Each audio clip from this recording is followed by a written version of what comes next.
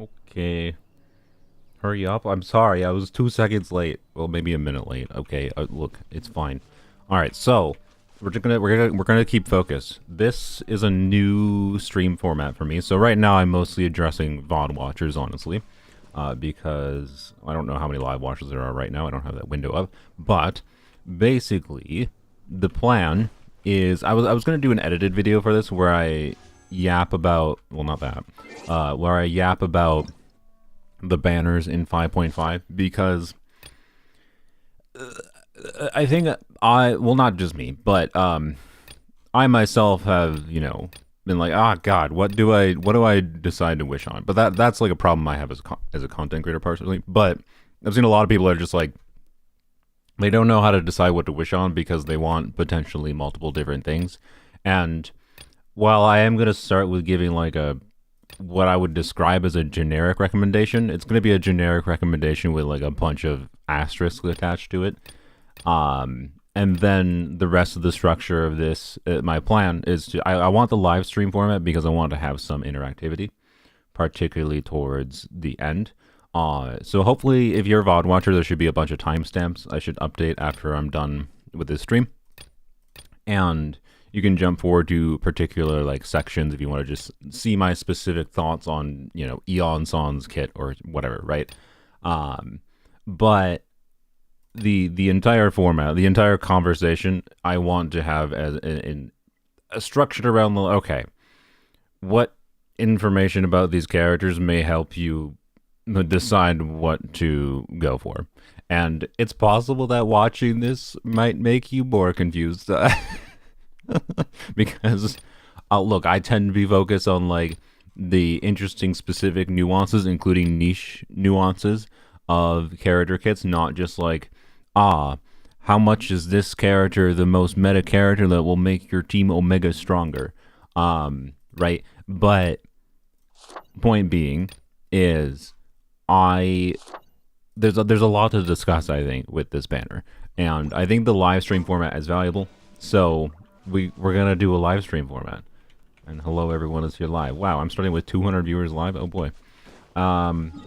The banners drop? No, the patch is not live until several hours, or like by several hours I mean like 10-ish hours from now, I think.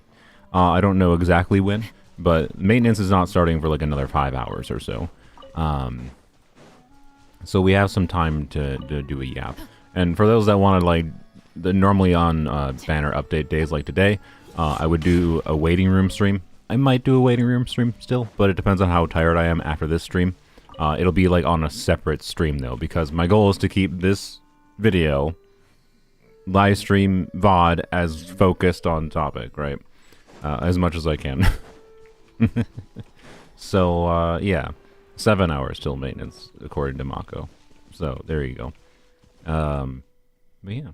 Why am I watching you if you have 10 polls? I mean, yes. If you have 0 wish, if you are like this account, the reason I'm starting with this account is because I want to use this account as like one of my examples of a generic recommendation of a plan, right? To what to do in next patch. But anyway, I'm getting ahead of myself a little bit. So, anything else? I'm sorry, I'm jotting over my notes. For my generic recommendation, I wrote up like several paragraphs of notes. which yes, this is what I would describe. I'm starting with my generic simple recommendation, and my generic simple recommendation is going to end up being like 10 minutes of yapping. I'm not kidding. So yeah, we'll see. Also, immediately my live chat is broken and not updating properly, but it's fine. No, I will not be talking about Effie this stream. I did see her in the trailer though.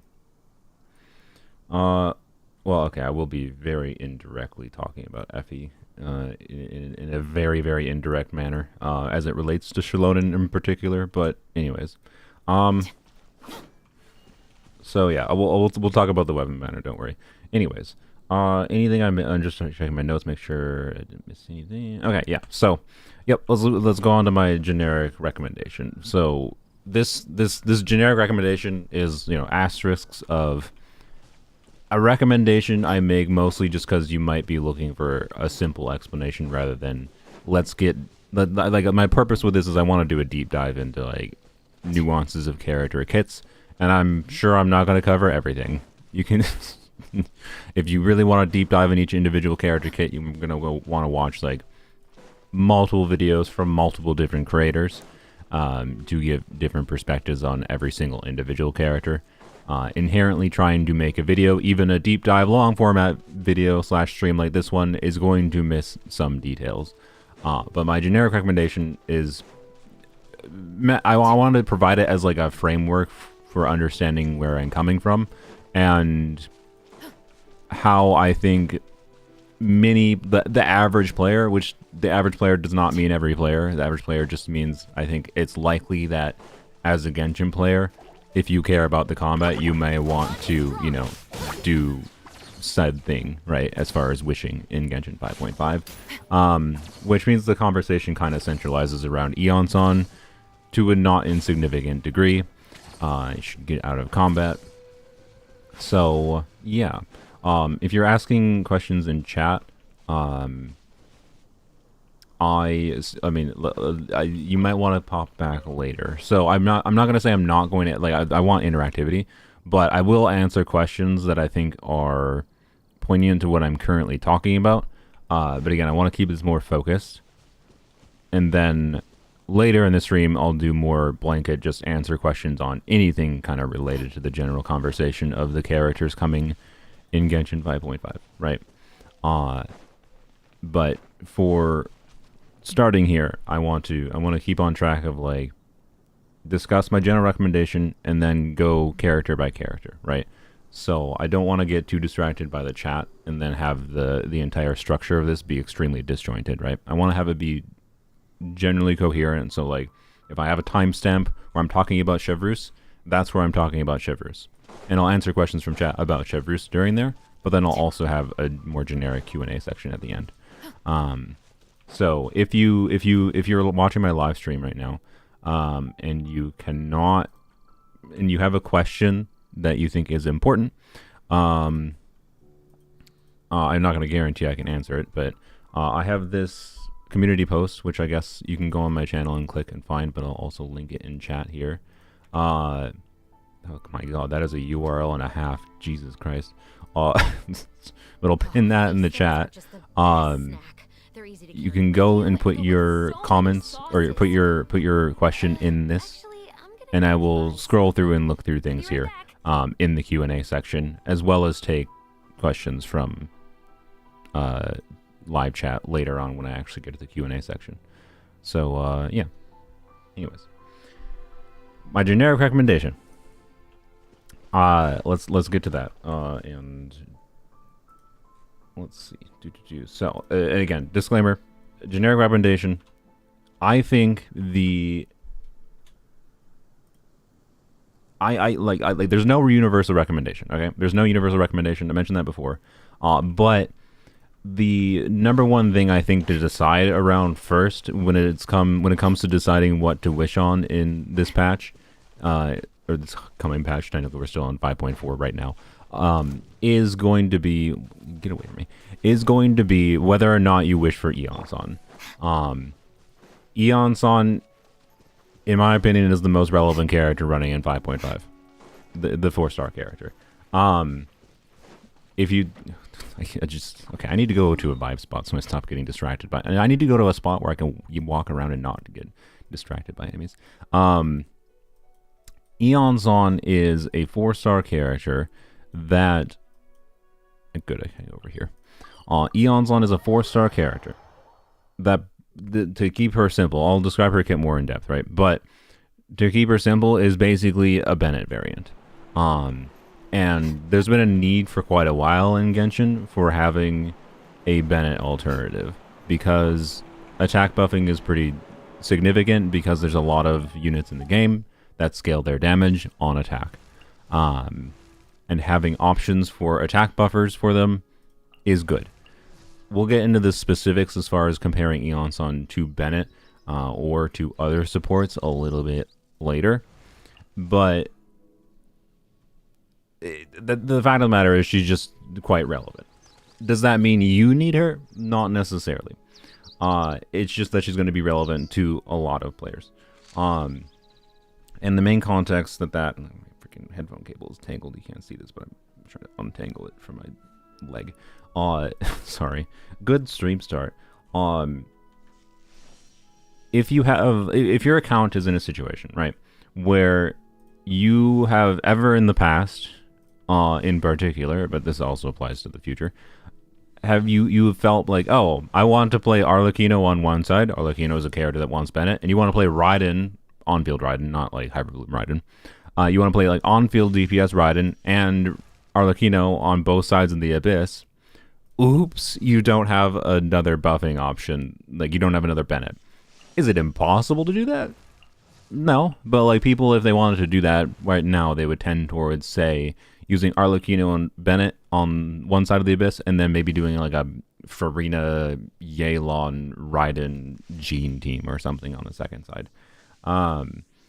So, okay, my live chat is like completely broken. Give me a second. I'm going to open. I was really hoping that the live chat would not be broken this stream, but I see it updating much more on my live stream rather than updating my window. So, thank you for the membership, Kagamin Len.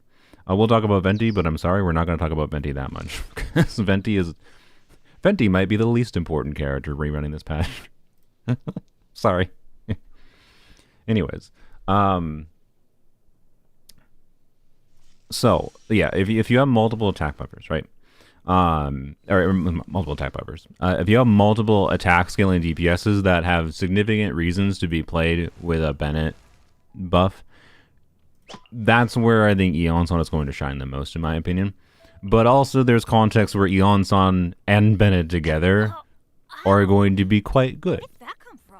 Like, because you might be like, oh, well, I'm always just playing Raiden with Farina, or I'm always playing Nuvilette Farina on one side of the Abyss, and then I use Arlecchino or Muika with Bennett on the other side. I don't need Iansan, except Iansan, like, at C0 is an upgrade over Xilonen C0 for Muika. I don't remember if she is for Arlecchino. I think that's a little bit slightly more nuanced.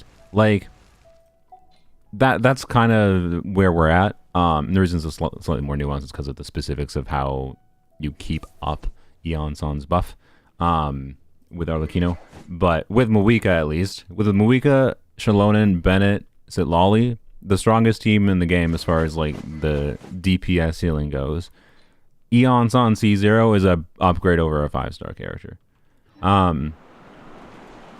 Right, like, and that's to say that it's not important whether or not you play that specific team that much. I don't play that specific team, but yeah, by the way, this is my free-to-play casual account, which I'm starting here for a reason to use it as an example. But some people care, and also it's meant to primarily, I would just want to illustrate that you will find circumstances where you can play and maybe want to play Iansan and Bennett together. Such as in a Chevreuse team, maybe. Although Chevreuse teams might be a little bit weird as far as doing Iansan and Bennett together, because we're getting stuck in the particulars too early, but if you put, like, let's say we put Iansan instead of Kuki here, there's not going to be off-field Electro to keep up the overloads for Chevreuse buff, so I don't think you're actually going to put Iansan and Bennett together that often in this kind of team, but it could still theoretically work. Just a little bit weird. Anyways, point being, right, Iansan is very relevant if you want to use multiple different units that currently want to use Bennett, but on like different sides of the Abyss, and she might be relevant to pair with Bennett together. Bennett isn't really going anywhere, and he's commonly still going to be the best option for most attack scaling DPSs, and that is a potential reason you might not need to get Iansan, right? But I do think there's going to be, most players will probably find they want to have Iansan available, because you should expect to, like, if you're watching like guide videos where people are saying, here's this character's best team, expect Iansan to show up either in characters' best teams in the future, or as a recommended alternative as a buffer in many characters' best teams. So yeah, that's kind of where Iansan is at. And deciding to go for her constellations or not is obviously an important question too. I think if you are going to go for Iansan constellations, as far as like the comparing to Bennett utility in particular, the best healthy stopping point is C2 because C2 Iansan has universal value. Anything other than C2 Iansan is a more like, yes, has value, but a potentially slightly more questionable. We'll get into the specifics of that later. But yeah, that's my initial like recommendation. Decide if you want Iansan, right? Decide if your account is in a state where you have that situation where you have multiple attack scaling units, attack scaling DPSs that potentially want her. Is the main context. For me on my main account, not this account, but like in recent Abyss cycles, if you watch any of my streams, I've had circumstances where I've been like, well, I would like to have played Arlecchino on the first side and then Ganyu on the second side. And unfortunately, those are both units that really would like Bennett in their team for getting the biggest satisfying damage numbers for them. And it doesn't feel like you're necessarily truly playing that character to the same extent, at least. Like it's not like their characters are unusable without, you know, having Bennett in the team. But it doesn't feel like you're playing to the same extent because they just lose that much damage by not having a big attack buff. That's all it really is. So I've been finding myself constantly in a state of like, I think I could make Iansan work with this character. I really wish I had Iansan out so I could just use these two teams and not feel like I'm hampering the character. It's like it's going to be really nice to have a Bennett too. Is my point. So yeah. Thank you, Timothy. Yes, Iansan does not have off-field electro, and she also is not as much of a healer. I think that's worth mentioning, I guess, at the start here too. She's not anywhere. She does technically have healing, but is nowhere near the same kind of healing as Bennett. Such that that's another big reason why people are probably going to find they're not just going to replace. You're definitely not going to replace Bennett in every team with Iansan now. Definitely not. So, anyways, let me check my notes. I really, oh yeah. So as a point with this, all right. Even if you don't care about the 5 stars, even if you don't care about their 5 stars, if you have felt this need for having more attack buffers, I do think, and I say this fully acknowledging that 4 stars are really painful to acquire. I'm probably going to have a wishing video trying to get Iansan constellations, and it's probably going to be painful in some form. I spent 200 pulls getting 2 copies of Lanyan. I understand.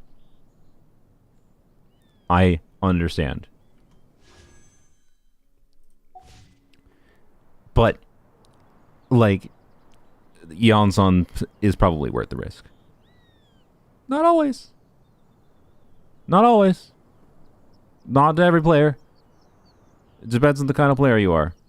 But, like, Iansan, in my opinion, is probably worth the risk. Okay? John, can you chill with the spam? Sylveon, if they keep on doing it, time them out for, like, an hour. This is your warning, John. Like, chill. I've already done a DPS Xianyun video, and I don't think it will change. So, you can literally just look it up. But I might do it again. Yes. I don't know. Anyways, what was this thing? Oh yeah, so I think Iansan might be worth risking for, even if you don't want any of the 5 stars, right? And to be clear, if you are saving for another 5 star, like 5 stars are the smarter thing to plan around because they are more expensive on average, and you can actually plan around known quantities of getting them. Whereas you can't plan around known quantities for 4 stars. There's no way to guarantee getting a particular 4 star on banner. It's the way it is. If you only have, 1,600 Primo Gems right now, and you have a specific team that you really, really like the idea of like having Xilonen for, right? And you know that Xilonen is better than Iansan in that team. Because she might not actually be better than Iansan. We'll talk more about that, but then that's a content. Like, you might want Xilonen, plus Xilonen's like, is a more relevant healer than Iansan as far as like keeping you alive, and has a more relevant overworld utility, in my opinion.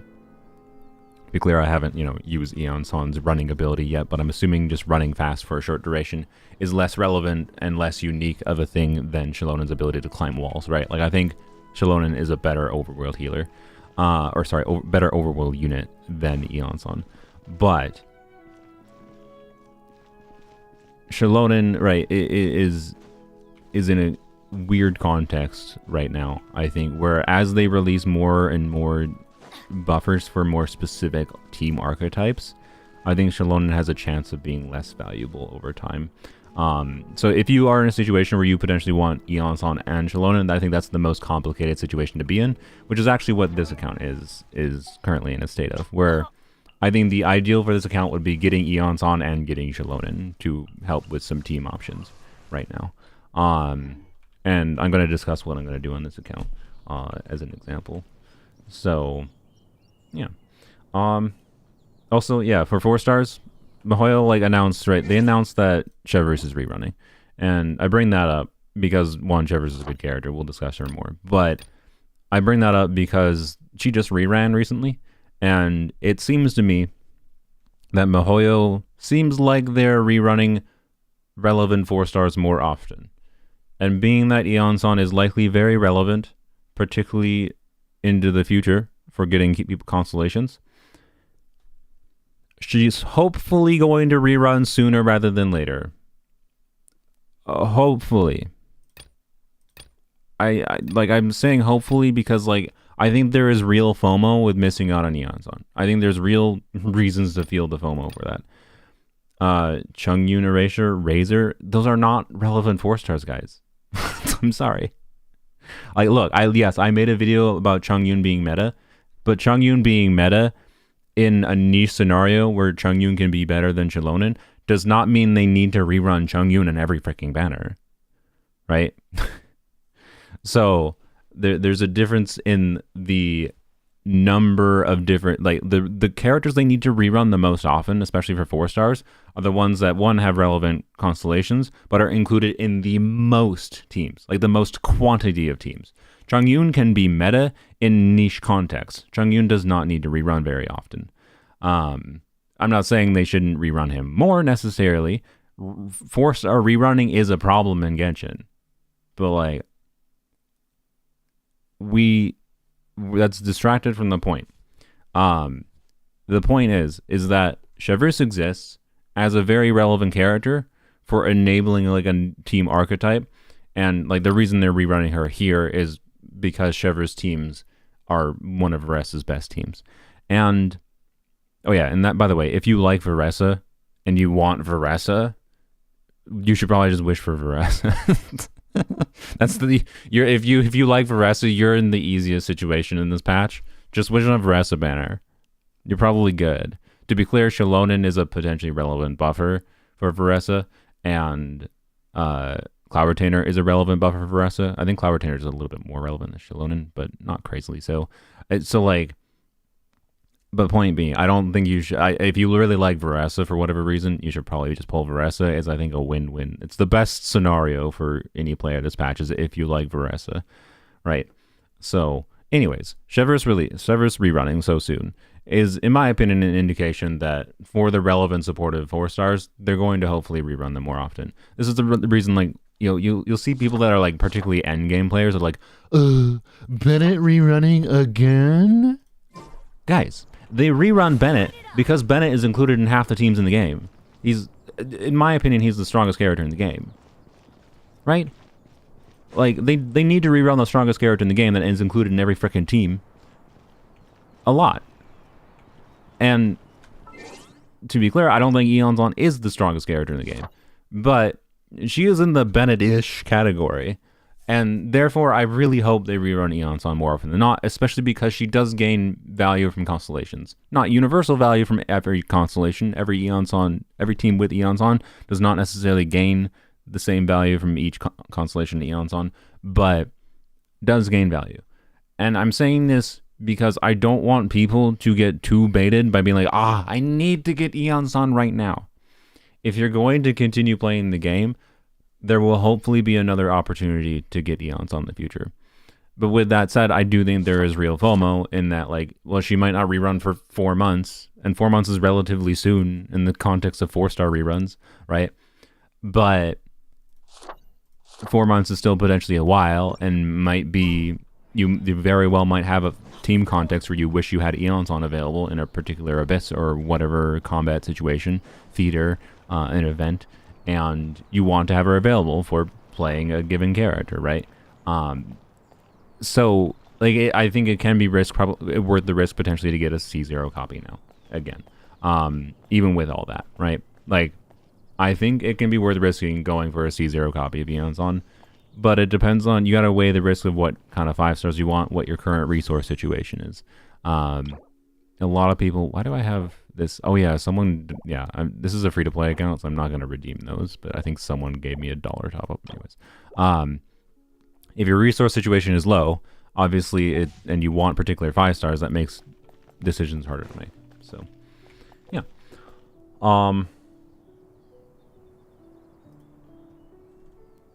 I think I mentioned the Farina, and check my notes. Oh yeah, so I mentioned Farina and Nuvilette before, right?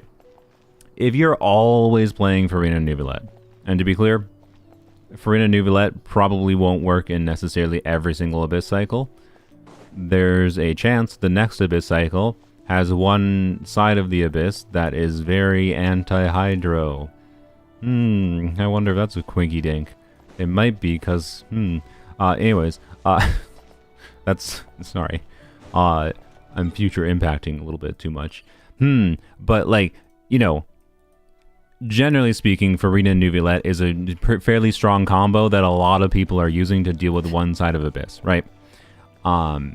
And the reason that is important is because Farina Nuvilette doesn't really need Iansan, right? So again, it's like the context of Iansan then is just like potentially a nice buffing option to have in case you want to do Bennett and Iansan together, but is much less needed, right?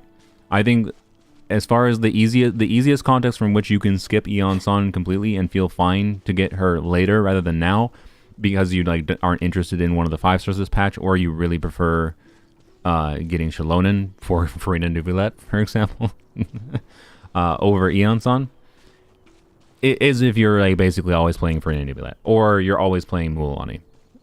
Is probably the main context. Is there any other HP scalers that are really relevant build-arounds currently? No. I mean,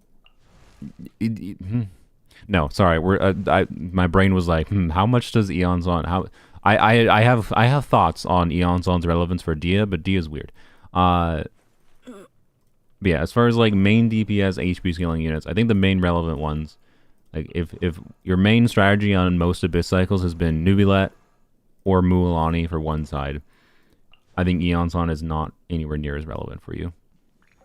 Yeah, I guess if you're doing Xianyun Farina combo, Xianyun Farina is just a weird, more flexible team core than Farina Nuvilette. Off the top of my head, I don't think there's any that are that relevant. Like Yelan is an HP scaler. Obviously, Yelan does not get buff. One weird thing though with Iansan is that she does buff HP scalers more than Bennett does, because Iansan gives damage bonus through scroll buff, right? So, in the context of, say if you're doing Raiden Yelan together, right?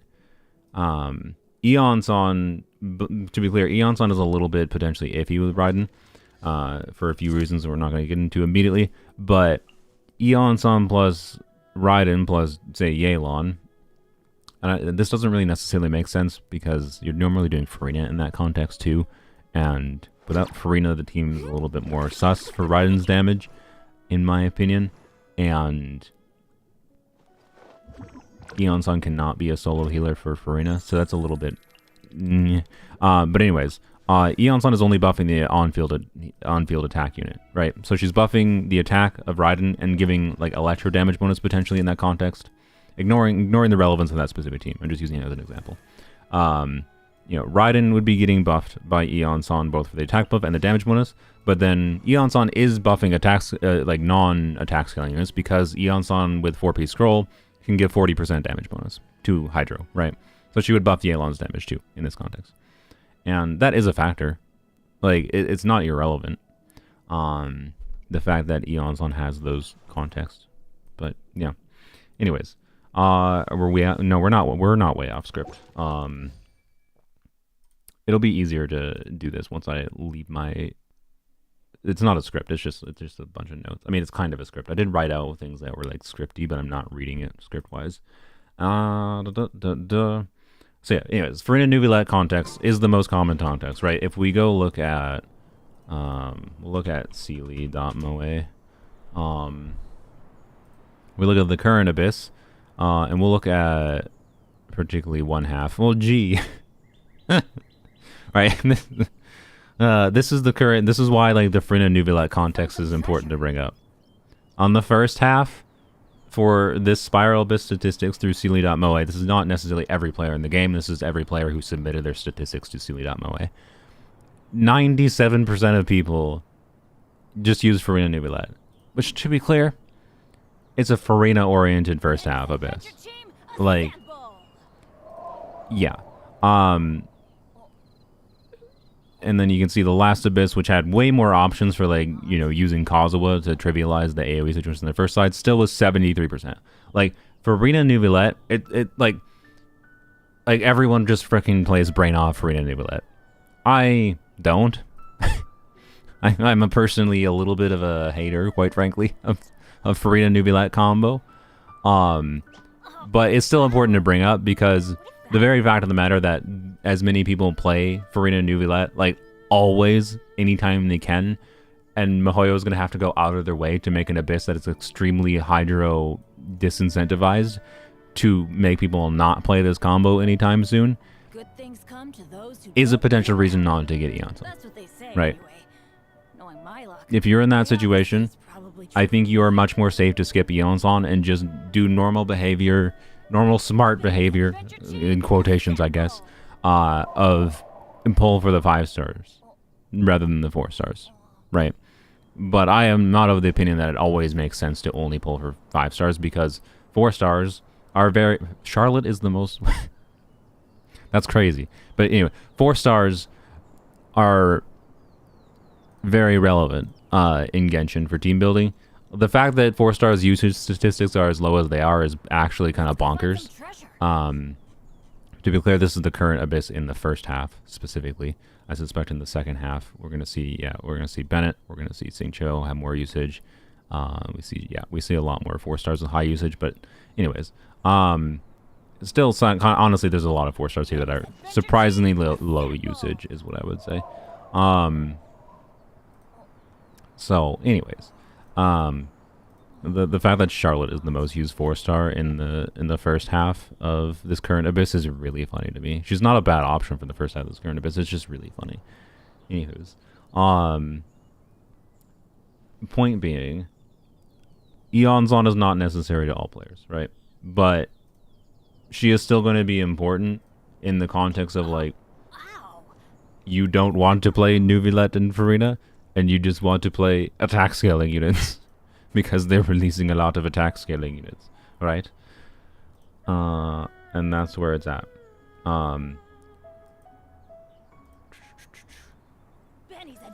Alright, and then the last thing and this is my generic simple recommendation, by the way, right? So decide if you want Iansan.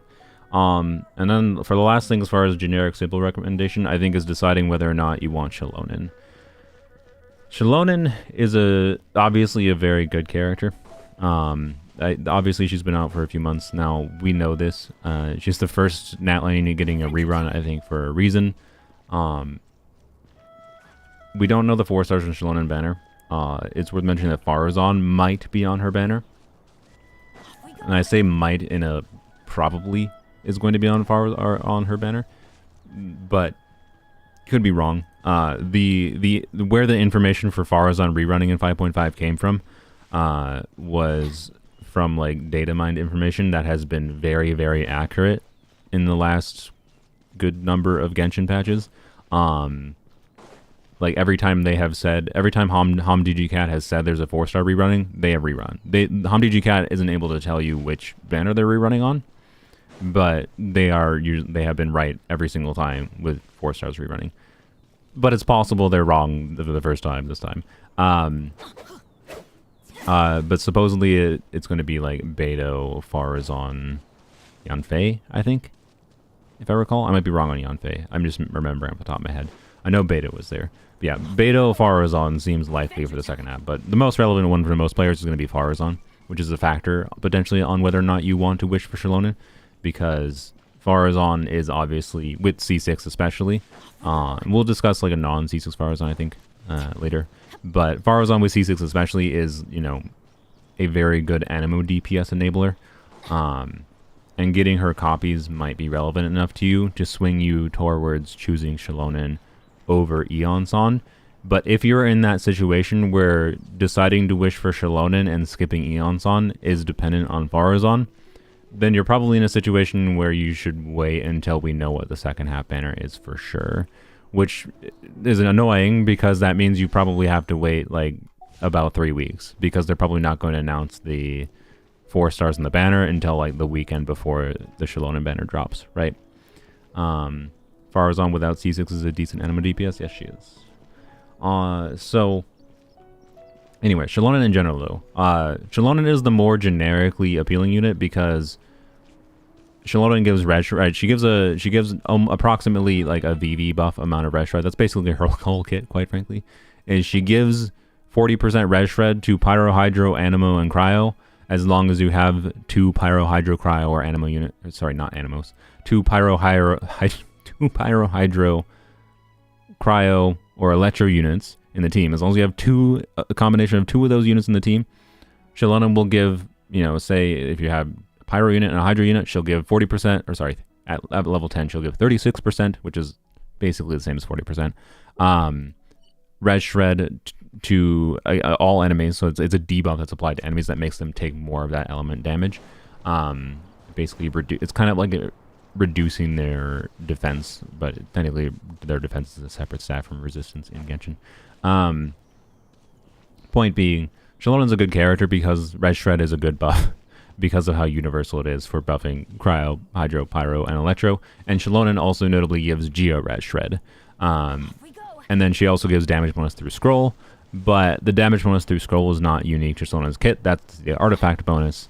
So quite frankly, anything other than her ability to give Geo damage bonus with Scroll isn't that relevant or unique to her kit compared to Iansan in particular, at least, because Iansan giving an attack buff, even at C0, can be better than the Red Shred that Xilonen gives. And the reason for that is that as it seems MiHoYo is heading in a direction where whenever they are releasing buffing units for like niche team archetypes, let's say Chevreuse teams, let's say, I don't know, a hypothetical free Chevreuse in the future, let's say Sitlali, where like Sitlali is a much more niche character than Xilonen, but the very fact that Sitlali has some Red Shred and then does other relevant things in her kit, with applying Cryo in order for your Pyro DPS to get some big melts. Not all Pyro DPS can do that consistently, to be clear, but, you know, Sitlali does relevant things with their element that matter for reactions. And so the like, Sitlali is more niche, but in her niche buffs more than Xilonen is kind of the way to think about it. And it seems like they are going to continue down this path of, as they release niche buffing units, they are going to give those characters Red Shred. And the more niche buffers that have Red Shred, the more likely it is that there's a particular main DPS who's like, best team uses this niche buffer that has less total team options, but buff this one team archetype more than Xilonen does, right? So Xilonen in the future, I think, is going to end up in a place, and this might not happen for a while, but I think the more characters, more supports that release, the more this is the case. Xilonen, it might slowly, at C0, to be clear, her weapon and her C2 change things a little bit, as far as comparing to other supports. But I'm going to assume C0 for this recommendation. At C0, the fact that the main thing her kit does uniquely is give res shred is such that there's a lot of team context where Xilonen will probably find herself being like a good option for buffing a unit, and actually Varesa coming out is a very good example of this, where like Xilonen is a good option for buffing Varesa, but not necessarily the best option very often. Like, she's not going to be a bad unit to pair with, but not necessarily the best, right? And that's despite Xilonen having additional minor synergy with Varesa too, which is interesting. So it already kind of has happened, is my point, with Iansan releasing and with potential future free Chevreuse releasing, but, you know, that's just a hypothetical. I don't know anything about that. Sorry.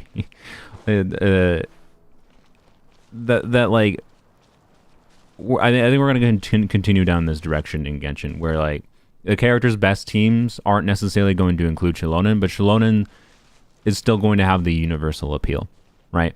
So she's still a very valuable character to go for both overworld utility, because like, I have found that I constantly am defaulting back to Xilonen for overworld utility, because a little bit of movement ability to skate around the world and climb up walls and be a healer and buff really simply without having to do anything other than E and do 2 normal attacks is pretty nice.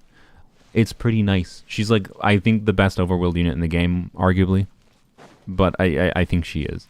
And for many players, I think that may heavily be a reason to choose Xilonen over Iansan. Quite significantly. No, Moiga is a DPS. I don't think DPSs can get the award for the best. I refuse that idea. Anyone who, I think, because like buffers and healers is something that's just nice to have in overworld, and that means you can put Xilonen with any number of like a large chunk of units in the game, and Xilonen has like team value to like teams feeling like they are dealing enough damage in overworld, right? So no, for world exploration, no, I disagree. I don't like. Look, to be clear, Moiga is nice for world exploration, particularly her water ability. But I don't know what I don't know in any given moment what place you're at in the overworld. Like, yes, you can say, oh, if I'm at this spot and I'm trying to get from this spot to over here, Moiga is better than Xilonen. Yes, but then, oh, when you're going from this spot to this spot, I think Xilonen is better than Moiga. Like, right? Like, I don't think we need to argue that. I think there are, but I think there. Suffice to say, I don't know if you noticed Genshin's map. There's lots of like vertical walls, and Xilonen's ability to navigate vertical walls with a high level of control, I think, is much more desirable than Moika's weird jack of all trades, master of none, in my opinion. Particularly because of the fact that she's an on-field DPS. If you're, well, she's not just an on-field DPS. Obviously, she can do supportive things. If you're like me, when you just refuse to press Moika's burst anymore and you press E and do nothing else. But, anyways, if you're getting Moika, you might need Xilonen. Nope, Moika's best team doesn't include Xilonen anymore, as of Iansan. So no. If you're getting Moika, you don't necessarily need Xilonen. It's one of the Moika teams is technically one of the examples of how Xilonen is kind of getting pushed out of being in, right? So like that's exactly my point, in that Xilonen is a very valuable character still, and she's going to continue to be very valuable for her universal appeal, whether it be for Overworld or whether it be for Abyss, for the fact that she's going to buff a lot of different units. And I think her main niche, though, is going to remain like her ability to buff Geo damage and give Geo res shred, because options for buffing Geo is relatively rare. So, like, I don't think Xilonen is going to be replaced in Navia teams, for example, anytime soon. I'd be very surprised at that. What's the new best team? Iansan, and I believe this is with Iansan C0. The last time I saw calcs, it was, at least. It's Iansan, C0, Bennett, Sitlali, Moika. Is Moika's best team for Moika damage. Which is, Iansan buffing Moika is the, whatever. It's a side effect of how Moika is balanced, is that any new relevant buffer is going to buff Moika too, potentially, probably. So, oh well, is what it is. Yay. We really needed the DPS ceiling to be raised again, with Moika, but it's Moika's design flaw, not Iansan's.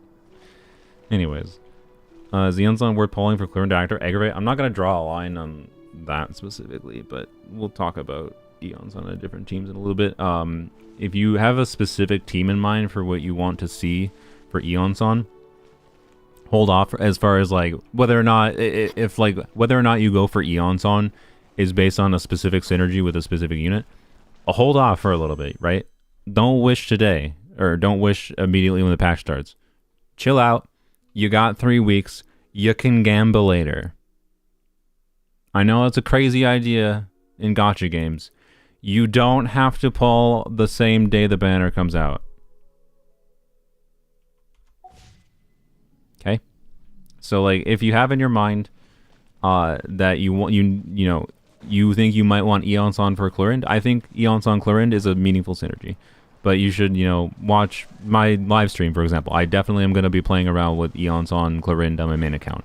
It is definitely one of the potential synergies and reasons I like the idea of having Iansan. It is one of the contexts where I'm interested in comparing Xilonen versus Iansan, because Xilonen is very good in the Clorind team that I play right now. But I don't want to get lost in that too much. So anyways, finish my Xilonen. Yeah, Xilonen is very universal, but losing value as time goes on, as more niche buffers technically make for better teams in more specific scenarios than Xilonen value gives. That's because they're just giving more options for red shred and primarily, but also just that it's primarily that because stacking red shred is not that valuable. Red shred is a buff that doesn't stack very well, whereas like you lose value from stacking red shred. Whereas if you have attack buffers, you don't lose value from like stacking attack buffers. You don't want to necessarily go full on into attack, to be clear. You still want to diversify things because the relative value of different buffs still matters. But having that first little bit of red shred is much more important than having like a ton of red shred, basically. The first 20% red shred matters a lot more than like the second 20% kind of thing, is the simple explanation. And Xilonen, again, like if your focus is overworld and just team comfort, I think choose Xilonen over Iansan, right? If you're in a situation of choosing that. But if you're in a situation such as this account is in, right? And again, the Farazan factor for anima DPS is potentially a factor for Xilonen too, but it's an unknown. If you're in a situation like this account is in, right? So this account, right, and is in, I have Raiden and Arlecchino. If I want to do Raiden DPS on one side, I can do, a Chevreuse team.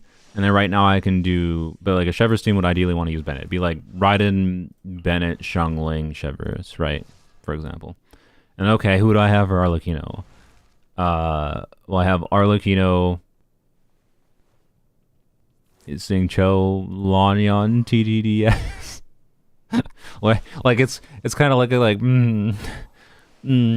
right, like Iansan for this account, so that I can do say Raiden Chevreuse on one side and then do Arlecchino Iansan with Lanyan on TDDS is potentially much more compelling. Although one factor is like Bennett with a Pyro DPS is going to make it easier to do Pyro Swirl setups, so getting VV buff is going to be a little bit more hard in that team. But that just means, okay, maybe I do Iansan with Raiden, right? Do Iansan, Raiden, Xiangling, Chevreuse instead of whatever, and then do Bennett, Arlecchino, Lanyan, right? So, no, Pyro Resonance is a factor, to be clear, for whether or not Bennett or Iansan is better in a given team. But I don't think it's the factor you necessarily design the team around, generally speaking. When you have both Iansan and Bennett. So, anyways, point is, on this account, right, I have a pretty clear value where I can get use from having, one, a good scroll buffer. I do have Auron on the account, but also just the value of another Bennett alternative, right? Iansan at C0 should be pretty nice for this account. And that's my plan. My plan on this account is to hopefully, I chose to skip Farina on this account. I skipped Farina on this account because I thought this banner would be more impactful with this account. To be clear, if I end up like getting a Xianyun in going for Iansan, because that's my intention, is I'm going to wish on Xianyun banner. And by the way, if you don't care about Varesa and you're kind of like meh on Xianyun, but you have decided you want to go for Iansan, in my opinion, choose Xianyun over Varesa, because you may as well get the support that enables an interesting team archetype with plunging. And even in the worst case scenario, assuming you have Farina at least, she's just like a easier to use Jean, is what I would argue, even if you don't do plunging things. So that's what I'm going to do on this account, is even though I don't have Farina, actually, well, to be clear, like, Varesa arguably would be better, I guess. So I don't know, I guess it doesn't really matter. My hope is I don't have to go to pity. Because my hope is to get C0 Iansan and then save the wishes I have for wishing on Xilonen banner, right? But if I have to go to pity and wish more, I don't really mind that much, because actually I think I will wish on Xianyun banner, because if I get Gaming copies, the potential of C6 Gaming in the future, we'll talk more about him, but C6 Gaming is very, I don't have any Gaming. Oh. Well, that makes C6 Gaming a little bit more unlikely on this account. But anyways, C6 Gaming is relevant enough that, you know, he's a really good unit on his own. Like, one of the strongest DPSs in the game. C6 Gaming specifically. He's a bit weaker at non-C6. Yeah, the other Gaming C4, yes, is playable. Non-Gaming C4 is potentially playable too, but although his ER needs kind of shoot up without C4. Gaming is indeed a real boy. So, anyways, point is, Gaming strong, especially if you have Sitlali. If you don't have Sitlali, a little bit more iffy as far as how he actually measures up compared to other units on your specific account. My point with this is that a Chevreuse Gaming Iansan banner, just the 4 stars alone are valuable enough to take the risk on this account, right? Even though the 5 stars are of questionable value, because I already have a really invested on-field Electro main DPS, and Varesa is stronger than Raiden, to be clear. Raiden C0, at least. I don't know. I haven't really considered how comparing Raiden C2 to Varesa, but chances are if you have Raiden C2, you feel like she's going to be more than strong enough that you're not going to care about Varesa as far as, like, her being stronger or weaker than Raiden C2, because Raiden C2 should be more than strong enough to clear the content. But anyways, we're getting lost in details. We'll think about that more later. If people care about the Raiden C2 versus Varesa comparison, they can ask about it later. But yeah, getting Iansan copies is potentially relevant on this account, right? And getting Iansan C2 would be great. If I get lucky and in a 10 pull, like I only have a 10 pull right now, but if I get lucky in a 10 pull and get Iansan C0, will I continue wishing? Probably. Yeah, I'll probably take the risk to try to get more Iansan copies or to get Chevreuse copies. I think I have Chevreuse C2. Yeah. Like, there's a non-zero chance to get Chevreuse C6 on this account. And, you know, on an account that's pretty low investment in casual, where I'm like, by casual, I mean, I'm not logging in regularly to this account. Like, I logged in, I think, maybe a week total, like only on 7 days, maybe 2 weeks at max, out of the whole 5.4 patch for this account. So, point being, like, it's an account that, with less buffing options in total, I think getting something like C6 Chevreuse makes more of a relative noticeable difference than it did, like, on my main account when I got C6 Chevreuse on my main account. Or, like, yeah, getting C6 Chevreuse was noticeable, but not in like I need this to clear. Whereas like C6 Chevreuse on this kind of account might help me clear. Is my point with that, and that's like a factor. So, anyways, pretty sure Varesa is better than Clorinde. Yes, but has less team options. So, you know, and Clorinde is an interesting character in that she's a very non-Bennett reliant character. And Clorinde is also not reliant on Iansan, therefore, but Iansan might be a compelling unit to be paired with her. But, anywho's, yeah. So that's my simple, that's my simplified thoughts. We are an hour into the stream, and that is my simplified recommendation. Yep, Can you see why I decided to do this as a live stream? Because I realized yesterday when I was thinking about how I wanted to record this video, I was like, I have too much thoughts to say, and the thoughts I want to say, without even getting into the specifics of specific characters, are kind of nuanced. That was the short version. My short version is Iansan is strongly worth considering wishing for, but if you always play Farina Neuvillette, there's a lot less need for her, but you still might appreciate having her. And then if you really want Xilonen, Xilonen is a more relevant overworld character and has more universal appeal, but is losing value over time, and Farazan is a factor as well. That's the short version. So let's move on though to like specific character. Yeah, although let me double check my notes quick. All right. Add timestamps here.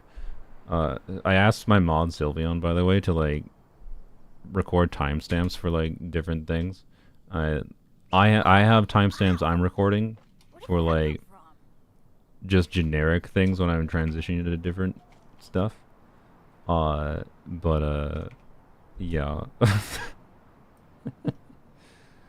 Anyways, we're gonna start with talking about Iansan a little bit more. Actually, I don't know. Should we talk about? Yeah, no. I'm gonna start talking about with the Varesa. Okay, because I already talked about Iansan. So we'll talk about Varesa, then we'll talk about Xianyun, then we'll talk about Iansan. Well, actually, I don't know. Talking about Iansan might.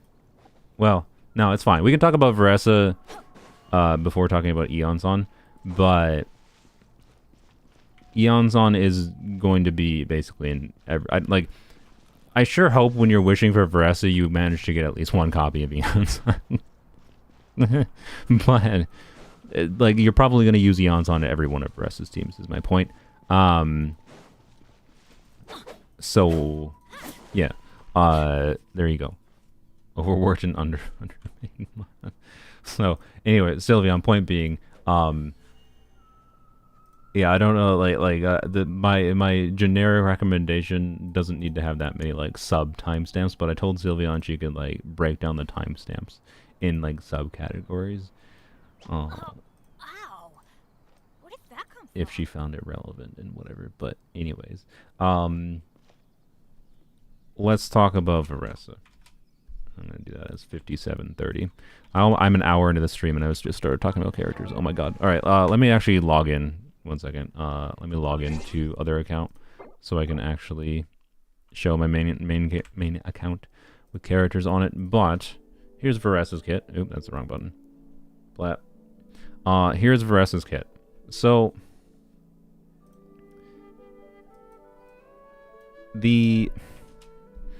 if you read through Varesa's kit, my god, is she like one of the most convoluted kit descriptions in the game, quite frankly. Her end gameplay, to be clear, I haven't played her yet. The update is not quite live, but her end gameplay is basically just kind of like Gomming, but easier to play, is my overall vibe.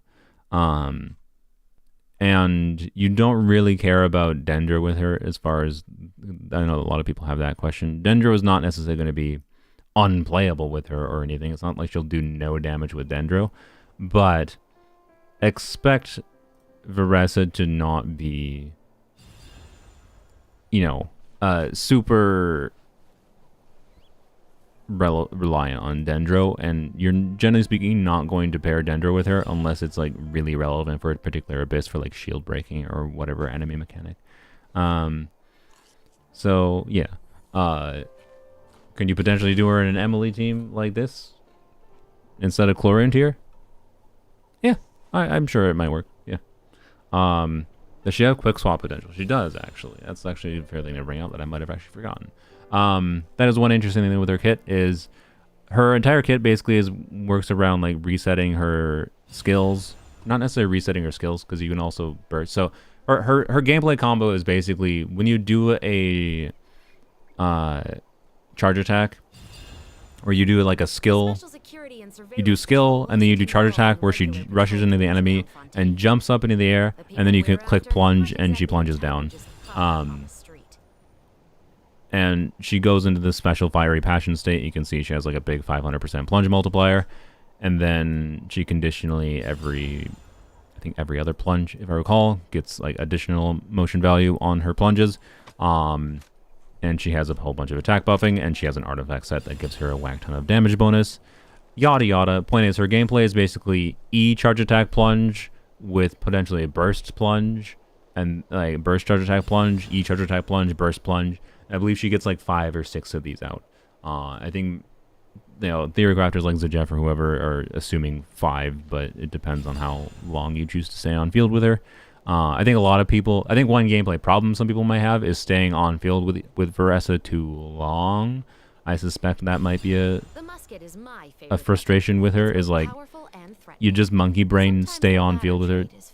Can you shush? I appreciate you, Chevreuse. You're wonderful, but shush.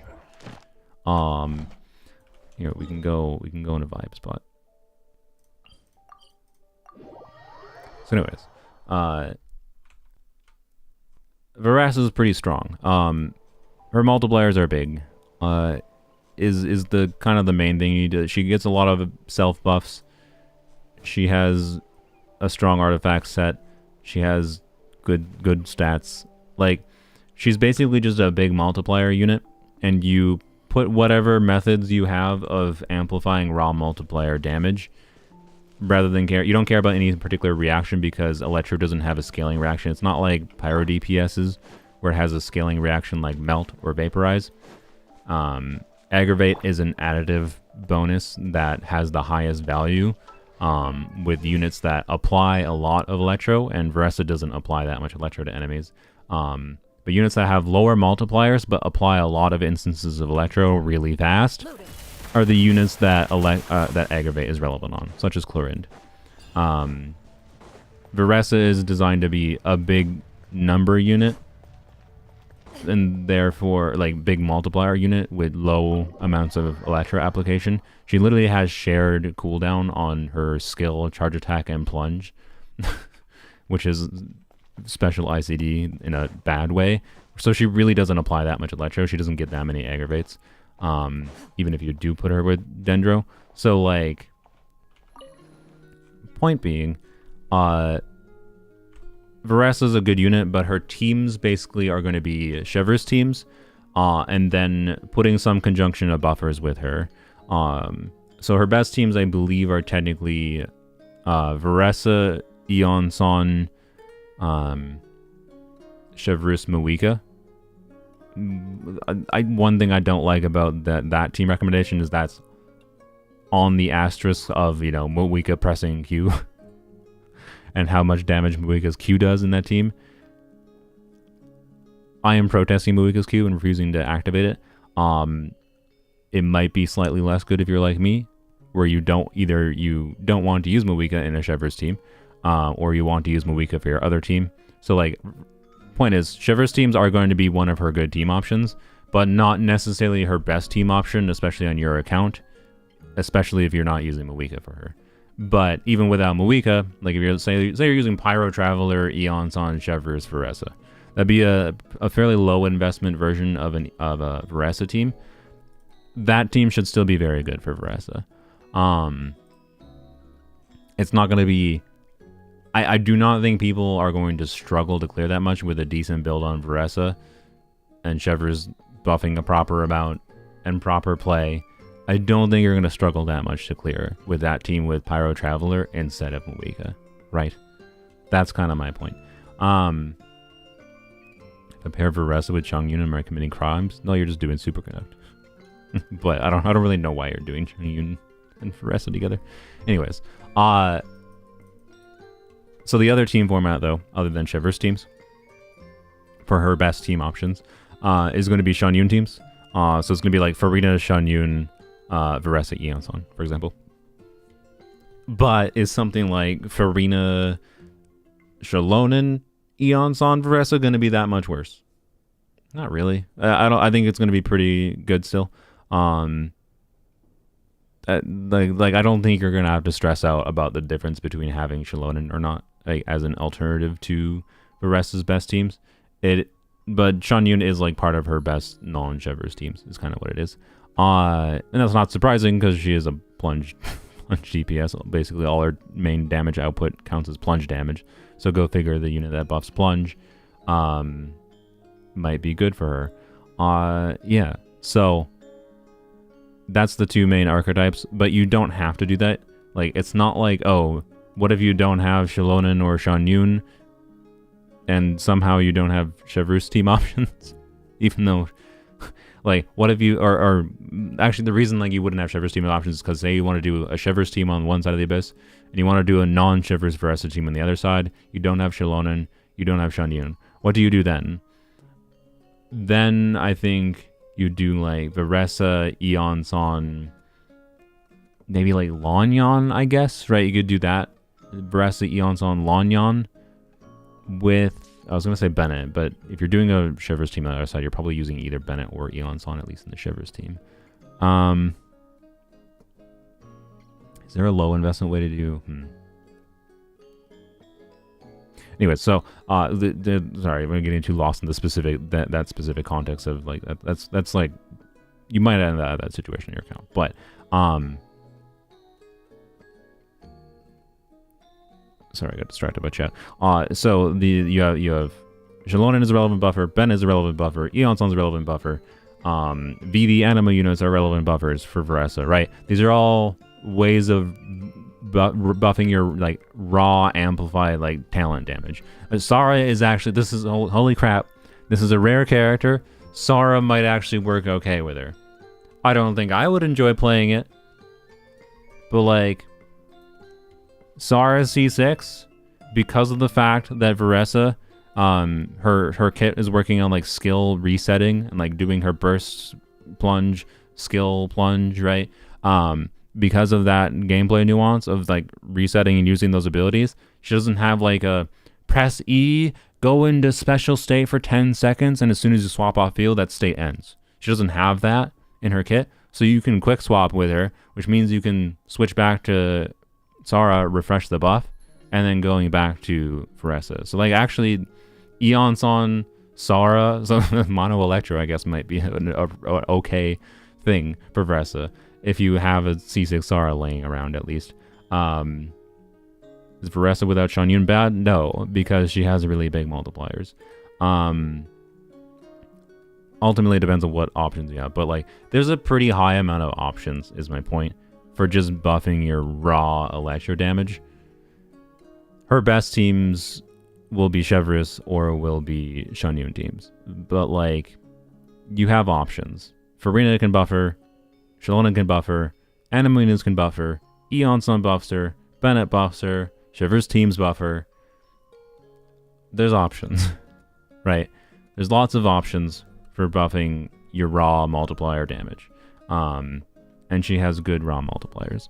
That's kind of where she's at. And her gameplay nuance is kind of interesting. Like, I think she's going to be kind of like Chlorinde, as far as gameplay nuance, where like it's not that complicated, right? Like Chlorinde is press E, do 3 normal attacks, press E, do 3 normal attacks, do this loop, right?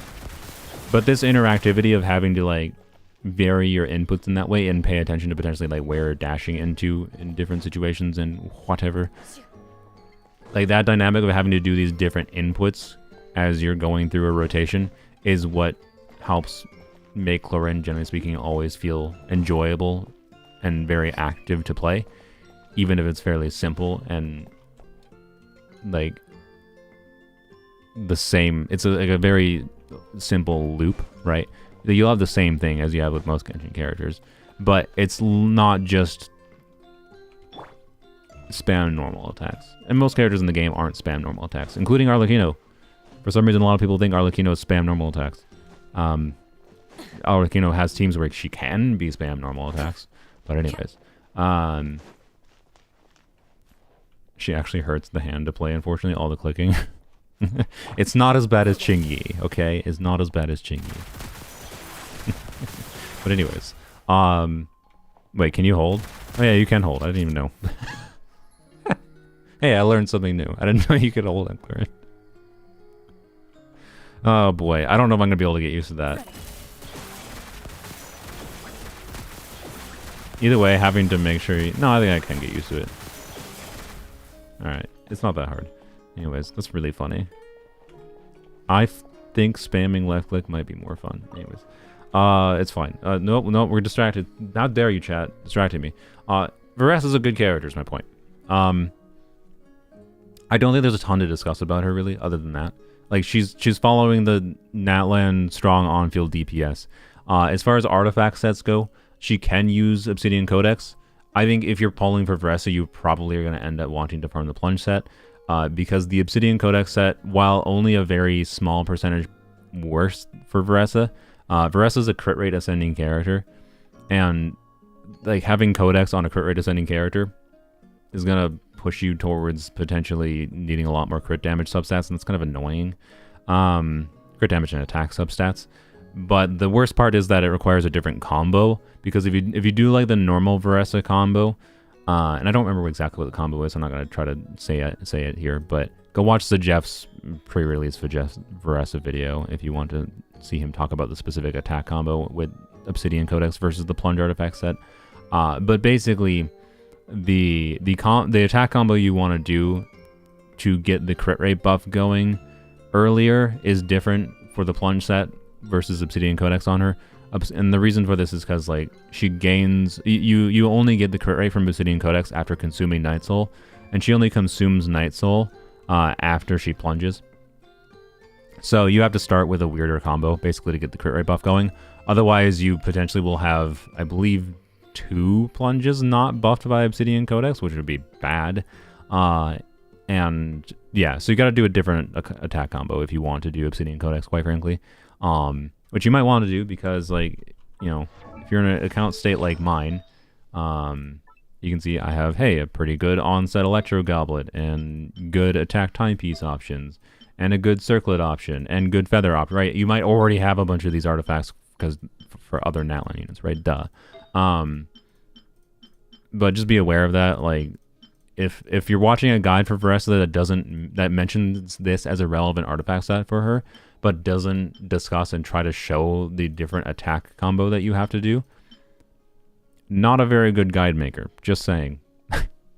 So, I'm not gonna make a guide video, but Zajef, Ziox, they should probably, you know, have that included in their video. Yeah, if you're using Lost Prayers, yeah, that's fair to bring up. And the weapon factor as well. If you're using Lost Prayers on a crit rate ascending character with a crit rate weapon, what does she start with? I think she's at, like, what, 94% crit rate? So 33.1 plus 24.2 plus 40. Yeah, 97% crit rate. You can get a minimum crit rate roll before you have a room for one crit rate subset, and then you're overcapped. So, probably use the plunge set, especially if you're planning on Lost Prayers, which is like her second best / third best weapon option. The reason I say / third best is because Widzith exists, and Widzith is good. But Widzith EM buff is not very good for Varesa. So Widzith is going to be of RNG value for Varesa, but still is going to be a consideration for a lot of people. So, anyways.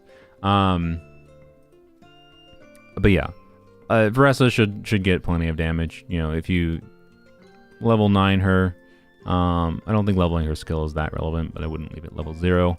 I'd probably this is probably what I would do. I'd probably level 9 her normal attack, level 6 her skill. You can leave it level. This is the lowest priority. I would level 9 her burst and level 9 her normal attack before caring about leveling her skill. You are using her skill a few times, such that this doesn't contribute no damage. But you could do it. How about Skyward? Skyward should be an okay stat stick option for her. Her signature weapon is a lot better for her over other options. So if you're watching guides and they're just like, her signature weapon is 35% better or something, like, that is not false, like, compared to Flowing Purity, which is like the free-to-play craftable option, universal craftable option for her. But, like, to be clear, her signature weapon is very strong for her. For reasons I don't feel like getting into immediately with, other than, like, crit damage. Having a bunch of crit damage for her is very good. because she has a bunch of attack from other sources, and she gets a bunch of damage bonus from the artifact set, such that like her weapon gives her like all the stats she kind of needs. Like this character is probably trivial to get to the level of getting good damage with her signature weapon is the kind of thing. But do you need her signature weapon for her to deal good damage? Absolutely not. Absolutely not. Do not get too focused on the fact that it's even if it's 20% better, it's like 20% better than Widzith. And that's assuming Widzith buff like with like the best uptime. Or sorry, not the best uptime, with the best buff for her. Like being like 10-20% better than Widzith is kind of insane. So anyways, you definitely don't need signature weapons, especially with how they've been increasing the power level of characters lately, in my opinion. We'll discuss the weapon banner value in general more, but in my opinion, the main reason to not care about Varesa's weapon in particular is, even though the weapon banner is not necessarily that bad, it's actually potentially pretty decent, even for Varesa in particular, because Xianyun's weapon is not actually a bad option for her either. But Iansan is on the banner, and like while Varesa's constellations for like improving Varesa's damage directly, Varesa's C1 is on average more expensive than getting Varesa's signature weapon, right?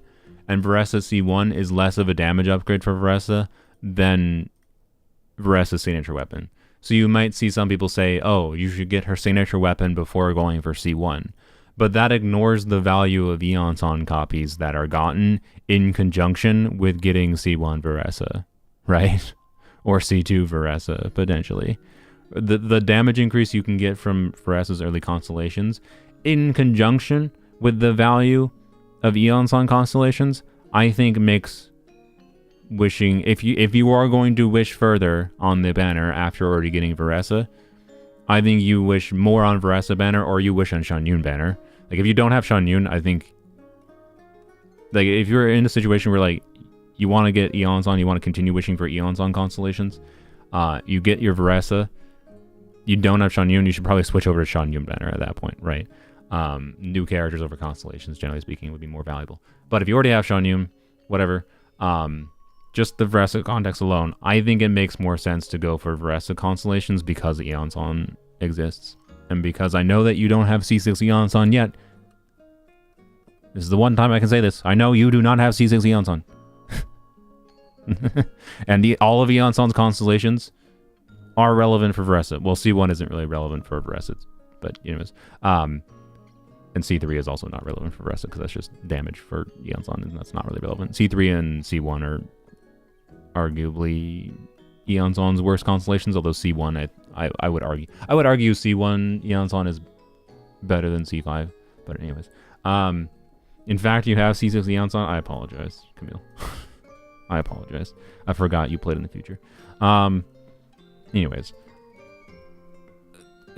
I might end up with Varesa constellations on my main account. I need to decide by tonight.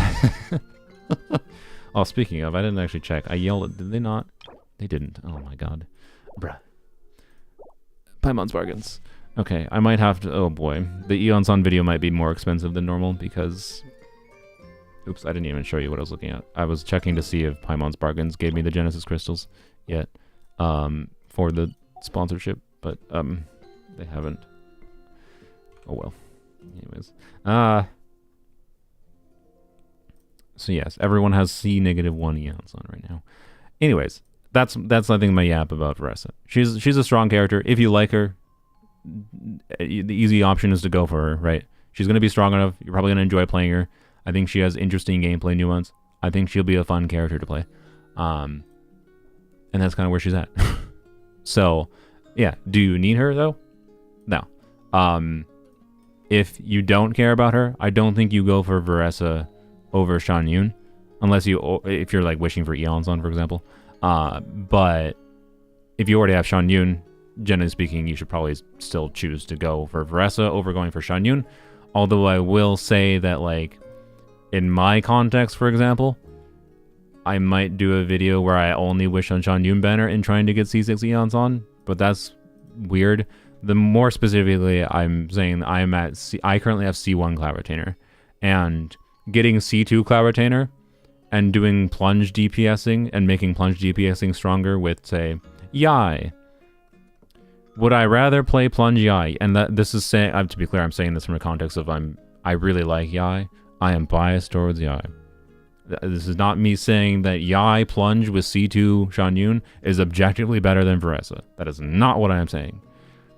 I'm just saying, would I rather play C2 Xianyun plunge Yai or Varesa, as far as a 5-star I get in going for Iansan constellations? Quite frankly, I'd rather play C2 Xianyun, because I think C2 Xianyun is going to buff plunge damage for so many different teams, and I can have fun plunge DPSing on any number of characters versus like Varesa. So it depends on the kind of player you are, is my point.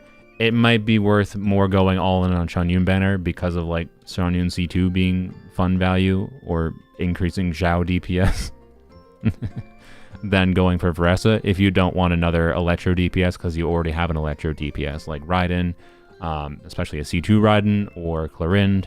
Like, I don't think this character is so much better than Clorind, for example, that she's worth getting. Like, on my account, if I end up getting Varesa, it will just be because of the fact that, like, why not in conjunction with going for Iansan constellations? Not because I think I'm going to play her a lot. I really like Clorind's gameplay. I haven't made the video yet, but I'm going to make a video about, like, oops, I might be a Clorind main now. I really enjoy her, and I enjoy how she's grown and gained value with different teams. And I think that's going to continue as time goes on because of how her mechanics work. But, like, as an alternative, if I want a more big number on-screen focus unit, I have Raiden. And it's a non-C2 Raiden, to be clear, but I have a special build that, and I enjoy playing her in a way that I like. I don't know if I care about Varesa, is my point. Particularly because if I like the gameplay of Varesa with her skill resets, I kind of like Gamin gameplay more than Varesa. So I'm in a situation where my main account is invested enough in a way that, like, a main DPS unit like Varesa is not designed in a way that I think is interesting enough to justify meaningfully investing into, is what I would describe.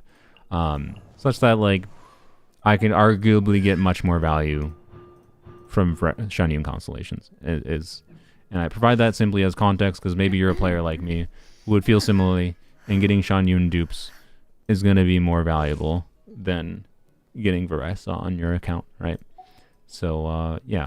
And by the way, for what it's worth, as far as, like, Plunge Yai goes, I play, like, Plunge Yai with Farina Auroron Cloud Retainer, and I already feel that team is...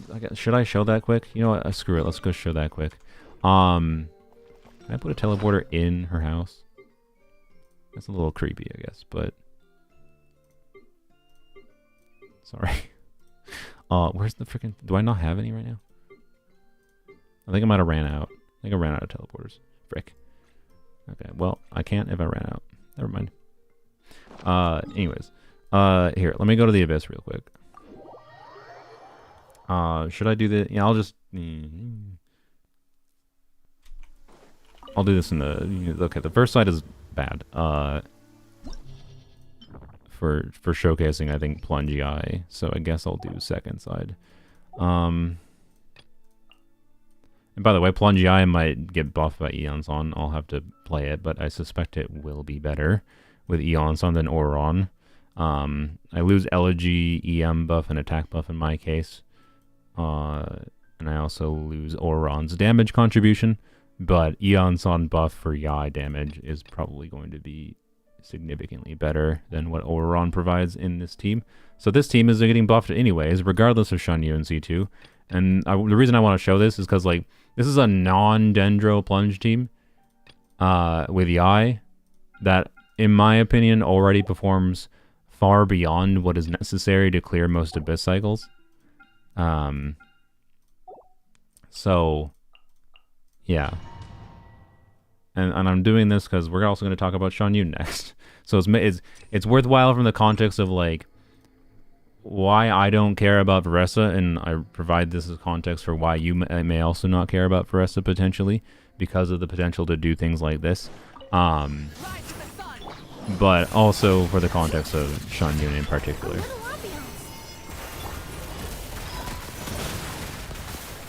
I tried to have a fight with Zajef the other day in his chat about Yai plunge. I think the dude vastly the dude doesn't have Yai.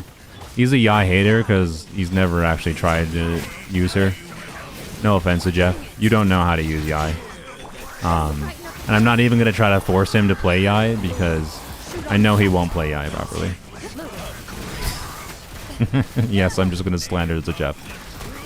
If he just like, it was extremely resistant to the idea of playing plunge Yai, which was very funny to me. I might die here if I don't heal. Can I heal? No, I can't. Alright.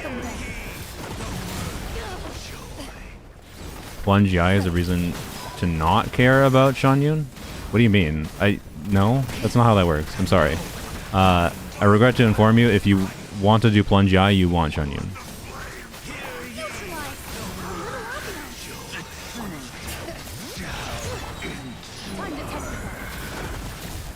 Into the shadow.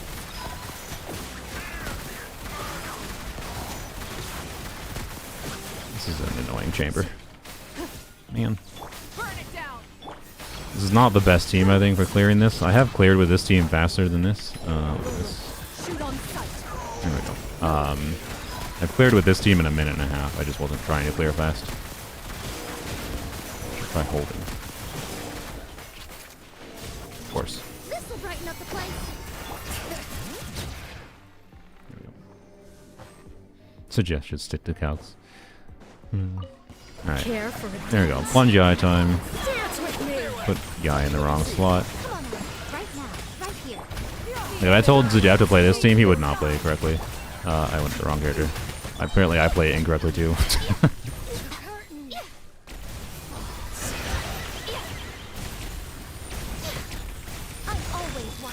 I maybe should have actually... I probably should have quick swapped and swirled there. That was an incorrect play, I guess.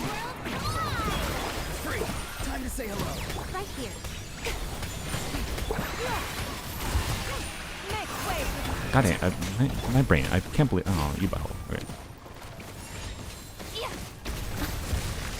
Well, this was a terrible showing, quite frankly. But you understand. That's a C0 Cloud Retainer buff. C1 Cloud Retainer, to be technically, but C0 buff. With, you know, Yai. And, like, it's the IC2, to be clear. I know. But, like, IC2 doesn't add that much, especially for plunge. And yes, Iansan should replace Oron here. I'm like 98% confident of that. It's possible Oron's off-field damage is more relevant than I expect in that team, such that it might not be that noticeable of a difference. But I'm pretty sure Iansan should be substantially better there. So, you know, point being, Xianyun I think is a good character. Varesa is a good character. But Varesa, because of the ability to do things like that, and for that to be, in my opinion, far more than competent of damage, but it requires more investment. It's going to require more investment to get Plunge Yai to feel good than Varesa, right? But Varesa, I use as an illustration of Varesa solidly in the category of pull for her if you like her and think you're going to play her, right?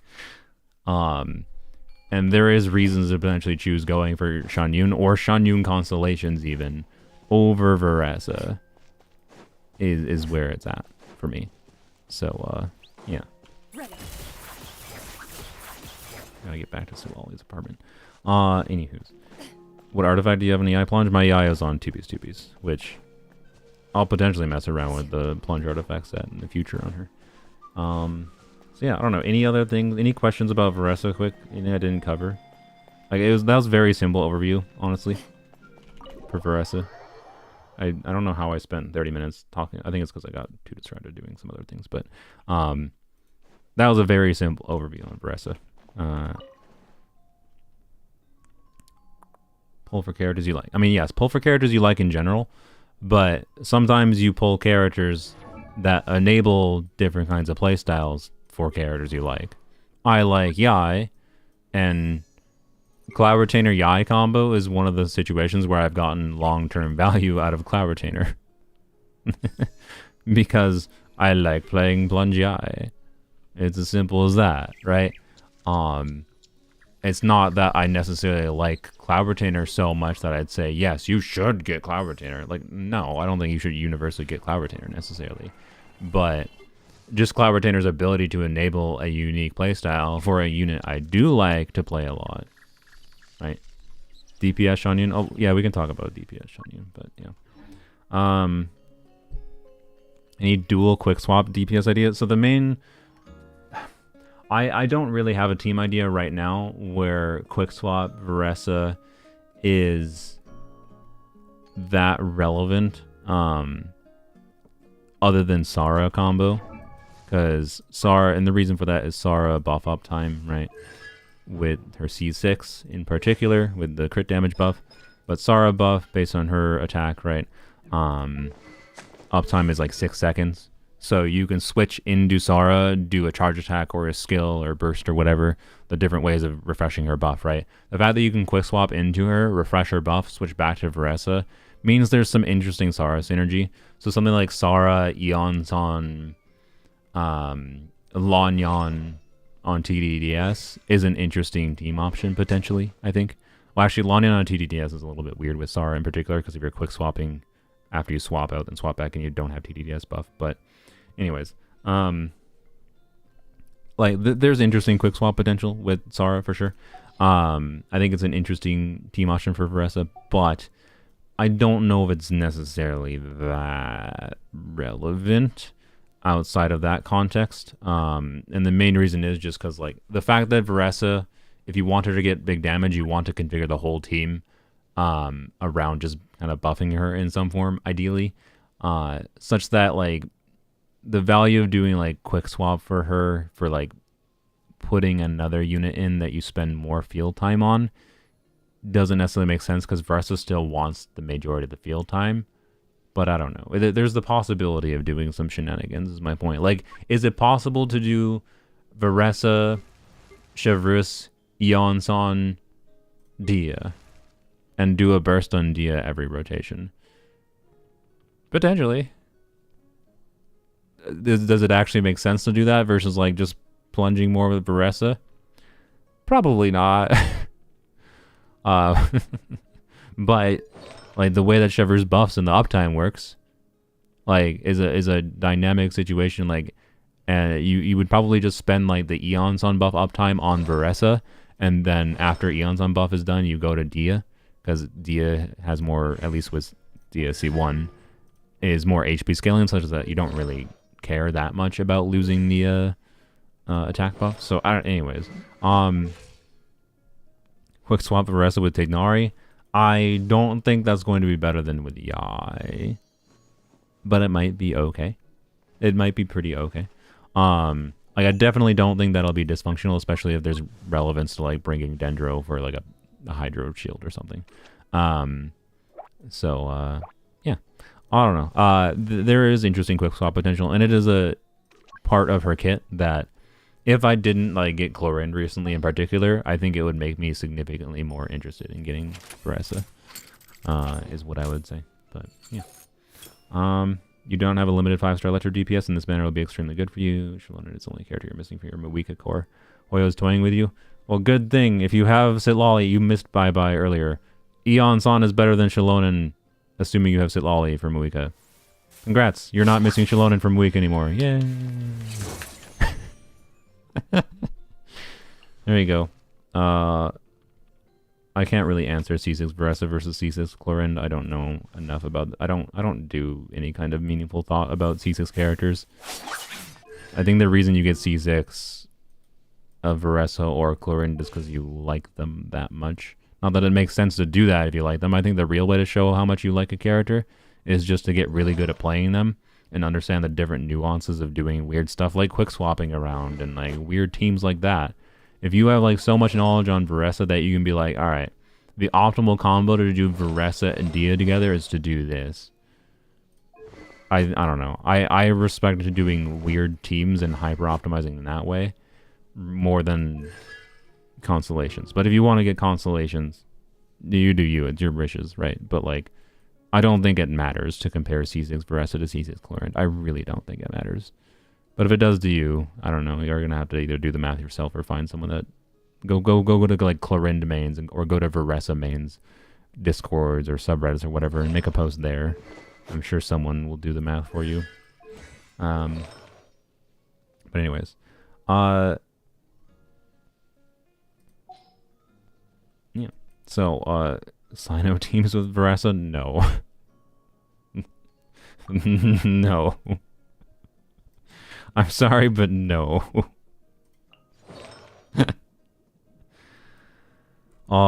Yeah, so I'm specifically looking for Varesa questions right now. I just, okay.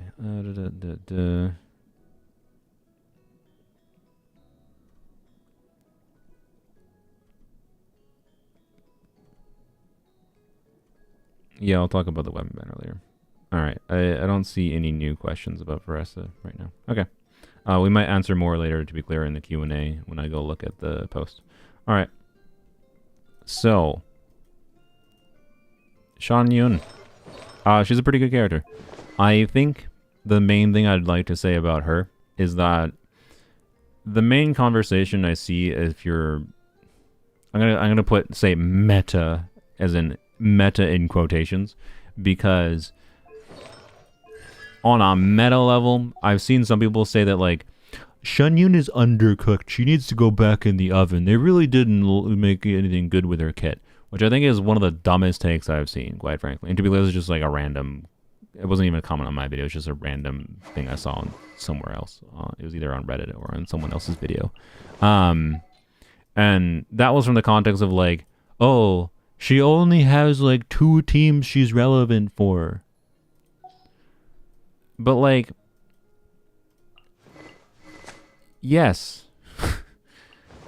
Because plunge buffing is niche. There's not that many units actually made to do plunging. And then a side effect of power creep with, like, just Varesa being a big multiplier unit and how flat buffs like Xianyun gives have more value for lower multipliers relative to they have for higher multipliers. But even then, if Chevreuse Mawika combo and how broken Mawika's freaking Q is didn't exist, Xianyun would still probably be in the best teams for...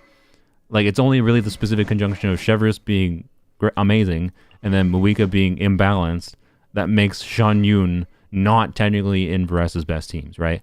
But, like, she's still... If you dare want to use Varesa or Mawika on the other side, which is probably what most people are going to do, not necessarily Chevreuse, but they're probably going to want to use Mawika if they have Mawika. I think most people are not going to use Mawika for buffing Varesa. They're probably going to use Mawika for their own Mawika team. Most players. Not everyone, but most. And therefore, Cloud Retainer, for most players, is probably one of the best characters for buffing Varesa. So anyways, I think it's like a really ignorant way to think about Cloud Retainer's kit in general, though, because the value of Cloud Retainer is that she has one of the most fun kits in this game. I think she is the representative of how, like, good Mihoyo is at designing characters sometimes, where, like, her buff works in a way that, like, she is rarely, you know, uniquely the best buffer, except for characters like Xiao, where she is basically like, yeah, you probably want Xianyun for Xiao. If you really, really like playing Xiao, you probably want Xianyun for Xiao. That is where one of the meta use cases where she's just like kind of one of the best options for Xiao. Outside of like really AoE heavy scenarios, which basically never exist, they don't really matter. And even in AoE, she still buffs enough that she's still relevant, right? But anyways, like her enabling a whole plunge archetype, like I just showed a little bit ago, with plunge Yai, and like is the fun part of her kit. Like saying that, oh, they undercook Xianyun while ignoring the fact that she enables plunge DPSing for every non-bow character in the game. To be clear, she enables plunge DPSing for bow characters, but please don't. Just please don't. But if you really, if you want a meme, don't let me stop you. So I don't know. Like, yeah, it's a niche kit, but it's also utterly unique in what she enables, and I think that's super cool. Unless you're insane named Tars Blamo and you Dragon Strike on sword units. I guess. Then I guess Xianyun is less necessary. I will voice the complaint of her ER needs are annoying, because oftentimes if you're using her as a generic plunge enabler, 70 ER costs with the skill, even though she generates 5 particles on her skill and she catches those particles on field, she can theoretically have energy needs that are ridiculous. Such that like this build with this weapon, which gives 48% ER, this build is not always enough ER, I will say. This build, if I put an ER timepiece on, should basically always be enough ER, I will say. But point being, Fav, if you don't have this weapon in particular, but this weapon is also worse for Fav as far as energy goes. Worse than Fav for energy goes, but it's better from the conjunction of energy and buffing. But Fav is like going to be a default option for her.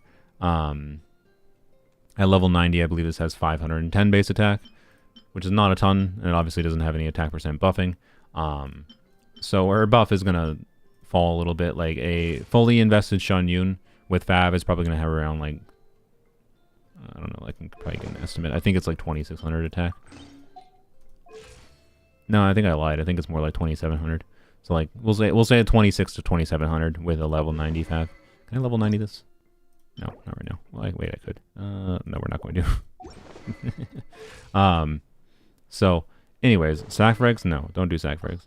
But yeah, the like Xianyun I think is just a really fun character, and I don't know, like if you only pull for meta, and because of the fact that meta for you is not what options, like meta to me is what options do I have in the game for making an idea work, right? So if that is like, how do I make Kaveh be fun to play on field? Yeah, Xianyun is really nice to have as an option. To be clear, a heavy part of Xianyun's value as like weird plunge enabler is tied to Furina existing. They obviously designed her in conjunction with Furina. I think enough players have Furina it's not that much of a problem. But yeah, if you don't have Furina, that reduces Cloud Retainer's value for sure. Hello, engineering plastics. Whale spotted. Anyways, yeah. So Cloud Retainer is a really fun enabling character, with annoying build requirements for energy needs. She doesn't have a universal artifact set either, because like VV is oftentimes her best artifact set, but then sometimes, you know, VV buff might be hard to get on a, like say your pyro throw might be hard to get to the level that Noblesse or Song of Days Past might be a better option for her, if the VV isn't doing anything. But generally speaking, I just leave her on VV. It's fine. Are you getting Varesa? I haven't decided. I am going for C6 Iansan, which you might think that means, well, duh, then just get Varesa. But my account is in a situation where it's possible in going for C6 Iansan, I might end up getting C6 Cloud Retainer before getting C6 Iansan because I have 2 guarantees in a row.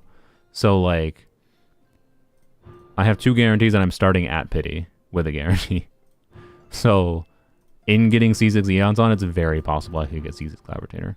So I might just go all in on Cloud Retainer banner. Just for the video idea primarily. If it wasn't for the video idea, I would get C2 Cloud Retainer. I would get Varesa C0 after that at minimum. I have 2 guarantees. Yep, capturing Radiance exists. I don't feel like explaining capturing Radiance. Well, actually, you know what? No. I will explain capturing Radiance in the context of my account. I have lost 350 victories in a row. Capturing Radiance after you've lost 350 victories in a row. There's a little bit more nuance to it than this, but we'll keep it simple. Capturing Radiance will guarantee getting a character after you've lost 350 victories in a row. So there wouldn't be no 50-50 roll. It is 100% chance. Either you win a 50-50 or you see the fancy Capturing Radiance animation, right? Seeing the fancy Capturing Radiance animation is just oh, you lost your 50-50, but here you go, you got the character anyways. So, yeah, I have 2 guarantees because I lost my last 50-50, and I'm at Pity, so I'm guaranteed to get like in a 10 pull, I'm guaranteed to get either Varesa or Iansan, or sorry, Varesa or Cloud Retainer. And then at Payday again, because I lost 3 50/50s in a row since 5.0. My next one is also guaranteed to be the featured 5-star, right? And then I'm back to mostly normal, although supposedly I saw that it might actually go back to a 75-25 after losing another 50/50, so maybe it's slightly not normal. But anyway, there's nuance to the way Capture Radiance seems to have been implemented that is kind of weird. The important thing is if you've lost 3 50/50s in a row since version 5.0, your fourth character, after you use your guarantee, like my case, means that you'll have 2 guarantees in a row. So, means you're guaranteed for C2 Varesa if I wish on Varesa banner. Basically, yes. I'm not going to. I don't know. I haven't decided. I don't care about Varesa that much. Like I illustrated before, on my account, with the investment I have and how I like playing the game and the characters I like playing, as far as electro plunging goes, I'd rather play Plunge Eye, especially with the C2 Cloud Retainer. And as far as other nuance of Varesa's gameplay goes, as far as like the nuance of skill reset gameplay, I'd rather play the unit that actually cares about elements rather than just buffing as much as possible. I think Gaming's gameplay is more interesting than Varesa. I'm sorry. Harder to play, but more interesting to me. So I don't know, right? Like I don't know the context. I could be wrong. And maybe if I get Varesa, I'll end up really enjoying her for whatever reason and play her all the dang time. But like the units I have playing for like on-field electro options in particular cover enough different situations that I don't think I care about Varesa's gameplay personally. But yeah. Anyways, sorry, we're talking about Varesa again. I talked about that before. Plunge and Dory? Yeah, exactly. So anyways, Cloud Retainer is very good. Finish Cloud Retainer, yeah. For me, I'd rather... I'm going to get C2 Cloud Retainer because even if I need... It's not that hard to power her down because this just doubles her buff value. It doubles the value of her attack buff, her buff based on her attack, which means if I want to turn off Cloud Retainer C2, I just need to have her attack value, which is pretty easy because you see how she has, 3,000 attack now. Well, with C2, if I have C2 Cloud Retainer and I want C2 Cloud Retainer to buff the same as my 3,000 attack non-C2 Cloud Retainer, wow, done. Actually, that's technically a little bit more. So I might have to use a level 20 fab. Whatever. Point. I have extra fabs. I can level a fab exactly to where I need. So for my content, I don't mind getting C2 Cloud Retainer for the option of just doing things with C2 Cloud Retainer. But also I can just turn it off if I need. Well, I level her to 90? Maybe. I don't know. I don't really... There's not much reason to level Cloud Retainer to 90. But anyways. ER Sands is an option too. Yes, this is true. That's true. So it's really not that hard to turn off C2 Cloud Retainer, which is why I don't mind having it. And then anything past C2 though doesn't really do anything unless you want a DPS Cloud Retainer. One thing I do want to emphasize though is DPS Cloud Retainer definitely works without C6 Cloud Retainer. If there's anyone that says you need C6 Cloud Retainer to do DPS Cloud Retainer, they're out of their minds.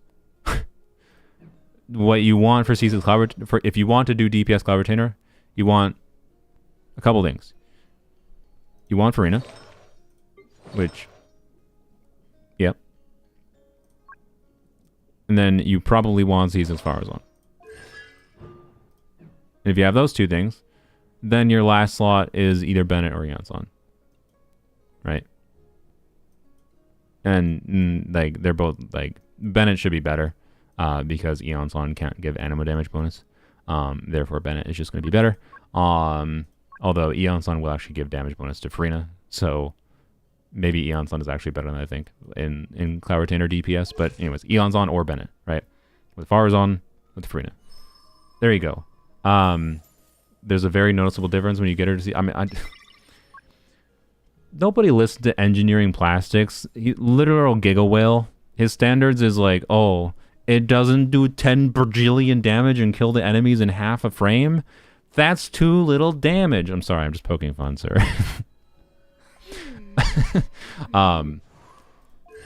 I don't look. Fine. It's the deep dive video. Frick it. Frick it. You're gonna make me do it. We'll do you. And we'll do VV. The main question is just getting enough energy recharge. Yeah, that's probably fine. We'll go demo DPS Cloud Retainer without C6 and without C2. That's probably pretty good. DPS Cloud Retainer, the reason this tends to be so good is like with an attack buffer like Bennett, you can double dip on. Yeah, I might need the. I don't know. Her ER needs with Faraz aren't gonna be that bad. We'll try the more attack option. But anyways, her damage potential without like DPS Cloud Retainer without C6, you can double dip in the value of her buff because you can get Bennett buff for her damage on field, and Bennett's buff will increase the value of her own buff for herself, right? Normally Bennett buff does not increase the value of Xianyun buff, but Bennett buff does increase the value of Xianyun buff for Xianyun's damage. So you don't know what her cons you don't know what Varesa's constellations do. Maybe I should have discussed Varesa's C2 a little bit more, by the way. Varesa's C2 does change her gameplay a little bit in an interesting way. But ultimately, I don't think it's that important to discuss because it's not that significant of a gameplay change. You're still doing plunging and whatever. The notable thing is it lets you potentially skip doing some skills in favor of a more burst plunge gameplay focus rather than skill plunge, burst plunge focus. It's not that big of a deal. Anyways, MH circlet probably. If we don't need the crit rate, go with this. All right, what's our crit rate look like? That is fine. The add 36% crit rate. We have 80-some% crit rate. She'll buff her own crit rate a little bit too. So, yeah, there we go. 2300 attack, 250 crit damage. Hopefully 150 ER is enough. Just want to demonstrate DPS Cloud Retainer can indeed work without having C6. So honestly, if you want a DPS Cloud Retainer, don't get too focused on C6 or C2 even, is kind of my point. But if you want a DPS Cloud Retainer, C2 I'm sure will be very good for her. Wait, just to double check. It doesn't say something weird. They do this sometimes. They do this sometimes where it's like, this buff only buffs, non-Xianyun characters. But I already knew that this worked. But maybe they said something like, it doubles the value only for other characters or something. No, it doesn't say non-Xianyun characters. Okay. So, there we go. Does she work without Farazan? I wouldn't recommend it. Farazan is wanted for if you want to do anything animo DPSing as far as high investment goes, she's quite relevant. Needed? Not necessarily. I'm not saying you can't clear without Farazan, right? In fact, like Iansan is probably the most interesting alternative here. It's actually if there's any character that might beat out Farazan here, it's possible Iansan could be better than Farazan here. I will give that because more attack buff with again double dipping in the value of attack for Cloud Retainer. So that remains to be seen. Someone will have to remind me in case I forget to check Iansan instead of Farazan for DPS Cloud Retainer. We'll have to do that this week.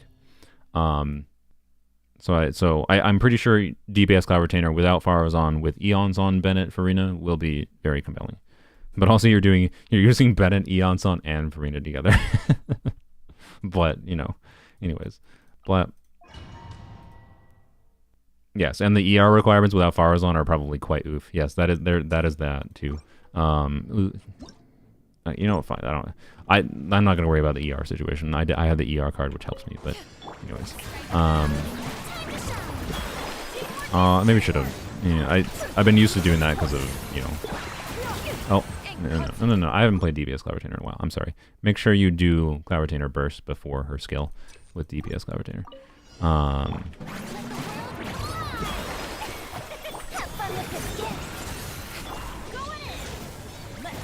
Sir, really? Okay. I did it again. Brain. Do it properly. Yeah, you could do C4 Gene. That's true. You could do C4 Gene. Remember to burst indeed. You... I hate this enemy. Seize the skies. Skyward. Got him. Got him.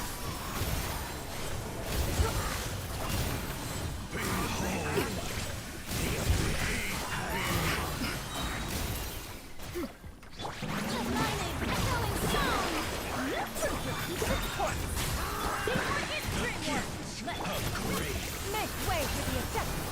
Got him. Skyward. We're getting 100k plunges. Like, it's... In single target, it's as good as Xiao. It's as good as Xiao. And I ungrouped them because I'm stupid, but it's fine. You not? Oh my god. This is the... Oh my god. You know what? I'm not gonna worry about the shields. I'm not gonna worry about the shields. You saw the damage, okay? You saw the damage, right? Like, and that team can deal with the shields, to be clear. I just didn't feel like dealing with it. Animo DPS teams are actually, with Farina in particular, are actually pretty good at dealing with that chamber. Yeah, point being, Cloud Retainer DPS is, I think, much better than people give it credit for some reason. And it's not that surprising because of her ability to double dip in the value of attack buffs. And Iansan will be interesting to see in that team as an alternative. Maybe even to Farina. That might be interesting too. An alternative to Farozan, but also an alternative to Farina. So, I don't know. It's something to mess around with. And Blink, can you do it again? Yeah. So, yeah, you do have to make the Lecter's Kiss. Anyways. She's a good character. She can be a DPS. She can enable plunge DPSing for many other characters. Or she can just bluff your Xiao. Or she can be a good buffer option for your Cloud Retainer. Or she can be a good buffer option for your Gaming. Is basically where Cloud Retainer's at. And I think they did a very good job balancing her kit. Like, if she buffed plunge too much, it would start to cause more problems in, like, character kit design, where, like, Cloud Retainer plunging would just be better than doing other options for that character's teams. But, anyways, maybe ditch Bennett for freeform Circle Impact. I don't think Circle Impact is that problematic with that team, but potentially, yes. Cloud Retainer is a good buffer for Cloud Retainer. She is. Cloud Retainer is a good buffer for Cloud Retainer. I don't know why I clicked the browser button. But yeah, that's my Xianyun yap. There you go. I've spent 30 minutes per character. Good lord. I need to go a little bit faster. I think it'll go faster with the other characters. Alright. Next, let's talk about Iansan. So I already talked about Iansan a lot in the initial part of the video. Oh crap. I didn't write down a timestamp for Xianyun. Oops. Oopsie doopsies. I think it was about an hour and a half in, though, that I talked about Xianyun. So I'm just going to write it as 1:30. Alright, each chapter could be his own video. Yeah, kind of. So, Iansan. She's not in-game yet. Let's go. I have a tab open. There we go. Iansan. So, to describe her kit, the overall summary is basically what I said before. She is basically a Bennett alternative, but she can use scroll buff. Why is there a Windows spinning loading icon? She is a Bennett alternative, but she can use scroll buff. And that means that you can do, a team with, you can do 2 attack scaling DPSs on fielders, right? You can do Muika on one side and Arlecchino on the other side. And Muika could use Iansan or Bennett, and Arlecchino could use Iansan or Bennett. But there's nuance to how high the synergy is with Iansan versus different characters. I'm trying to think of a way to like describe her more in depth, but not getting too in depth.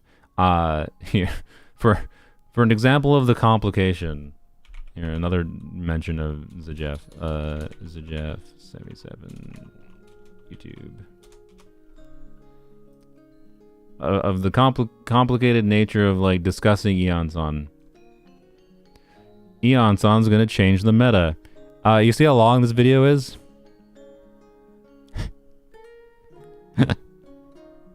So Jeff made an hour and 15-minute pre-release analysis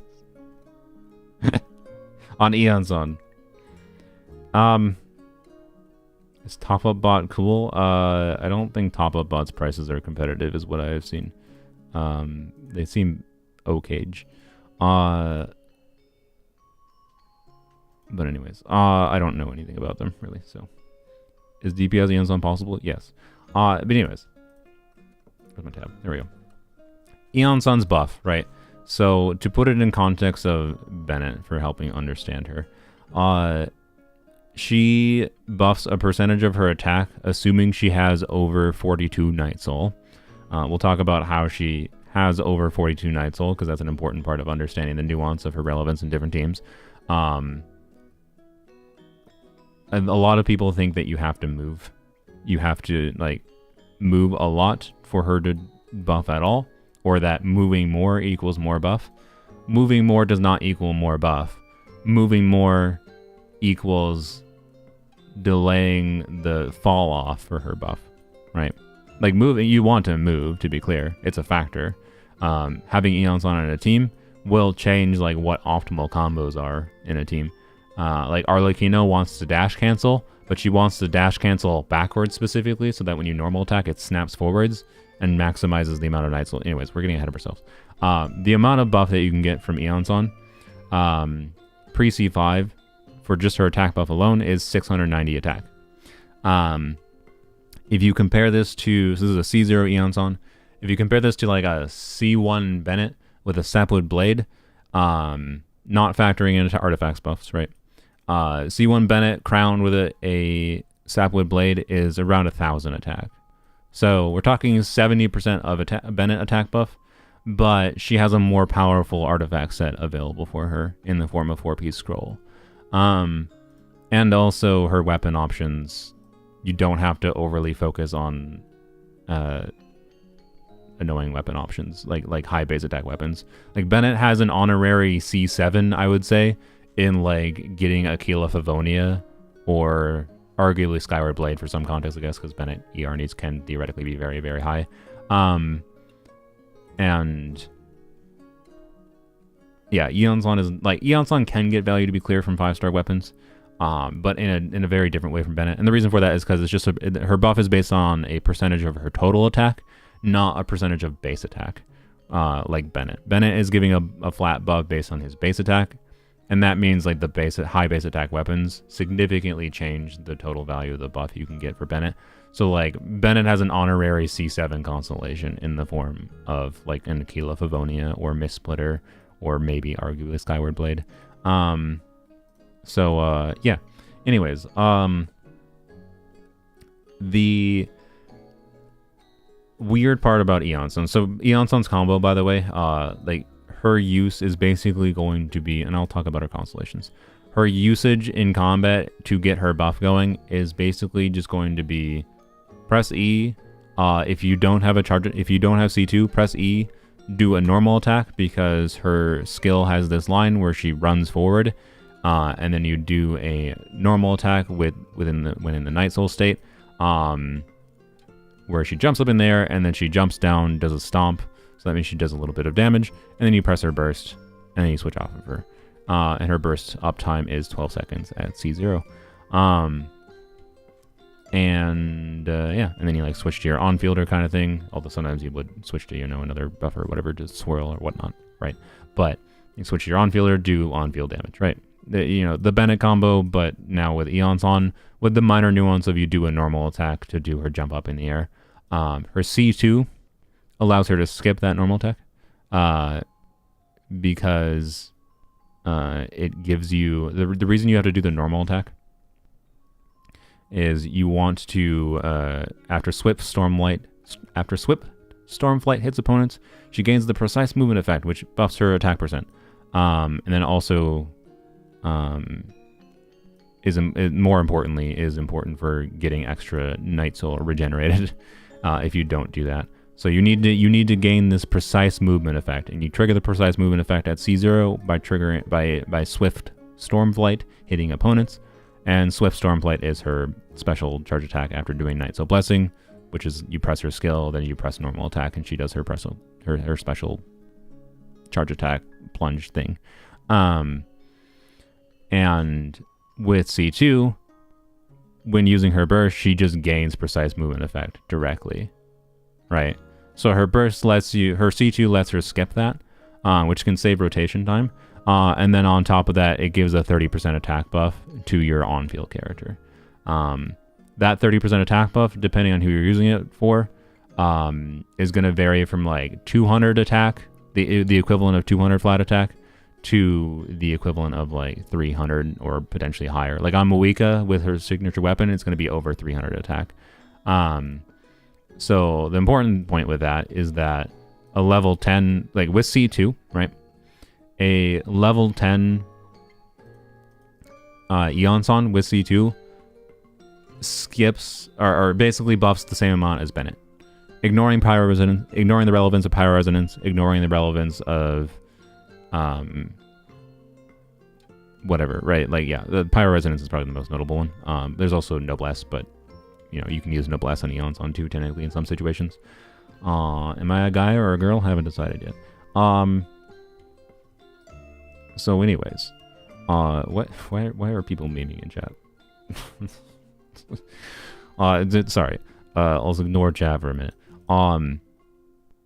I focus on Iansan yapping.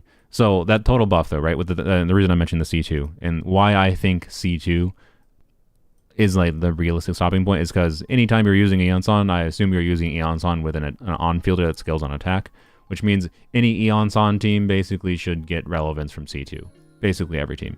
And C1 is just energy refunding, and how relevant the energy refund is really dependent on the team. Iansan's energy needs vary from basically nothing to quite high. So C1 can be relevant or it can be irrelevant. So it just depends. Yeah, Bennett existing for VV is an important factor of him being pyro. But in the same vein, like if you prefer getting an electro swirl, like say if you're doing, Varesa with Iansan and an anima unit like Cloud Retainer, well then it's preferable to have Iansan be electro over pyro, right? And electro resonance is one of the factors, by the way, for why her energy needs vary so much.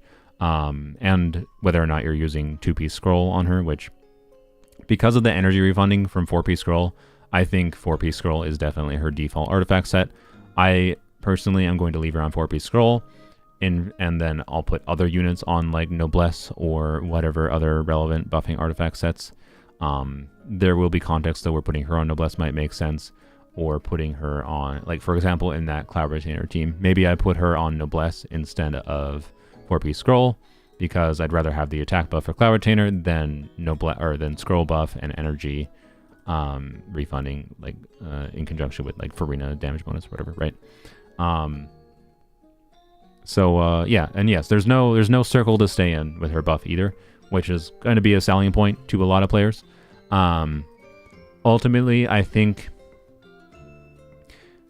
for the average player, Bennett buff is easier to work around than Iansan buff, because Iansan buff is going to require moving in a different way, and for most players playing Genshin, they're not going to be used to doing that, and they're not going to intuitively grasp how to do that without like a lot of learning. Like, but for a lot of players, it's gonna take some readaptation, I think, to how you play Genshin to work around maintaining her attack buff. But anyways, the total buffing value point is with C2 is quite close to Bennett. Like still not quite Bennett, right? Like my C6 Bennett with an Aquila Favonia is still buffing more than a C2 Iansan buffs attack wise. But again, Iansan can be a scroll holder, right? Which is a significant difference. The damage bonus that she gives. And then if you have C6 Iansan, if we're comparing C6 to C6, C6 Iansan potentially gives 25% damage bonus on top of that again to the on-fielder. But there's a big asterisk in that this is only for 3 seconds, and it only the damage bonus only triggers when you overflow Night Soul. So realistically, this 25% damage bonus for 3 seconds is only relevant in conjunction with teams that are overflowing Night Soul, which overflowing Night Soul is something that happens with our C4. And yada yada, point being, the relevant thing with our C6 is actually the duration extension, not her damage bonus, for most teams, in my opinion. But the damage bonus isn't irrelevant. It's just, this is mostly like 25% damage bonus for Natlian units. That's mostly what this says. Which is like Kanich and Varesa and Mawika. And I suppose Gaming, I think, probably should be able to keep that up. Or other like plunge teams, if you're doing Cloud Retainer plunge teams, can probably keep it as a damage bonus. But I'm skeptical that a lot of teams are going to keep this buff up for very long. So the C6 damage bonus buff is not that relevant, but the duration extension is, because this potentially enables you to have more flexible rotations, or just on-field longer with the buff, and that's good. So anyways, since we're talking about constellations, last one to talk about, or actually, we'll talk C5, by the way, takes her buff up from 690 max to 810. So that's an additional 120 attack, which is not nothing by any means. The problem is, if you notice, her conversion of 27% of her attack doesn't change with talent level. It always stays at 27% of her attack, regardless of the talent level. So that means the higher talent level you go, the more attack you need to get the max buff. Which means that a C5 Iansan needs 3,000 attack, whereas a non-C5 Iansan that's crowned needs 2,556 attack. And 2,556 attack is a lot easier to reach, and gives you a lot more flexibility for like using an ER timepiece, or say using a crit rate circlet for Fav, than a C5 Iansan does.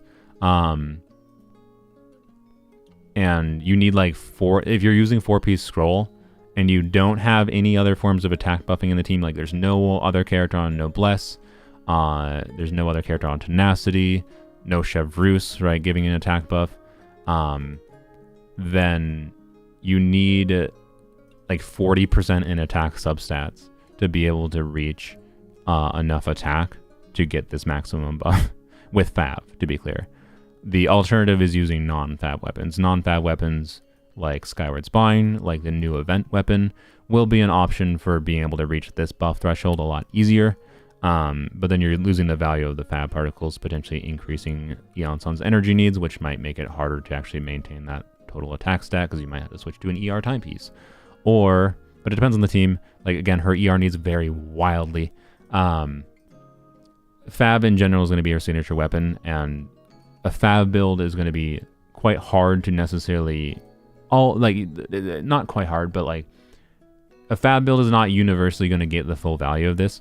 On my account, I have a build that I'd say is fairly universal. I'll show you it quick, I guess. This is probably the closest I am realistically going to get to a universal build on Iansan. Let me put a R5 Fab back on her. Or this is Toma's loadout for Iansan. So 4-piece scroll. Toma's not leveled up, but I can her base attack. If I level Iansan to 90, my Iansan will have 2,930 attack. So not quite the maximum attack. This should be enough ER to cover the 99-point-something% of teams. With 4-piece scroll, there should be very, very, very, very few situations where this amount of ER is not enough on Iansan. And I have 40% crit rate, 2930 attack, which is most of the value of the buff, even if I have C5 Iansan. But not the full value. Like, I'm getting, I believe, 90 flat attack from C5, rather than with 2900 attack, rather than 120 attack, right? So I'm losing like a couple flat attack rolls by not having 3k attack. Again, assuming I don't have any other attack buffers for Iansan. And we'll talk about the other conversion if you're not above 42 Night Soul. But anyway, this is what my artifacts look like. So you can see crit rate, because Fav, and then ER, because ER. 1 flat attack roll here, crit rate ER, crit rate ER. And like I could get the 3k attack. Obviously, the main way I could get to 3k attack is by getting attack percent main stat pieces. Like if this had rolled twice into flat attack and this EM had been flat attack, I'd be at 3k attack, basically, right? Like these exact artifacts I have could be slightly different and they could get me to 3k attack. But it's not really that. It's not a big enough deal like to matter that much. It's not going to change whether or not I clear. This is a min-maxy thing. Like 3k is where her buff caps out, but there actually is reason to build even more attack past 3k potentially, and that's when you don't have over 42 Night Soul. But I'll go over the numbers in that a little bit. You can see I have 2 attack percent rolls and 4 attack percent rolls there. So I have, 31% attack plus 1 flat attack roll. So if you happen to have, if I had, another attack percent roll and then like 1 more flat attack roll, that would probably be enough, I think, to get me to 3k. But that's where I'm talking, where like you need about 40% in attack substats with a C5 Iansan on scroll in the worst case scenario. And getting that while also with a C5 Iansan, getting that amount of attack and having enough crit rate and having enough ER to cover like universal scenarios is annoying. But most players in my experience don't necessarily build their characters to cover every scenario. And most players will just build their characters to cover the team they use the character the most in the most often. But I think Iansan is a universal enough character in different potential teams that you might want to err towards this kind of build. But you don't necessarily have to, for sure. Like if you're doing Iansan Varesa, Iansan's energy needs are basically 0. Like Fav energy recharge or the energy recharge from this alone should be enough, or Skyward Spine, right? Any of those should give enough energy recharge that she shouldn't have any energy needs on 4P scroll. Based on the energy calcs that I have done and I have seen others do. This is like a worst case scenario plan or near worst case scenario plan with 4P scroll. Because I want to not have to change her build all the time. But there will be circumstances where like, okay, it might be worth it. Particularly like it's possible to, for example, to maintain the max buff with Iansan, pre-C5 at least, with 4-piece instructors. Like it's possible to have 2556 attack on an instructor's build. And, instructors is relevant because 120 EM, cool, nice. We like EM. EM amplifies reaction damage. That would be in the context of like, you're using her with another unit on scroll, like Xilonen or whatever, right? You're doing Xilonen and Eons on the same team, Xilonen on scroll, you could do that, right? In my opinion, generally speaking, you should probably put Eons on scroll, and then you could put Xilonen on a different artifact set. You can put Xilonen on instructors, or you can put Xilonen on Petra or something, right? I would rather, generally speaking, change other characters' artifact builds rather than changing Eonsan's because of Eonsan's attack requirements, and there being a reason to build extra attack on Iansan. How much energy does she need? Josie, I don't know if you just joined in. I was basically just describing that like there's no universal answer. This is a side effect of her being Electro DPS, where Fav is a signature weapon for her, and Electro Resonance and different Electro characters paired with her significantly change her energy needs. And 4-piece scroll, and how many times 4-piece scroll is triggering. There is just no universal answer. Like Bennett is a pretty easy unit of like, yeah, you should probably just build at least 230 ER on Bennett if you want to cover like most situations Bennett is useful in. And 230 ER, it can obviously be very excessive in some Bennett teams, to be clear, still. But like 200, a little bit over 200 ER is like a good generic recommendation for Bennett that's not that hard to hit, right? And he has high enough ER needs even in teams that are double pyro kind of thing, right? That like you still want a lot of ER. Iansan just super varies a ton because of the energy set, electro resonance, and different electro characters that generate different amounts of electro particles. There is no such thing as a universal amount of energy recharge for Iansan other than just enough that you never have to worry about it, like I just showed. Around the 190, 200 mark should be enough to cover the vast majority of situations. I would have, if you don't have Fab available, right? If you don't have Fab available for her, then the main option is using, this is assuming a non-C5 Iansan in particular. If you don't have Fab available, hopefully you played last patch, or this patch. When was this patch? I don't know. This patch feels like it's lasted a long time. I think this was this patch. Wait, was this patch? I don't actually remember. I'm sorry. Anyways, hopefully you got this weapon. It's not a perfect weapon for Iansan because I think I don't like that the buff uptime is only 40%. It was this patch? Alright. The Iansan's buff lasts 12 seconds, so this means like she has potential buff fall off that's more apparent towards the end of the rotation with this weapon compared to other weapon options, which I think is annoying. It basically means if you have Skyward Spine in my calculations is basically objectively better than this because it doesn't have that buff uptime problem. The base attack on Skyward Spine is basically very close to the attack percent that this gives in substat, essentially. Assuming a triple attack percent main stat at least, which is not necessarily what you're going to do always if you want an easy build path. So, I don't know. Point is, easy build option for Iansan. This event weapon, ER timepiece, attack main stat, slot, goblet, and circlet, right?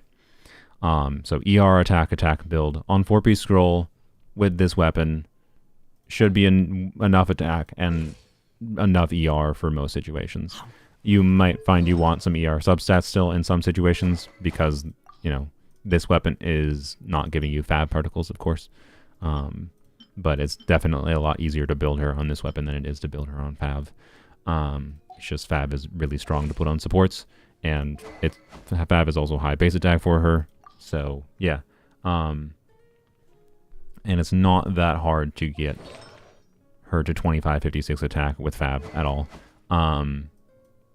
Like, I believe I could switch to, on my build, I believe I could switch to it. If I needed more energy, I could switch to an energy recharge timepiece on my Iansan, and I still have more than enough attack to max out her buff pre-C5, right?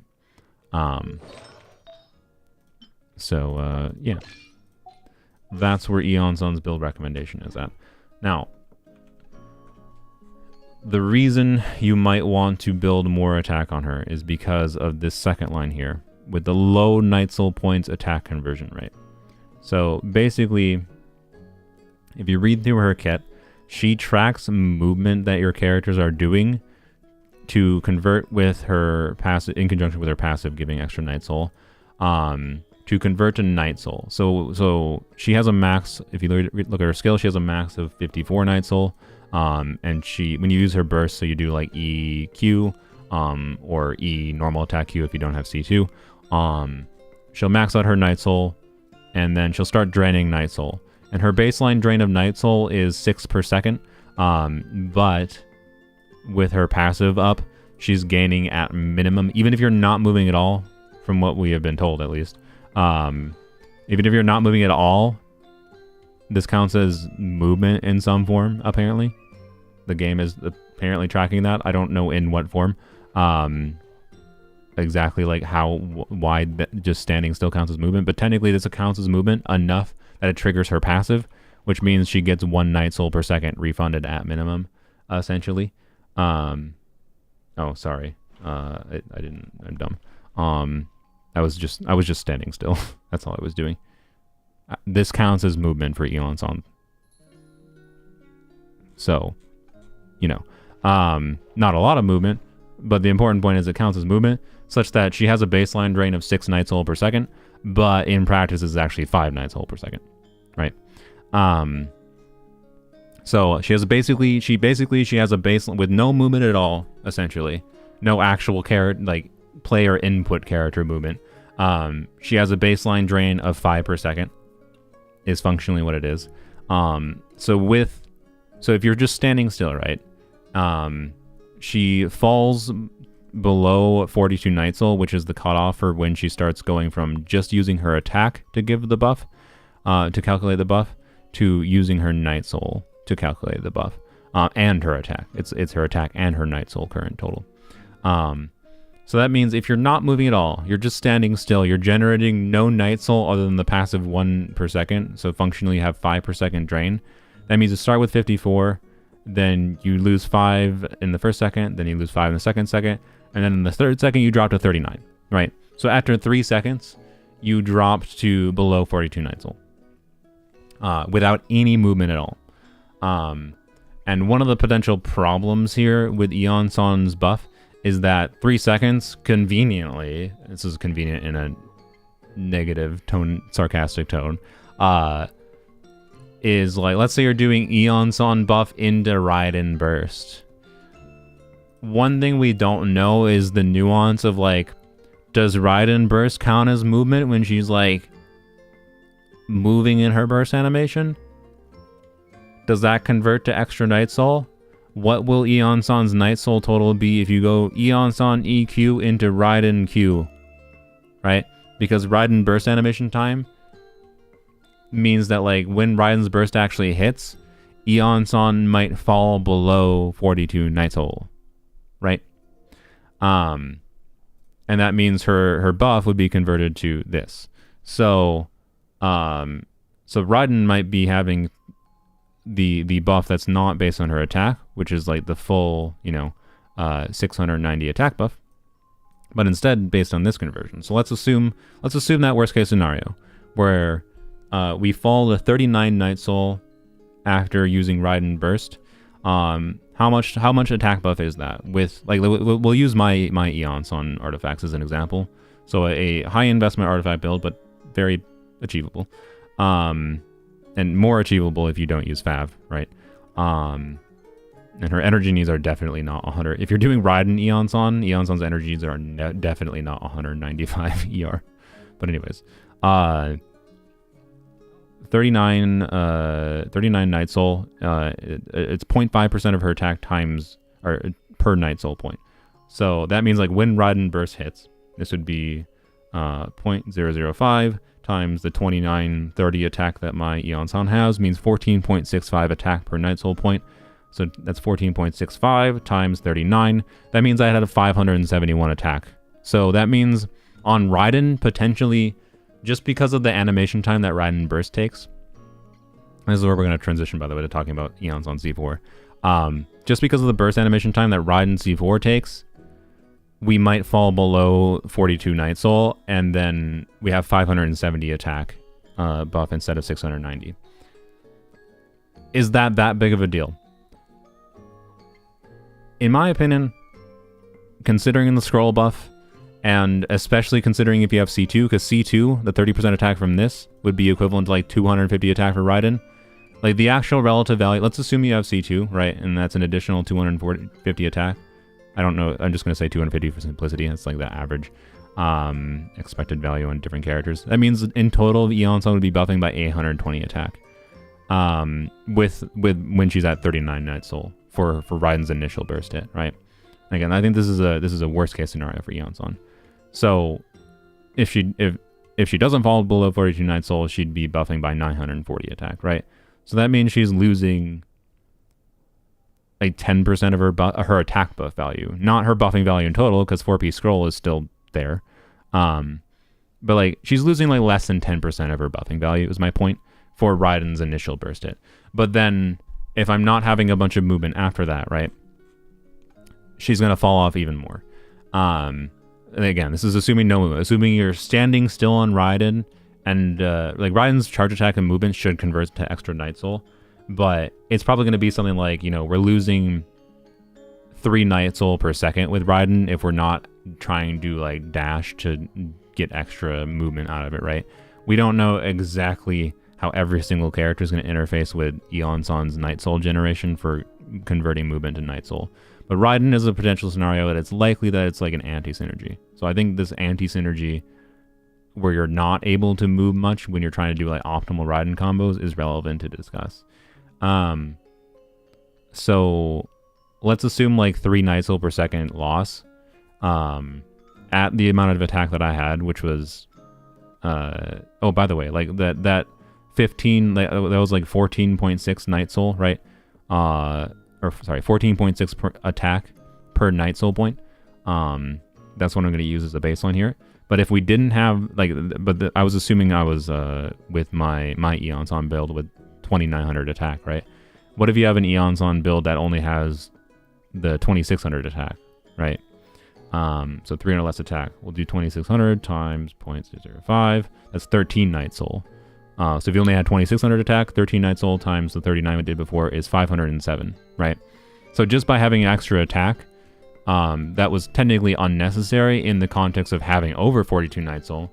But in the context of not having over 42 Night Soul, having that extra attack gave me an extra 80 attack, flat attack, which is like a couple attack percent rolls, basically.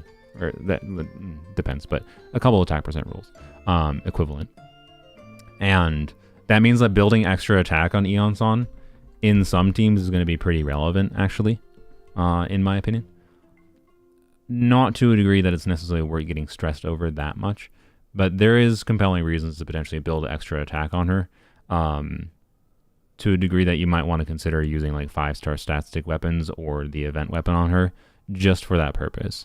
Like if I put the event weapon on my Iansan, I think she'll jump up with the exact same build I have, right? I think she will jump up to around 3200 attack. So we'll do 3200 attack times the 0.005. That's 16 Night Soul per point. So times 39 is 624. So I gain another like 40 flat attack on Raiden's initial burst hit. Again, this is assuming that Raiden's initial burst doesn't count as any movement, and she falls below 42 Night Soul. So like, for the purpose of using Iansan in more teams, I do think extra attack is better. And this technically means you could argue that her signature weapon over Fav is Shenhe's weapon. Calamity Queller. Like if you're focused on Iansan being as good of a buffer as possible in as many teams as possible, this weapon is theoretically her best weapon, which is funny in my opinion. Because what does it give for total attack? It gives 3.2 times 6 plus, or times 2. So it gives 38% attack plus the 16.5. So this weapon gives 55% attack with a 741 base attack. That's nonsense. But does this mean you should have pulled Calamity Queller for Iansan when Shenhe was running on Chronicle Banner? No. But I don't know, if you have a particular team context where you really want Iansan, like, because it's possible let's do the amount of attack percent that Iansan will have total with Calamity Queller to like do a calculation of how much attack you could theoretically reach with Iansan to like mitigate this downside of the Night Soul conversion the most possible, right? So she gets 20% attack from her passive. So we're at 54.9 starting plus 20. Actually, sorry, I'm going to do 0.549 plus 0.2. That's 20%. She has attack percent ascension plus 0.24. We're going to assume triple main stat attack plus 0.466 plus 0.466 plus 0.466. And then let's assume like my build where I have like 32% attack on substats plus 0.32. And let's assume 4-piece noblesse on the team. Let's on someone else. Actually, should we assume like a Chevreuse? No, let's not assume. Yeah, screw it. Let's assume a Chevreuse team. Let's assume like a Varesa Chevreuse team. Let's assume the best of the best case scenario for how much attack could you theoretically possibly have. Actually, no, I don't want to assume a Chevreuse team because I feel like the main Chevreuse team context you play Iansan in is, well, Iansan, Pyro Traveler, Chevreuse core, I think is a compelling 4-star or low investment core. for on-field electro DPSs, at least.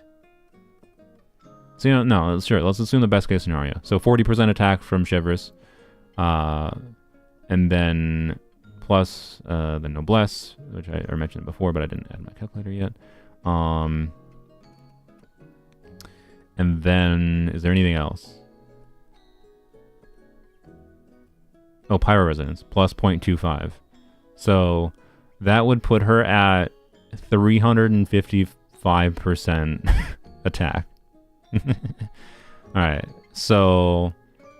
And then her base attack is 257, plus 741 of Calamity Coil. That puts her base attack at 998. We'll times that by that. Okay, so 3.55. Oh, I need to add 1 times 4.557. This is nonsense, to be clear. This is like not what you would normally have. You can subtract at least like 500 from this for like non-Chevreuse teams, probably. Well, not 500. How much would you subtract? Actually, let's see. If we remove the, let me see what it is without the noblesse pyro resonance. Without the noblesse pyro resonance, let's see, it's 3.57. Okay, so actually here first, let me give you the number. Let me give you the number in that Chevreuse team context. Do this plus 311 from the base attack from the feather. So it's possible to have Iansan theoretically in a Chevreuse team with double pyro, noblesse going on, Chevreuse buff going on. It's possible to have Iansan's attack up to 4,859 with Calamity Queller. That's assuming the artifacts I have in my account, so that's still with 190 ER. But if we remove the noblesse, pyro resonance, and Chevreuse buff, so minus that, minus 0.2, minus 0.4. All right, do that times 998. Oops. Times 998 plus 311. So without the Chevreuse, noblesse, and pyro resonance going, it's 4,010 attack. So that means like Calamity. So Calamity Queller in a universally, Calamity Queller could enable a 4,000 attack Iansan build, and at 4,000 attack, right? What does that convert to, right? With Raiden. So 4,000 attack times 0.05 or 0.005, that's 0.5%, is 20 Night Soul, or 20 attack per Night Soul. And then we times that by the 39. That's 782, which 782 is over the max buff she can give. So where does she actually not reach the max buff then? That means, let's see, we just need to do 690 divided by 20. That means that when she's at 34.5 Night Soul, is when she actually falls below 690 Night Soul. So like, there's actual, yeah, we could add an elegy buff too, that's true. There's actual possibility to significantly delay the fall off point for her max attack bonus with higher attack builds. To be clear, a 4,000 attack build is not achievable by most players because most players did not pull Calamity Queller, right? I don't have Calamity Queller.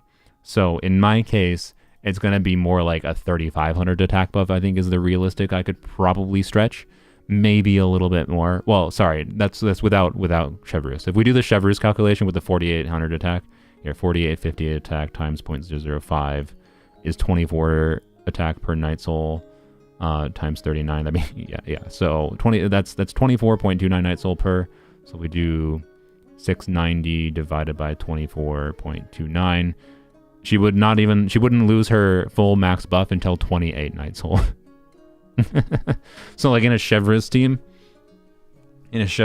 with Iansan, so like Iansan Pyro Traveler or Iansan Muika, Chevreuse plus like an Electro on fielder. Well, you could do a pyro off fielder as well, and then, or sorry, you could do an electro off fielder, sorry, with a pyro on fielder as well. In this context, it shouldn't be that much different. It'd be the same thing. right? You could significantly delay the fall off point, right? Which is very interesting. I think this is a very interesting structure for how this character's buff works. And that's, again, this is this context of like, you're not moving at all. And normally you should be moving more, such that like, this basically means you wouldn't have any buff loss, even if you're not thinking about is my guess. Like, if you have this theoretical Calamity Queller build on Iansan in a Chevreuse team, I think you basically wouldn't have to worry about movement at all. That's my guess.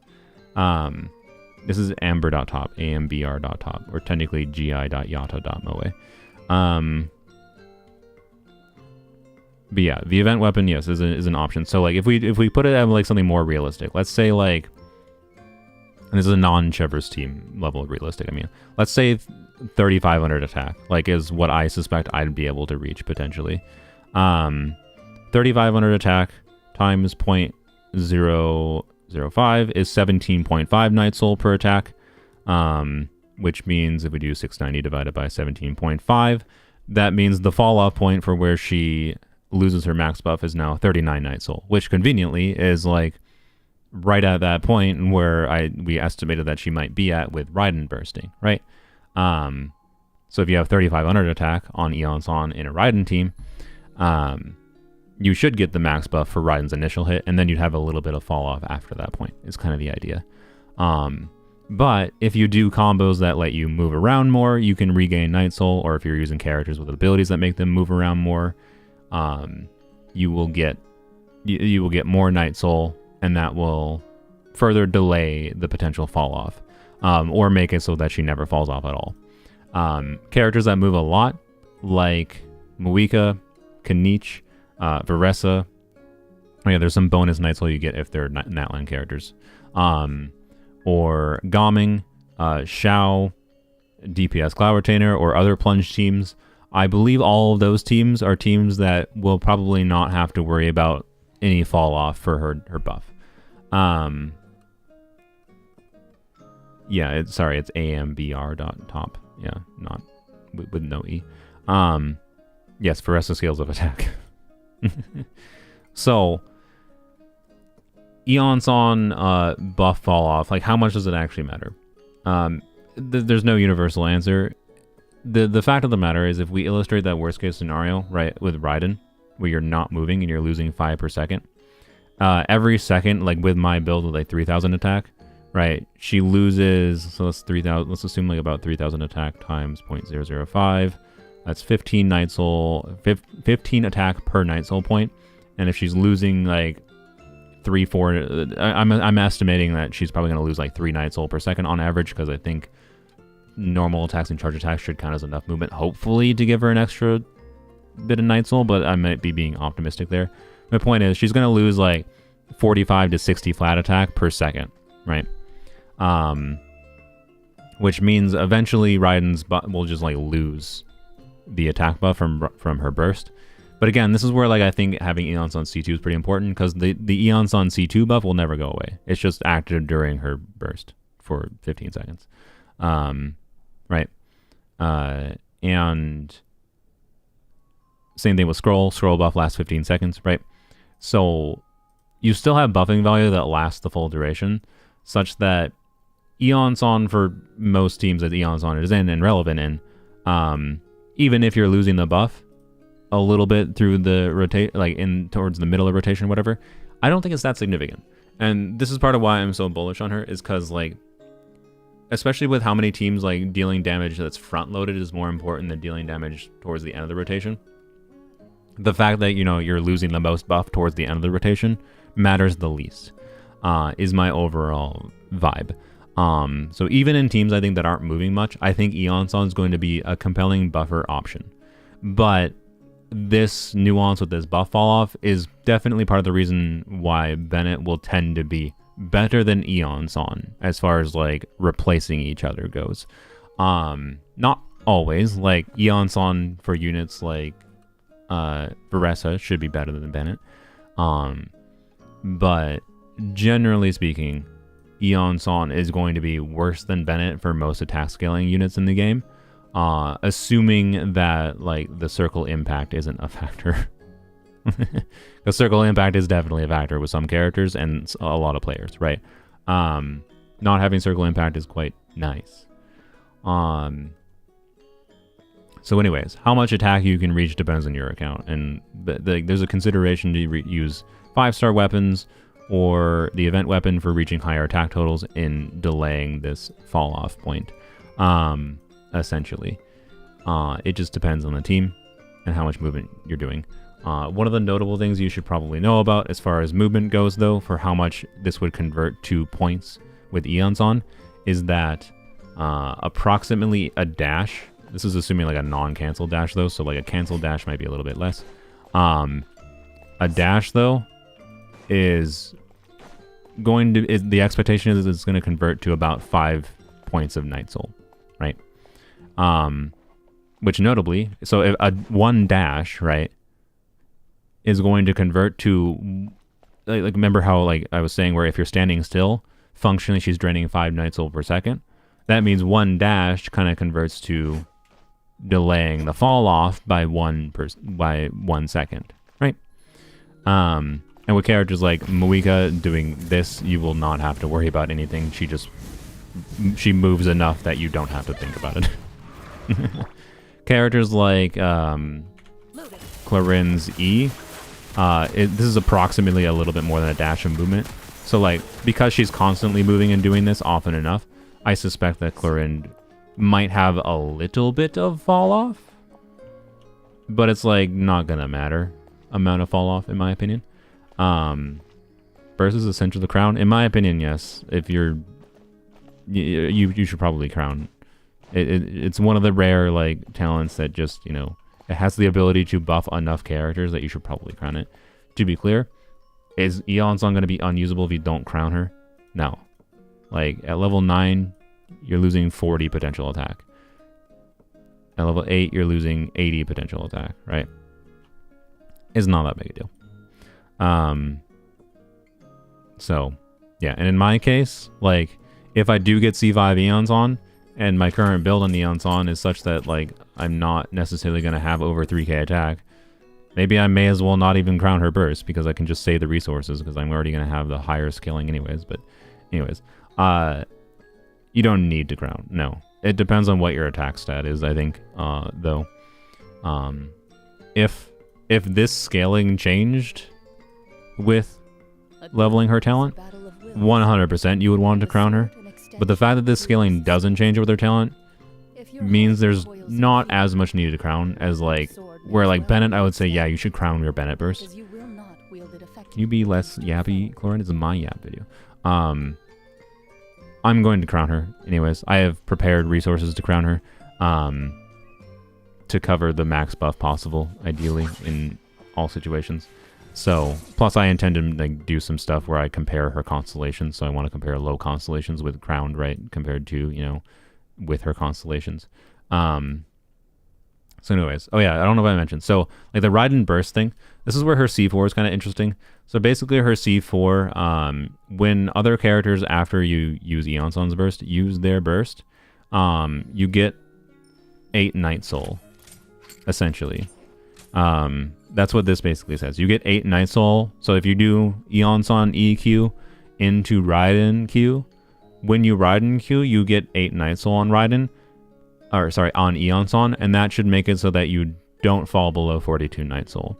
So I actually kind of think there's going to be a lot of teams where it's possible this extra 8 Night Soul points might be enough of a difference maker to meaningfully delay the fall-off point for her attack buff, that depending on your build, it could be quite good. And then the second part is that if you happen to generate enough Night Soul that you overflow, but it specifically says Night Soul from the scale, by the way, and the scale is her thing that tracks movement. If you read her burst, she generates the kinetic energy scale, and then it tracks character movement and converts that to Night Soul points. So the reason that's important is because there's some people that thought it might be possible that with her C4, when you do her E, you gain a little bit of Night Soul. or sorry, her E is what gives her 54 Night Soul. I got that mixed up before. Her E is what maxes out her Night Soul, but then after you do her E, she immediately starts draining a little bit of Night Soul, right? But then her burst gives her 15 Night Soul.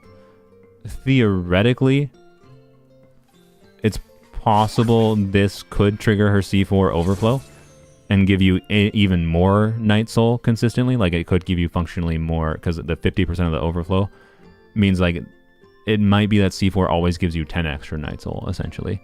But based on the phrasing of this, where it says it's specifically Night Soul from the scale, and the scale is specifically her movement tracking gimmick, I don't think overcapping her Night Soul when you do skill burst with the 15 extra Night Soul from her burst matters. Thanks for joining my bosses, Anime King. So, point being, this is, in my opinion, probably the more important part to many teams. It's just the fact that it generates an extra 8 Night Soul when you use a burst on in many teams. This is going to make it so you don't actually fall below 42 Night Soul when you're using a character's burst, is my suspicion. Like Raiden's burst. But it's possible that might not actually be a problem, and it's possible Raiden burst might count as enough movement during the burst animation that Raiden burst with Iansan does not fall below 42 Night Soul, and therefore this is less relevant. But it's still not irrelevant, because gaining 8 Night Soul, again, is like 2 seconds of delay, or close to 2 seconds of delaying falling below the Night Soul threshold, potentially again. So I think C4 actually might be one of her better constellations, and I could make an argument that's better than C6. C6 with the duration extension is still pretty relevant, but the duration extension is only valuable if you can do something with that extra duration and maintain the buff for that duration, right? Like, but it will also extend the buff of, I think, her C2. So, like, her C6 is still pretty good. Anyways, the overflowing thing is, I think, only relevant in teams that are moving enough, right? Like, I don't know, like, the overflow, I think, is not that important outside of the teams that are already moving a lot. Like, that's kind of it. So, yeah. Opinions do not matter. When I draw my blade, I am but an instrument of Fontaine's law. She has overflow in her kit, but so it's more like told. I was just talking about how this isn't necessarily going to convert to consistently 12 extra Night Soul, because some people are assuming that the 15 Night Soul that you get when you activate her burst will overflow with her C4. But the 15 Night Soul that you get from her burst is not Night Soul that you get from her scale, and this overflow says specifically Night Soul from her scale. So it's only going to be guaranteed 8 Night Soul extra, assuming you burst after using Iansan's elemental burst, which is not going to be always the case either, right? Because, like, for example, I'm doing this team, I do like burst on Emily, Muika E. Normally I would do Iansan, right? Chevreuse is only here for the thumbnail. And then go to Chlorinde. I can burst first and trigger Chevreuse C4, or sorry, Chevreuse, trigger Iansan C4. Or what I would normally do, though, is just do her skill and then do burst after. That's theoretically damage optimal with Chlorinde. So I guess technically the best combo, it would just change your best combo, because in that context, you just burst first. But my point is Chlorinde is a character you don't have to burst on, right? And therefore, if I'm doing Emily, Muika, Iansan into Chlorinde, C4 does nothing if I don't burst with Chlorinde in this context, right? Because you have to, it's only giving you the refunded Night Soul if you burst after you use Iansan burst. So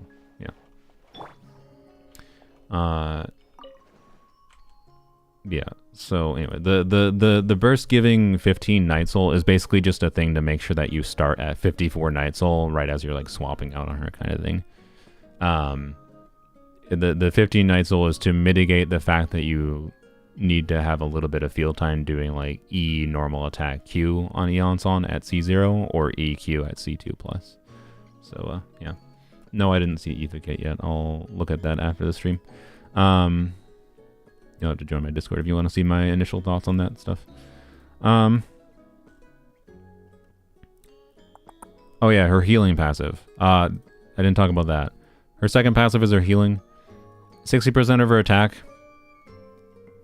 is not very much, and this character has far more reasons to just go full on into attack and use like 4-piece scroll.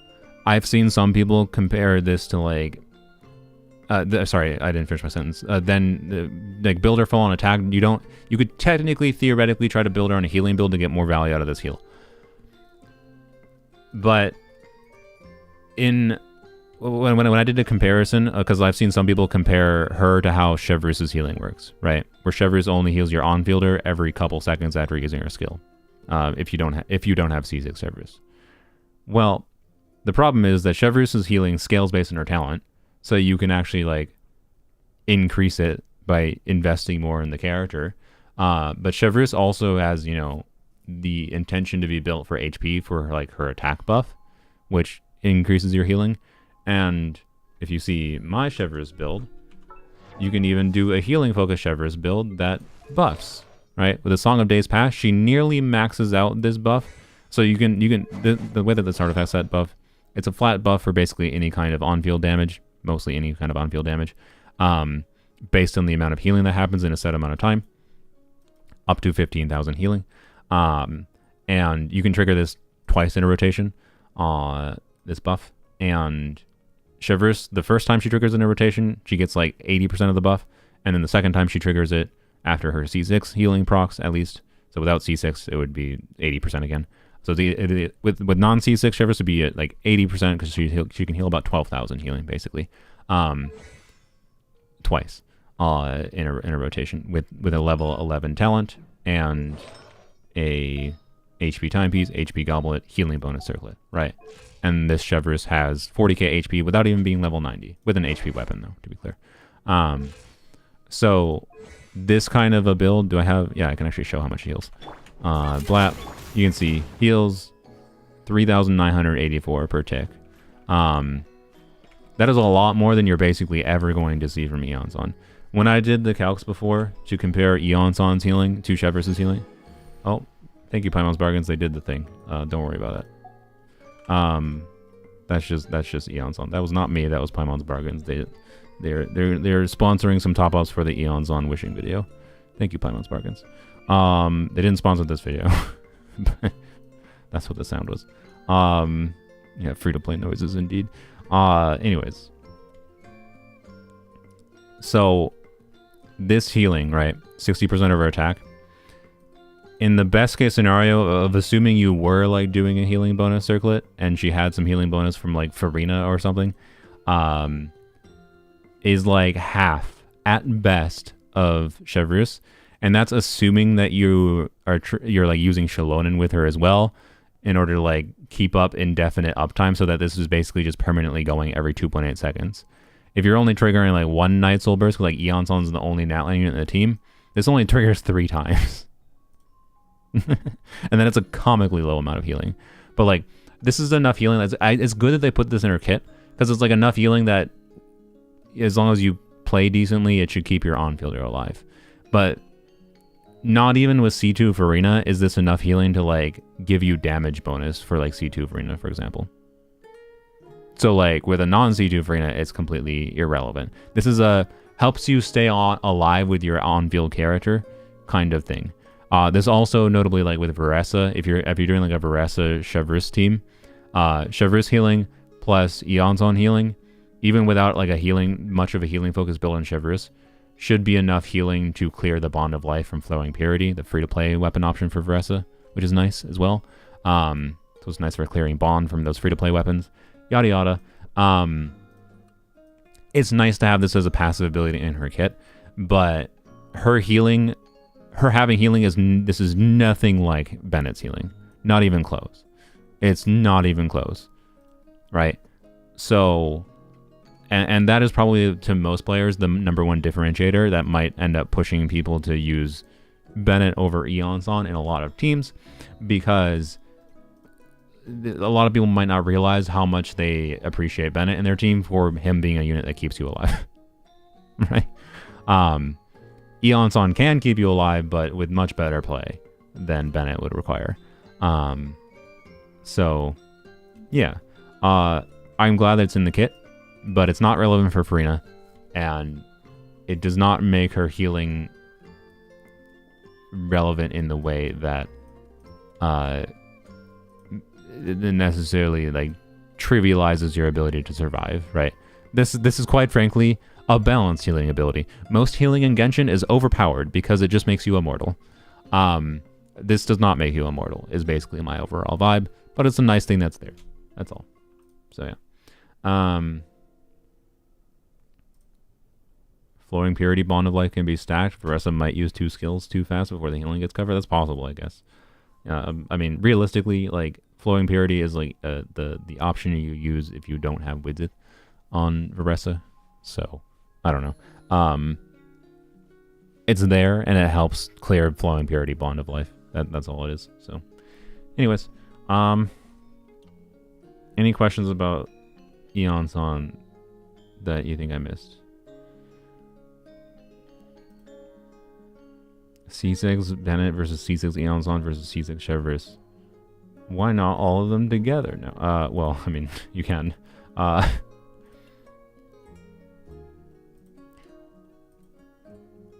don't know if it makes sense to directly compare those constellations. Like, you compare constellations to how they change how the character is used in their teams. Comparing Iansan C6 to like Bennett C6 is kind of weird. Because like they have different team contexts where they're that specific constellation is relevant in, but if you want my overall vibe on like which is the best character of those 3, like Bennett C6 is not specifically that important, but like Bennett C5, and also with Bennett's alternative C6, which is like an Aquila Favonia, you could argue that's Bennett C7, right? Like Bennett is still a better character than Iansan. But Iansan is still extremely good. And Iansan C6, though, because Iansan C6 does not have the universal value. And C4, I think, has enough value in enough teams that it's very valuable. But, like, C6 is the most, like, bait constellation, realistically, for her. Because, and C5, because they're too contextually valuable, right? So, yeah. How do we feel as Iansan as a DPS? So one unfortunate thing, her multipliers, like if we do like a level 10 skill, level 10 burst, level 10 normal attacks. So she has her Swift Stormflight where she has her special charge attack, which is 166% multiplier. I'm actually not sure if she gets the charge attack damage and Swift Stormflight damage. Oh, wait, it says charge attack and Swift Stormflight. So yeah, I believe she does.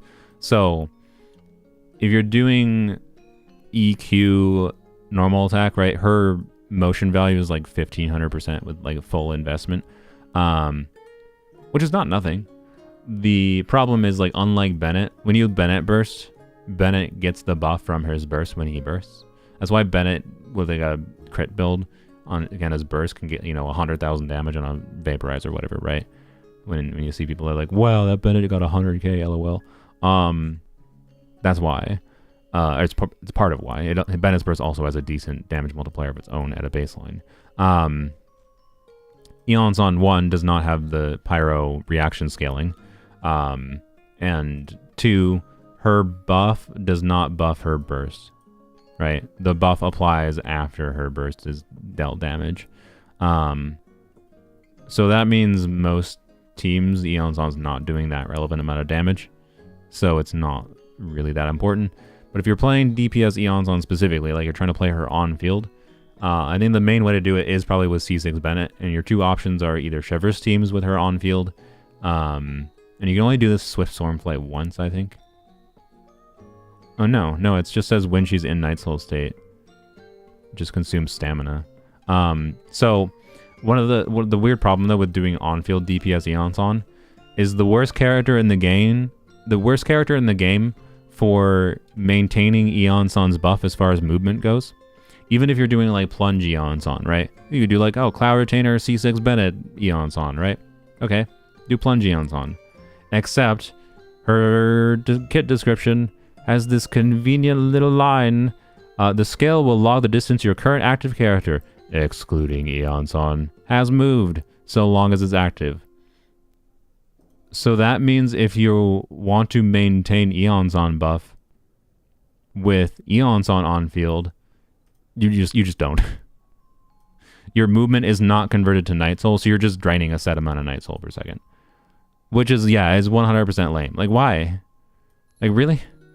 Why? So, yeah, Bennett DPSing is going to be stronger than Iansan DPSing.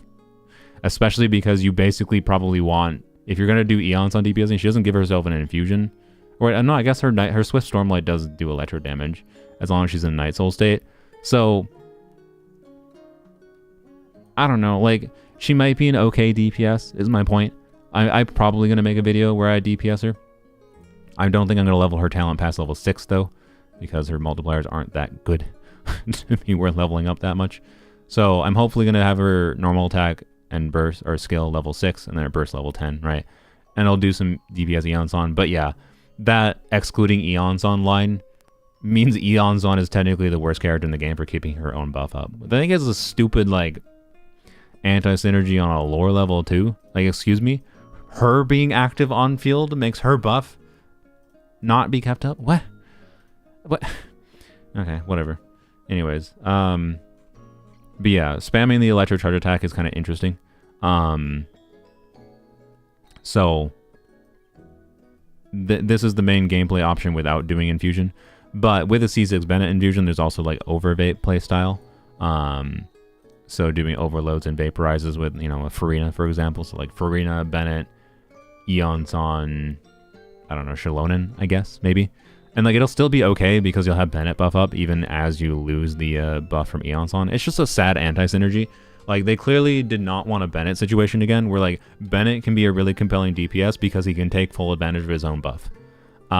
Whereas Iansan, that's why they put this line here, is because they just don't want Iansan to be a Bennett situation where Iansan is a compelling DPS.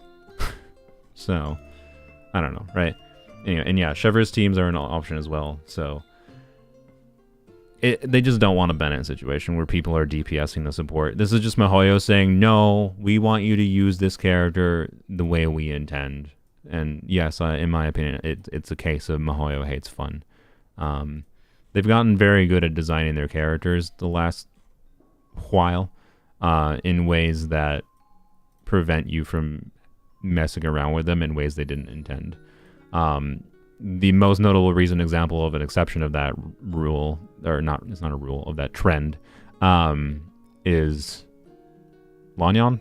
I don't know what they were doing with Lanyan. They made Lanyan a really good defensive unit with buffing potential by being Catalyst and VV Animo. And then LOL, let's just give her good multipliers as well with a skill that hits 20 times. Like, they definitely intended it. They're not stupid. Because her C1 is literally basically meant to make her do more damage.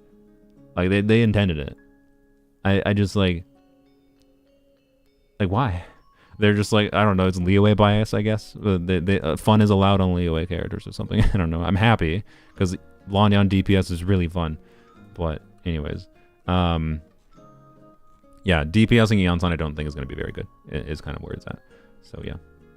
And I think that might be all I have to say about Iansan until we get to the Q&A section. Wait, hypothetically speaking, if Iansan had a weapon that buffed 30...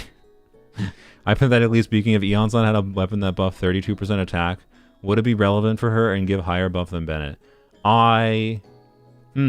Yeah, hypothetically, if there's a weapon that had a condition that says if a character heals, they give 32% attack to the to the unit they're healing, would that make her buff more than Bennett? I think it would. So her ER needs... Thanks for bringing that up, Osorio.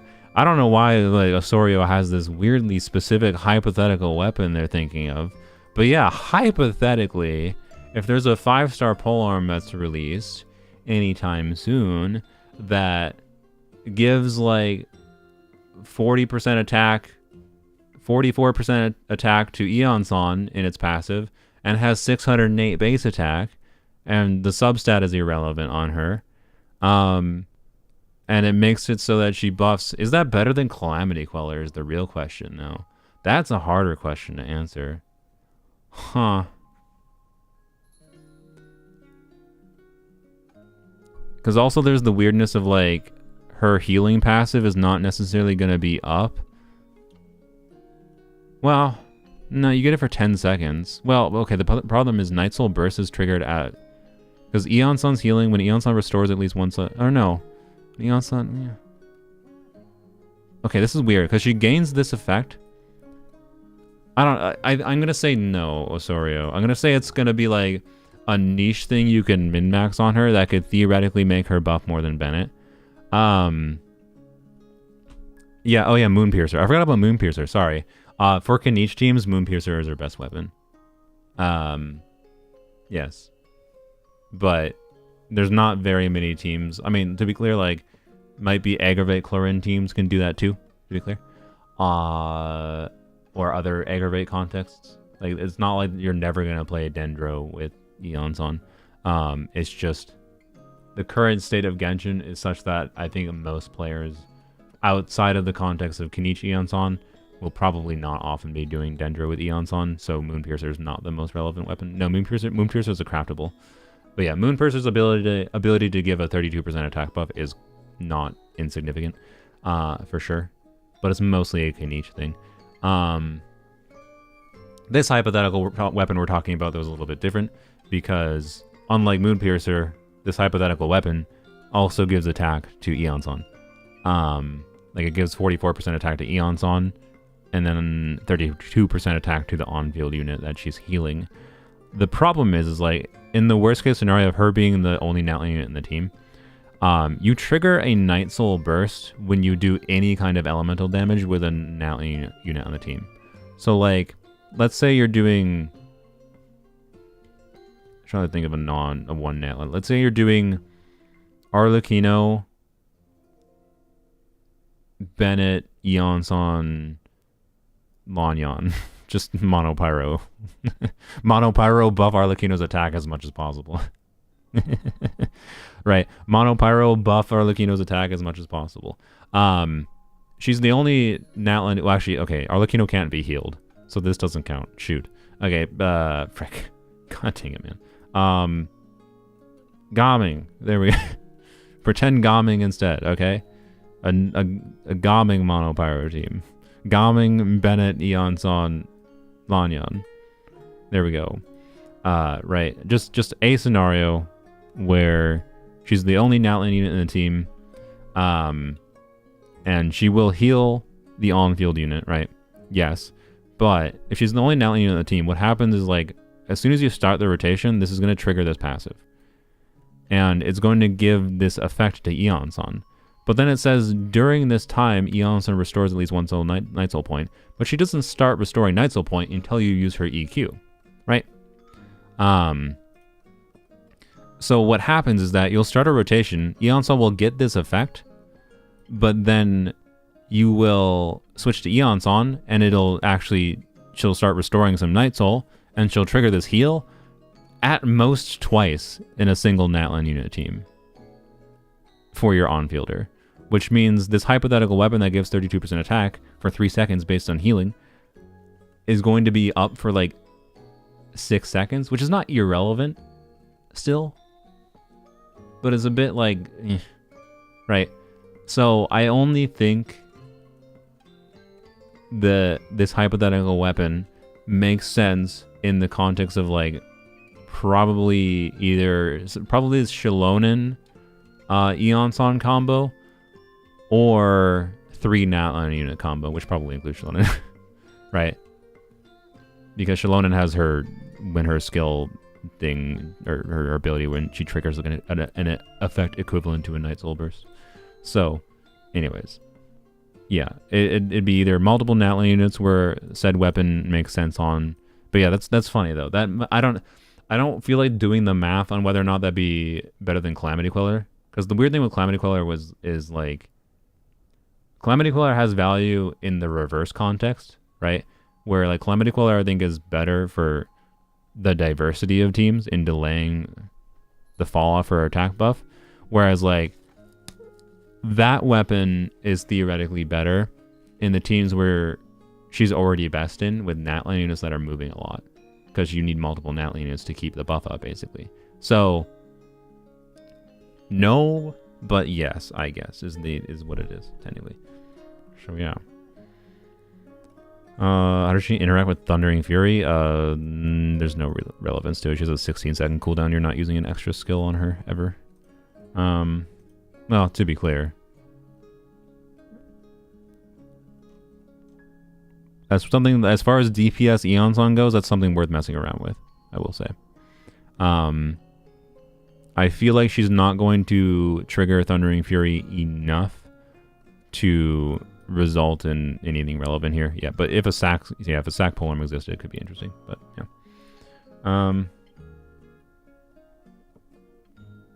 So yeah.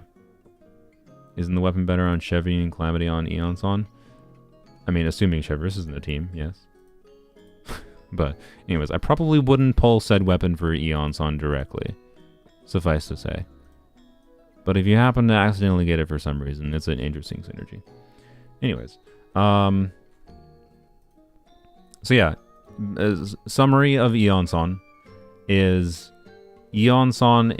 Bennett 2, but less universal than Bennett because less healing, and she doesn't have circle impact, but she requires some amount of movement to help keep uptime on her buff. Movement does not convert to higher damage, but movement converts to keeping uptime on her buff, right? Which can functionally be higher damage because uptime on her maximized buff is more damage, right? But that's where Iansan's at, and being Electro is sometimes going to be relevant over Pyro. Being Pyro is going to be sometimes relevant over Electro, as far as Bennett versus Iansan goes. Bennett and Iansan will be relevant together, as I mentioned at the start. A C0 Iansan is better than C0 Xilonen for Mawika's best team.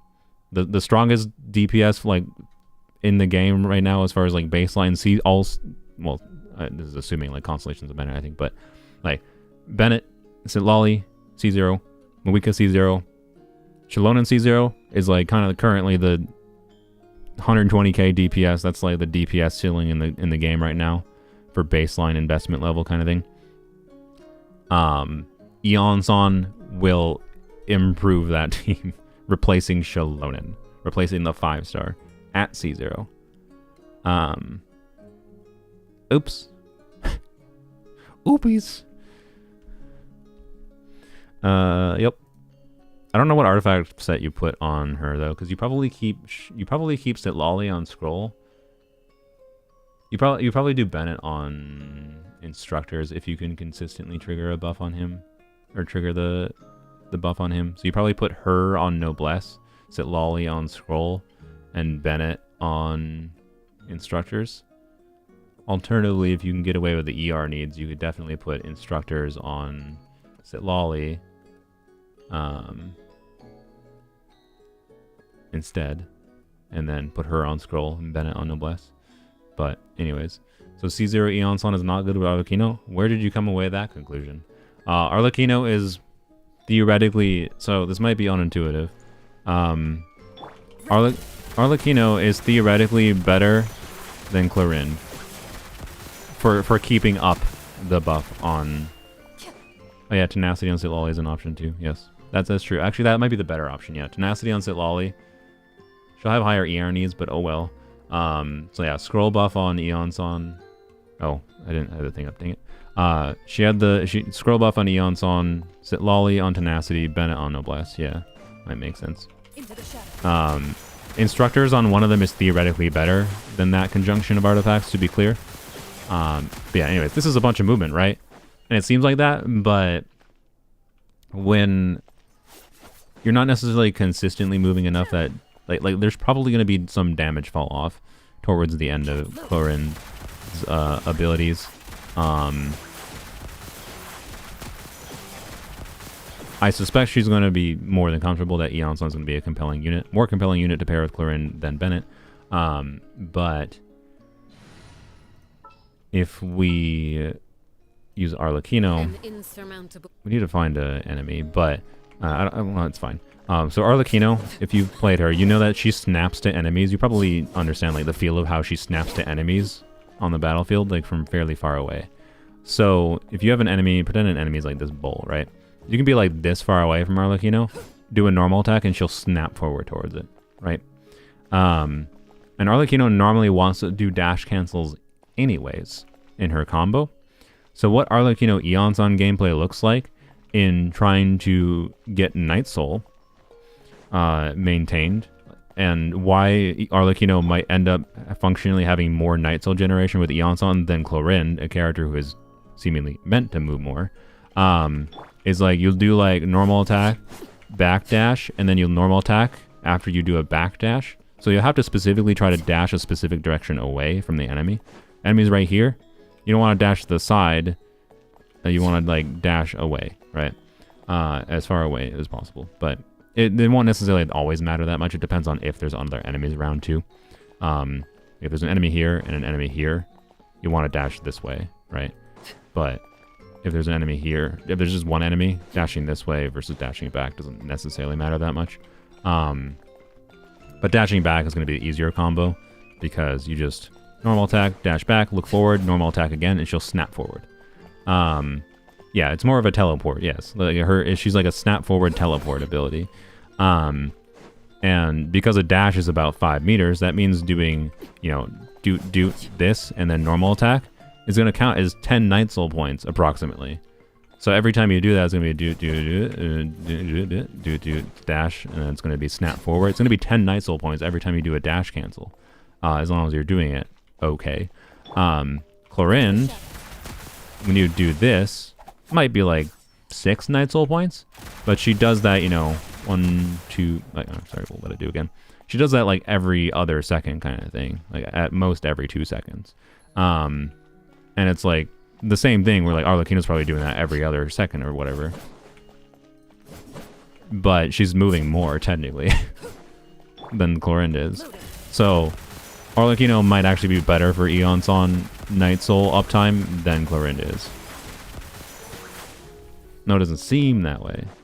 But that is the current assumption, is that as long as you're playing it properly, which most people probably won't, the average player probably won't understand and do that. And that's my point with like what I said earlier, where like, yeah, she doesn't have circle impact, but now it's movement impact. And like you already see people making jokes about that, right? Like, yeah, it's movement impact where you gotta care about how much you're moving. And I think that's cool. I think that's brilliant.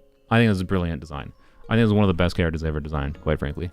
I think this character is an example of like, holy crap, the MiHoYo character kit designers can have really, really creative ideas sometimes. I would not have, for the life of me, thought of the potential to do Bennett 2, but Bennett 2 incentivizes movement, right? And the theming of like a character that is like the lore theming too of like this like exercise, whatever fitness coach character incentivizing movement is like on point as well. Like absolute 10 out of 10 kit design, honestly. And the fact that she's relevant at C0, but also like I think has a constellation balance where she gains notable value from constellations in obvious ways. Like C3 is her only poopy constellation, quite frankly. And the other ones all have value. This has value, but like situational value depends on the ER situation. Situational value, and then situational value, but more common I think than these two. And then this is just universal. So like I said, if you're gonna go for Iansan, you want her to be the most useful she possibly can be in the most teams. I think the smart stopping point is C2. On polearms only, that's my intended stopping point. If things go really, really poorly on my main account, I'll stop at C2, I guess. By the way, what? They only gave me... Whatever. I need to go contact Fineone's Bargains. I'm going to go message them quick, sorry. Or see if they message me. They did at me. Have it done about 1 and 2 hours. Oh, okay. Okay. They said they have it done in 1 or 2 hours. Okay. Okay. Thanks.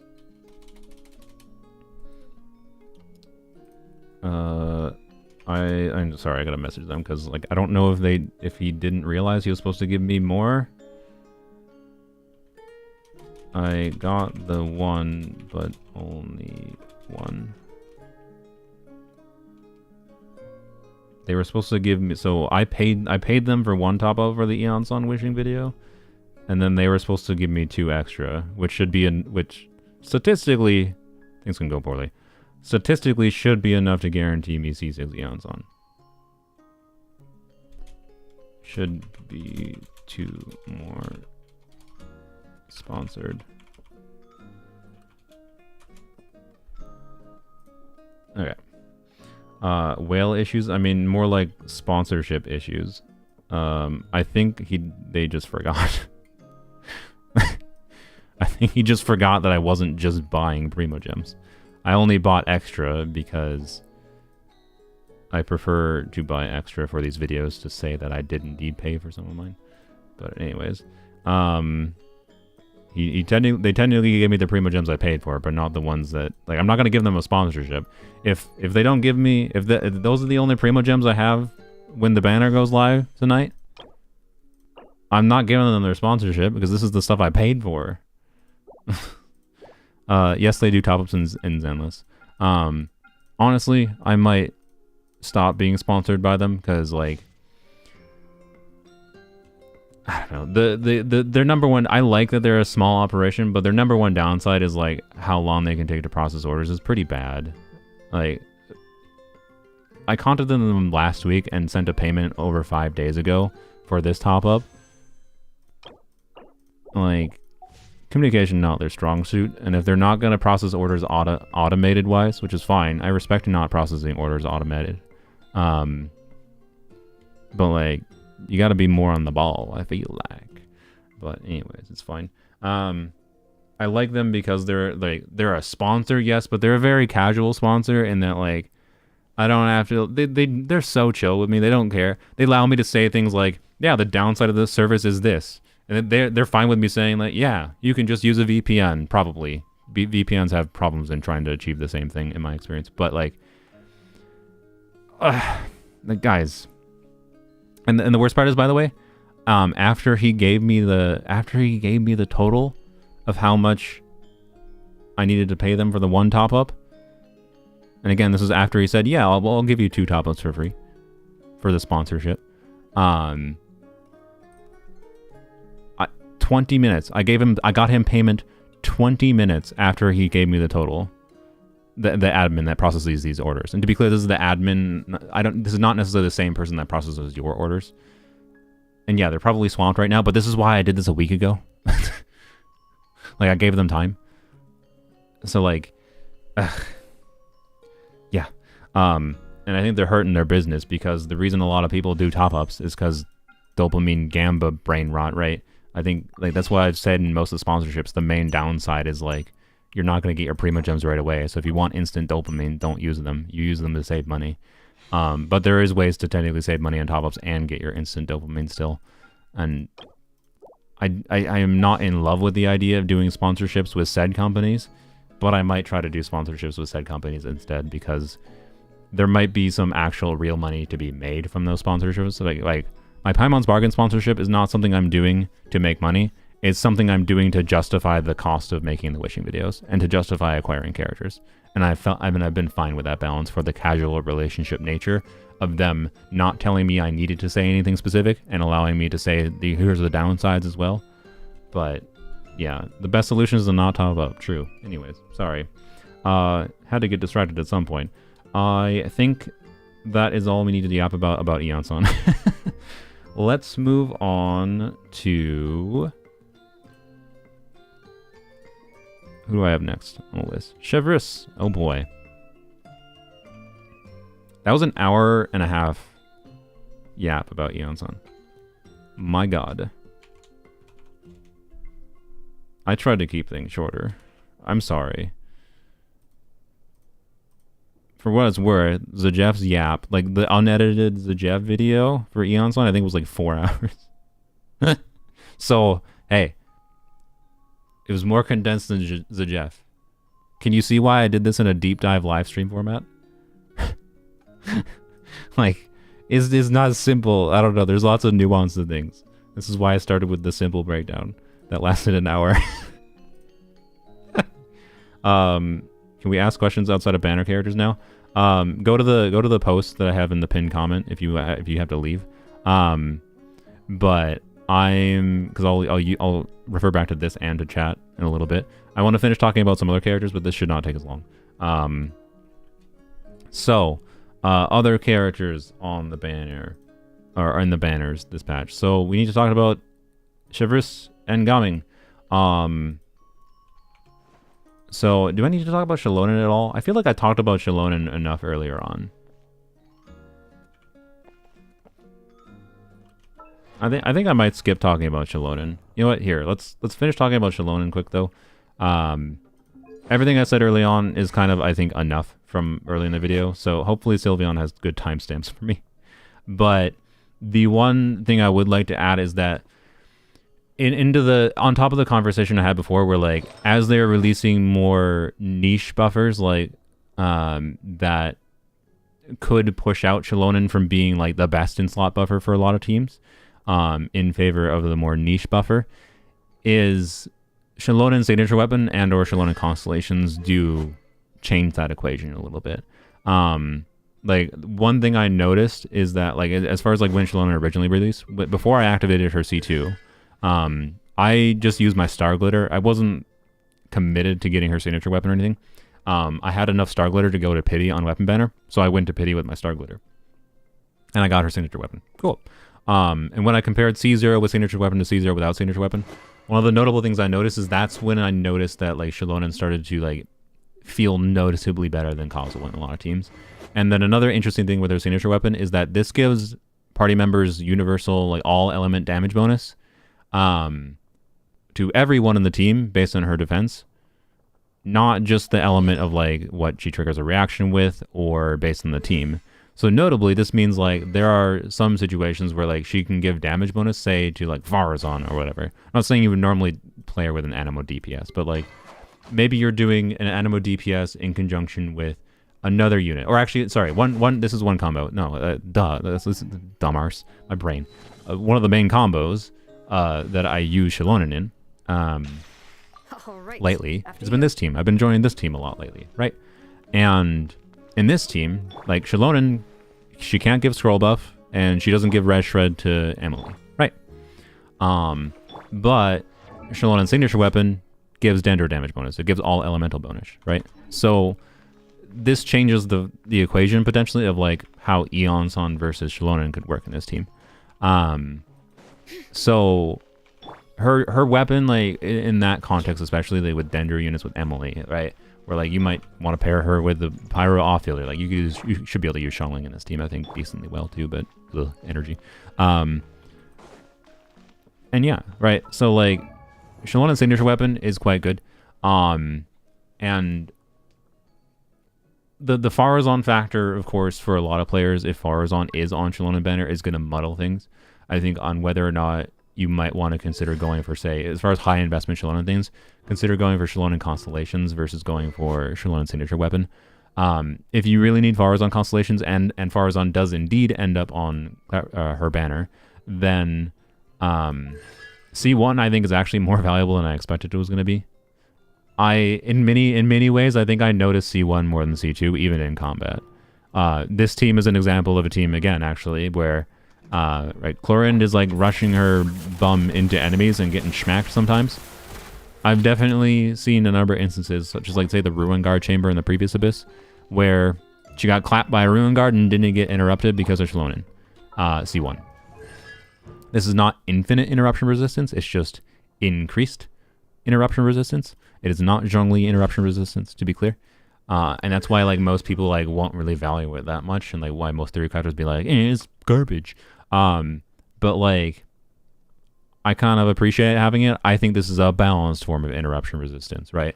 Where it forces you to still be aware of how much like poise enemies are dealing to your characters, but you can get used to knowing what hits you can tank and what hits you can not tank based on what hits you've already taken. Pocket Dia, yeah, basically. Like I quite like the interruption resistance value of this constellation in combat, And then other than that, it increases her own personal damage if you're doing DPS Xilonen. Not by a crazy amount, but by a little bit. It makes it very easy to get 8 plunges out if you're doing plunge Xilonen with Cloud Retainer. Theoretically, 8 plunges when I was trying to hyper-optimize things is possible with Xilonen without C1, but it's extremely hard. 7 plunges is very doable, though, with a little bit of practice with plunge Xilonen and Cloud Retainer. 8 plunges is almost impossible. But theoretically possible. I think I got it once, if I recall. When I was practicing for like hours, I got 8 plunges once. So if you're a good player, you can probably do DPS Xilonen with 8 plunges with Cloud Retainer without C1. But I think most people, if you're trying to do DPS Xilonen seriously, you would appreciate having C1 for DPS Xilonen too. And then the other thing is, of course, yeah, the exploration. I do actually value this for exploration. I can't directly compare it because unfortunately they don't let you compare things. I don't climb up here. No, I can't. But yeah, the little bit longer duration is enough, I believe, to like get a potential extra dash forward kind of thing, and more navigation on the wall. Obviously, in Natlan, it basically doesn't matter at all because you have the Night Soul bar. But particularly outside of Natlan, as we transition to 6.0. I suspect there's not going to be another character anytime soon that does the same kind of like wall movement that she does, and like at the speed and level of control that she does. So like I still maintain I think she might be my favorite overworld character to like default to putting into teams. And C1 makes that a little bit better. So yeah. And then C2 is weird. I don't want to talk too much about it. Basically though, this is like a main stat of different main stat artifacts. Like it's a main stat of damage bonus for a goblet for geo units, but it's only geo units, right? It's not. Some people have the misunderstanding, I think, that oh, you have a geo unit in the team, it's 50% damage bonus for everyone. No, it's 50% damage bonus only to the geo units, and it's 45% attack only to the pyro units, right? 45% HP only to the hydra units, 60% crit damage only to the cryo units.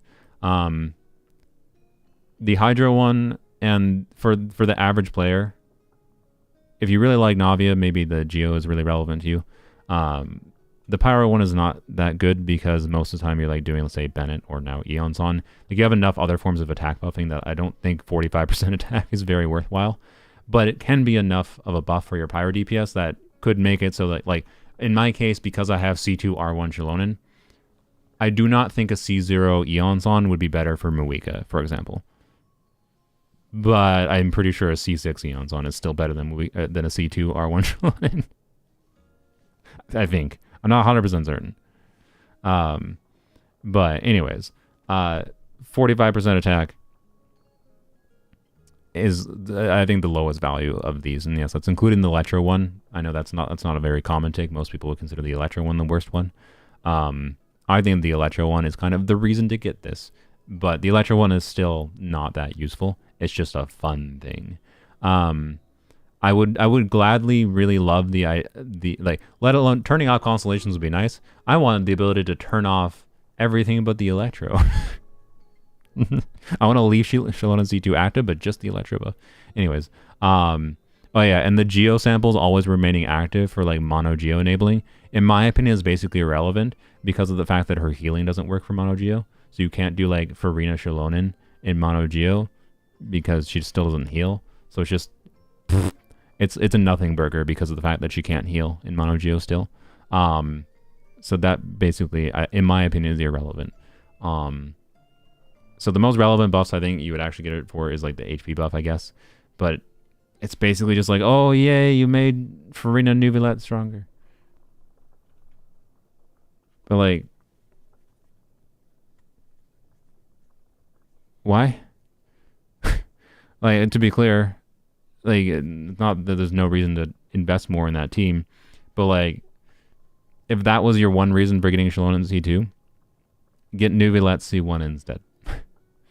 Or Nuvilette C2, I think, is better than this. But yeah, I don't know. HP buffing is rare. That is fair. So I don't know. It's cool because it's a rare HP buff. This is much more accessible than freaking C4 Yelon. Which is cool, I guess. But anyways. The cryo buff, 60% crit damage, is like, hey, sweet. A unique buff for cryo units. Wow. I do like the cryo buff. I think it's fun. If you really like cryo DPSing, I think it's a potential thing to get. But pay attention to the Jeff's channel or whoever's channel that might be talking about characters that are upcoming in the game. Because as far as units that buff cryo or give you, or more simply, give you more reasons to play cryo units, new characters beat constellations. Okay? As normal. As normal. New characters beat constellations. Is having 60% crit damage in the toolkit for like a method of buffing cryo units fun? Yes. I used it recently in DPS Charlotte. I'm not going to apologize for it. I had fun with DPS Charlotte. It's part of the reason I wanted this. Because, sue me, I wanted to make Charlotte stronger. Sorry. Is not that incredible, though, most of the time. And, I don't know. It can either make your build easier to balance your stats, or it can make it easier to clear theoretically, but realistically, if you're getting a C2 Xilonen, you're probably clearing fine already, I would hope. It shouldn't be the difference maker in whether or not you're clearing with Melt Ganyu or not, for example, but it still could be fun to see a lot bigger numbers like Melt Ganyu, right? And it's the difference maker to potentially make it so that, you know, Xilonen stays relevant longer for you. So it's like, if you happen to get C2 Xilonen and going for Farazan constellations, that's a pretty perfectly fine and good thing to happen, right? Like I would have been happy, more than happy, to get a C2 Xilonen and going for C6 Farazan kind of thing, right? Is my overall vibe. And C3 is bait, C4 is something that exists, and then C6 is DPSing her. She's like, these are basically mostly relevant for minor increases for her own personal damage, and then C6 is obviously the big Unga Bunga number DPS constellation, but you can just do plunge DPSing with Xilonen if you really want to DPS her without C6. You don't need, yeah, so anyways. I don't think there's much reason to go past C2, but yeah. Anywho's, I think that's all I really need to say about Xilonen, other than what I kind of already said earlier. She's a very good unit, but yeah. Weird value in that she's technically falling in value over time, but I feel like there's basically no one that would regret pulling for her.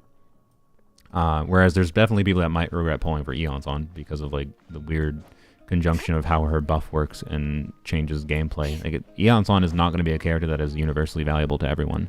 Whereas like Xilonen is pretty universally valuable to most players in this game, because most players in the game do something with Overworld, and most players in the game appreciate having different healing options, and most players in the game appreciate having generic utility buffering options. And that's what Xilonen be. So, yep. That's Xilonen. I did not record the time down for Xilonen. God dang it. Well, I think I've given up on making my timestamps. I kind of have... Oh, okay. Thank you, Sylvian, for helping out with timestamps. Hopefully your timestamps are better than what I have done, because I did not mark that time down at all. I have no idea when I started yapping about her. Alright, let's talk about Chevreuse and Gaming, the other 4 stars on the banner. We talked about Farazan already. Actually, sorry. Let's talk about Venti quick, because Venti is going to be easy. Let's talk about Venti. Oh, well, that sound was that I made in my mouth somehow. Alright, and then we'll talk about Gaming Chevreuse. So Venti, this is probably going to be the shortest one. Yeah, just don't get Venti. Yeah, honestly, that's kind of my vibe. He is an interesting unit in that you can do weird synergies with him with like his burst, and then units that have what is called quadratic scaling, which is basically that when you have multiple enemies grouped really close together, these characters' abilities don't have like a limit on how many instances of damage they can deal in AoE. So this would be characters like Emily Burst, Ganyu Burst, Child, Ayato Burst, I guess, counts as well. All those characters' abilities when enemies are sucked into the black hole, Albedo. Like, yeah, Ganyu Charge Attack, I guess, counts too. There's like really niche fun things you can do with him is kind of his main value. I think for exploration, he's basically irrelevant. His main value exploration-wise is replaced by a gadget. So, to be clear, that gadget costs some boss drops, but so does he if you get him. Yeah, I don't know. He's been like kind of completely replaced more anima units. Yes, and Lanyan did that even more so. Like, Venti's weapon is more relevant than Venti, which is sad. We'll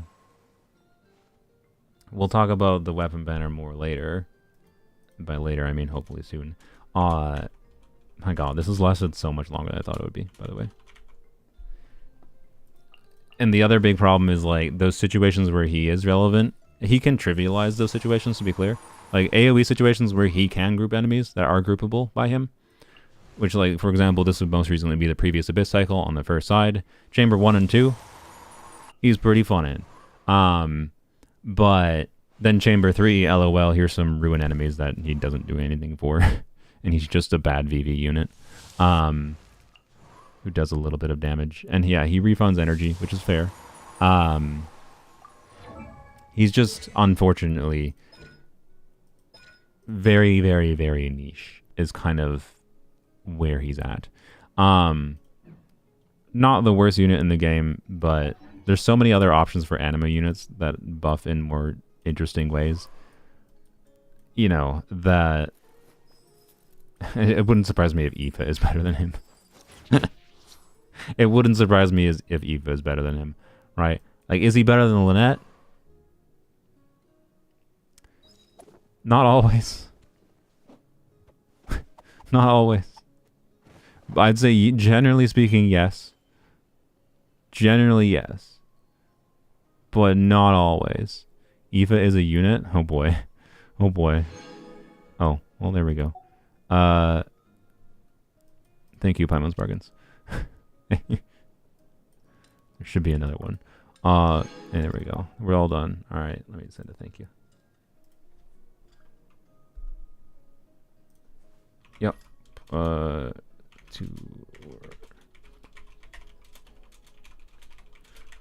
video.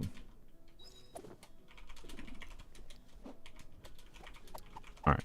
Sorry, I just had to respond to them and let them know thank you. Alright. It took a little while. A little bit last minute, to be honest, but it's fine. We got them. We're all ready for Iansan video. Let's go. Anywho's, what was I saying? Where did I leave on? Oh yeah. So, you suggesting Mizuki is better than Venti? No. No. No. I think I could make... There are situations where Lynette could be better than Venti because the attack buff is potentially more relevant than anything Venti does in a situation where he can't group the enemies. But, like, Venti's damage contribution... I don't know. Lynette's damage contribution is, like, okay as far as, like, the swirl damage contribution, too. At minimum. And, like, the additional application from Lynette. And, like, she's kind of easier to use. Like... I don't know. Like, Lynette's a free NO 4-star, and I could consider her being relatively similar in value to Venti in a lot of situations. On average, Venti should be a better unit than Lynette, to be clear, and doesn't have the same hyper niche interesting value. But, like, point being, they've been designing Abysses lately in particular in a way that, like, for a long time, Venti has not been very useful very often. He is not a bad character, but he is rarely a character that is that useful. Maybe his biggest selling point to some players, if you're someone who doesn't care about Abyss, his biggest selling point is he can kind of, not every single time, but oftentimes they tend to do more like AoE scenarios in floor 11. So he could kind of be a character that could trivialize floor 11, mini floor 11s. So, you know, he is usable. but Sucrose is better than him. Lanyan is better than him. Kazuha is better than him. And 2 of those are 4 stars. One of them was recently just free. For, you know, he do be a vacuum cleaner. And he's interesting. But yeah, floor 11 character of all time. But that's valuable to a lot of players, okay? So, anyways, like, if I needed C6 Farazan, and Farazan's running on his banner, I already have C2 Xilonen. I guess in my case, if I didn't have C6 Farazan, I would be wishing for Venti, to give him some credit. I would choose new character over going for anything past C2 Xilonen. Pre-C2 Xilonen, I would wish on Xilonen better. But, yeah. He's a bit outdated, to say the least. Wu 10-second faster floor 11 clears. I mean, look, some people... It's not faster floor 11 clears. It's some people just don't care about Abyss at all and just want to do, like, floor 11 for the majority of the Prima Gem rewards. And a lot of players might struggle with floor 11, and a unit that can trivialize most floor 11s on one half might be desirable. So, I would sell them for 200 Primos. Oh boy, Venti DPS is fun. Yeah, I mean, if you like Venti and you want to do Venti DPS, obviously that's a potential reason to get Venti. He's good in theater. That's true. I shouldn't forget about theater.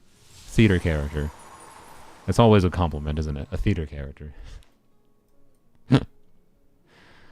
Oh god. Okay. Anyway, we're done passively bragging on Venti. He's in a sad spot, unfortunately. Mihoyo decided that he was too strong if they designed characters that could be abused by him.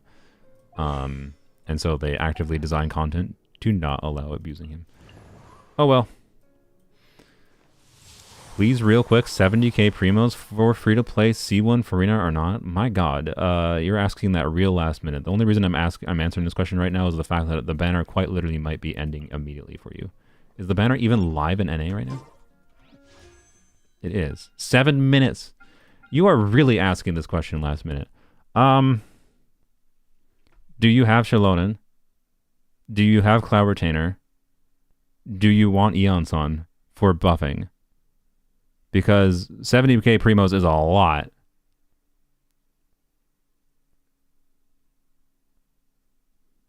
Yes, no, no.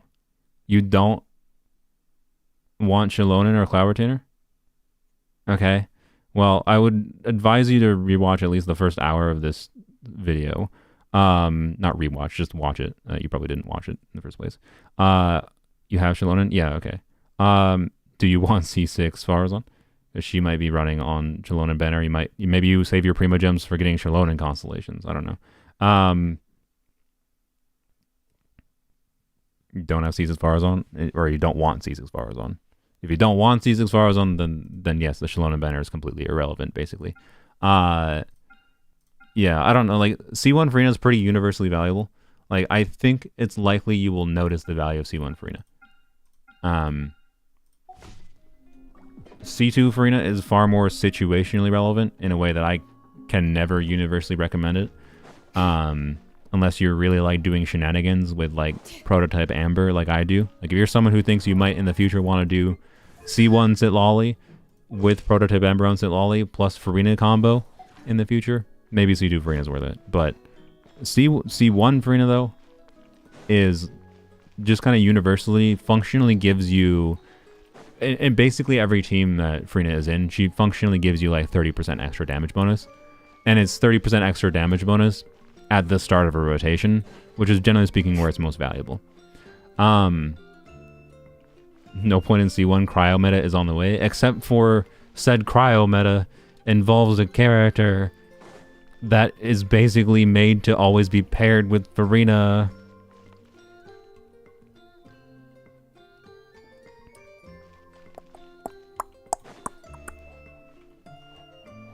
So, with 70k Primo, to be clear, if you want better team options, if you want more team options, always the recommendation is more characters over constellations.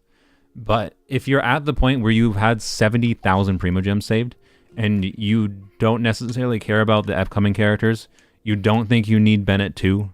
You haven't found yourself in that situation. And even then, like C2 Farina, C1 Farina hopefully is going to leave you enough Prima Gems that you can still get a copy of Iansan if you want to. So, I would, in your situation, I would. But, always new characters are better than constellations. But I am a player who uses Farina enough that I can tell you my experience using Farina would be meaningfully different without C1 Farina. And I like having it, and I don't regret going for it. C2 is of questionable though. I have not decided whether or not C2 is actually worth it, because it's like the times where I feel I really get use out of C2 is quite situational. I don't know, it's the first time I've actually like directly said sure, go for a constellation. They really put me on the spot. They really put me on the spot with that question, yo. I don't like that. Please don't ask me whether or not to pull for a constellation with minutes before a banner. That's really annoying. I hope it goes well for them. I hope they don't regret it. I apologize if you do, but I don't think they will. If Farina C1 is of enough universal value, it's a fairly safe bet, assuming they're using Farina a lot. But, you know, he might not pull it in time, that's true. Anyways, Is that all we need to say about Venti? I think we said everything we need to say about Venti. Half of the Venti discussion was Farina C1. Okay, let's talk about Gaming and Chevreuse.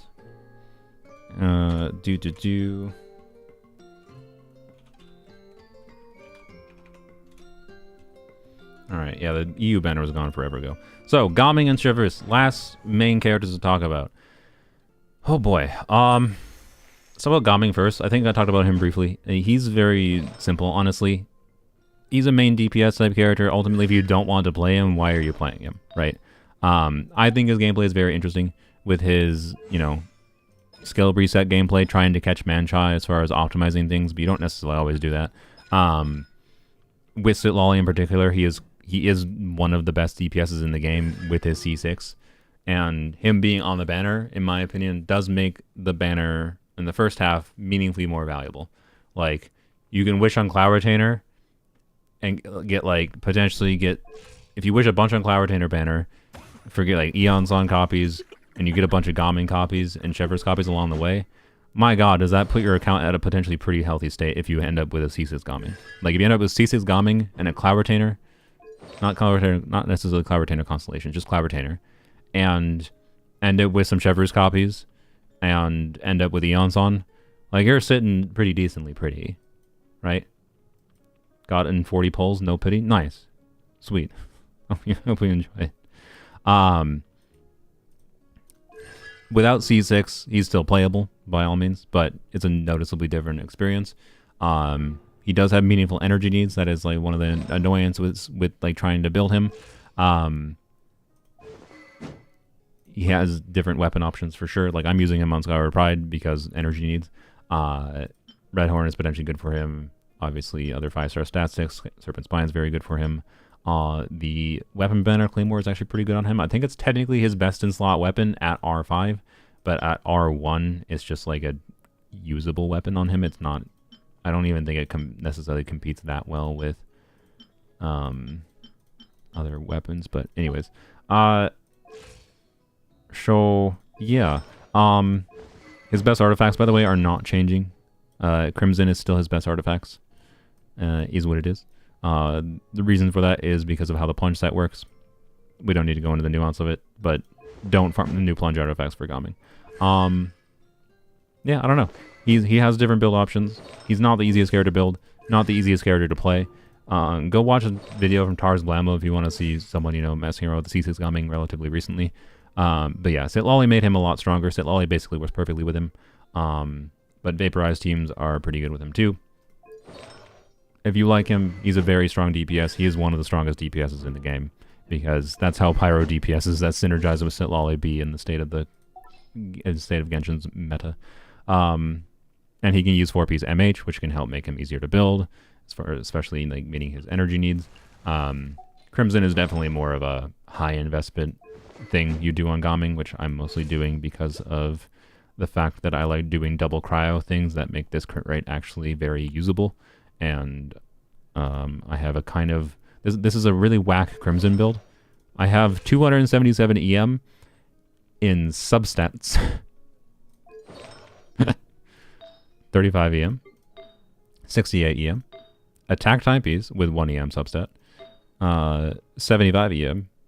Yep, no crit on my goblet. And 77 EM on the circlet. This is a whack Gaming build with my wacky Ars Crimson artifacts. So, point being, Gaming has different options to be built in a different way. As a goblet of all time, this is one of the best goblets you might ever see. Just saying. This has no bad rolls. If it was a 5-line, or 4-line, 5-line. If it was a 5-line, it'd be legendary. The impossible. No. Like, it has no bad rolls. Don't undervalue your EM and your attack stats. To be clear, is like this better on him? Yeah, probably. Yes, that makes his build better, I think. But, I don't know. Anyways. I think it's funny to use this goblet on him, and I like it. It's a very high stat value goblet. Anyways. Elixir pieces should have 5 lines. Yeah, I know, right? Anyways, yep. I don't think there's much else to say other than, like, as far as his gameplay goes, he's similar potentially to, like, Varesa, but, you know, has more energy needs, has more synergy with scaling with, you know, units like Zitlali for Melt and Vaporize. I think that makes his gameplay more interesting, personally. But you might want to play Varesa because she is easier to play, and she's cuter because, you know, ew, Christmas colors. Real fans know what I'm referencing. Anyways, yeah, I don't know. I really like him. I'm probably gonna make a video. I decided to wait since he's getting a rerun, right? Obviously, I decided to wait, and I'm basically gonna make a video being like, I waited over a year to make Gaming or something, or to build Gaming, and I wish I had done it sooner. Similar story to Chlorine, actually, but yeah, I don't know. He's a super compelling unit, and it makes the banner better. That's all.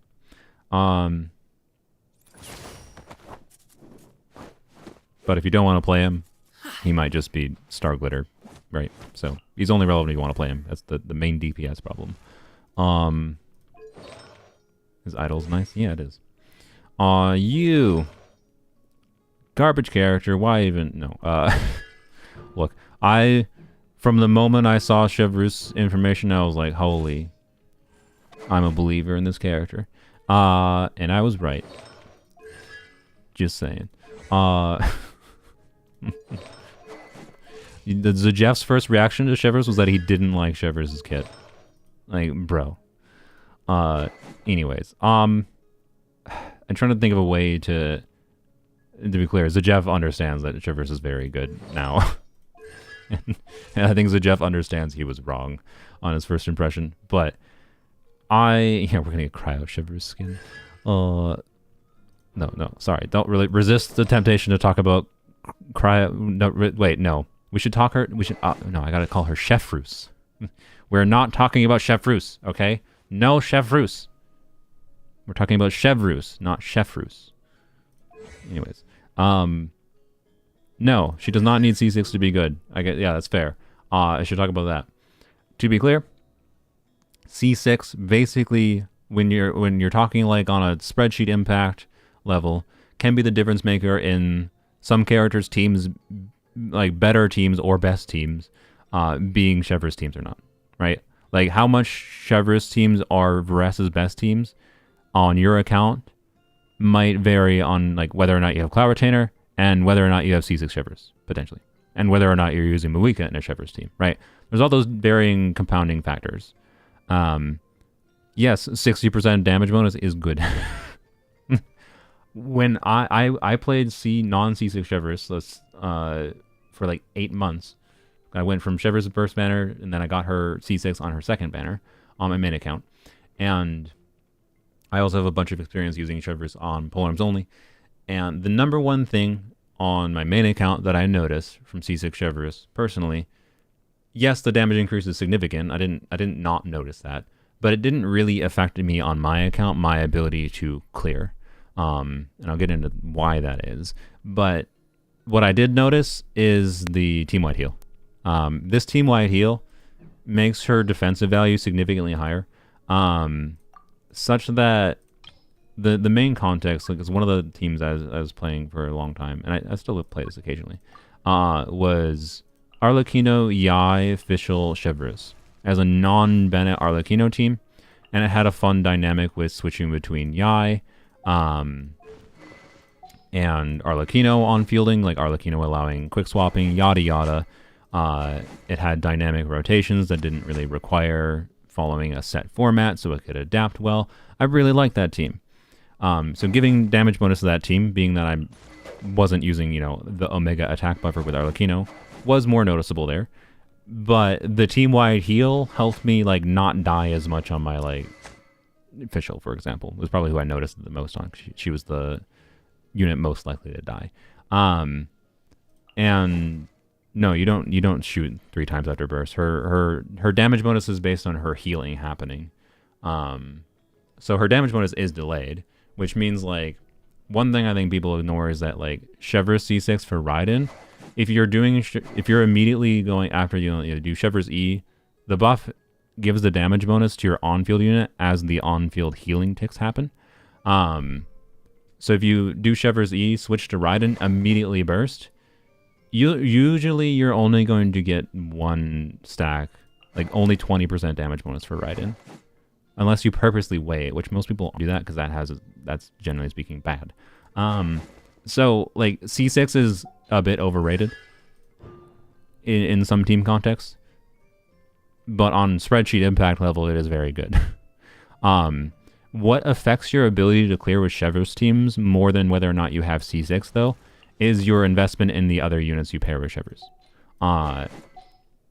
Because the magic of how good Chevreuse teams can be at taking care of different Abyss cycles is, if you want to play a Pyro on-fielder, okay, what is your option for off-field Electro? And particularly off-field Electro DPS.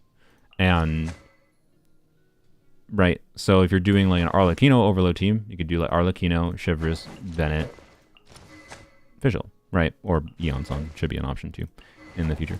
And if you're doing Raiden, well, okay, you want to have off-field application, generally speaking, that is the alternate of whatever the corresponding element for your on-field DPS. So Arlecchino's Pyro, you want to have off-field Electro, generally speaking, because of the way that Chevreuse's passive works, which is that she gives the red shred on the enemies if they have been hit by the overload reaction, which every 6 seconds. So it's a really short uptime buff, but as long as you have off-field application happening, that buff is up always. And then her attack buff lasts 30 seconds, by the way. So gameplay-wise, you need to make sure you trigger an overload first, which sometimes that's why you might use, say, Raiden E, do Chevreuse burst to trigger an overload, and then do her hold E. You have to do her hold E to get the attack buff going. And this is why you build her for 40k up to 40k HP, specifically for this buff. Anyways, so it's the conjunction of, like, okay, what options do you have for Electro off-fielders for your Pyro on-fielder? And you can do something like Raiden or Kuki in a Chevreuse team, too. You could put them on, like, 4-piece tenacity on a full EM build. I've done it. I won't apologize for it. Put them on a full EM build, especially with the overload buff. They can get, like, 25, 30k overload damage on each overload they proc and keep up the Chevreuse buff and give you tenacity attack percent buff. It's pretty good.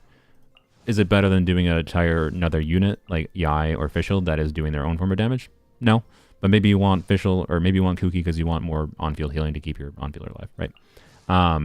Or maybe you want Beto to be the shielder for some interruption resistance, right?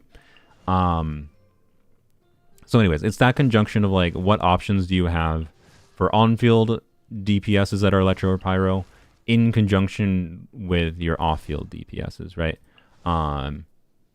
The more invested options you have for, like, off-field Pyro damage dealers in conjunction with your on-field Electro, the more different you're going to feel that, like, Chevreuse is valuable, is kind of thing, right?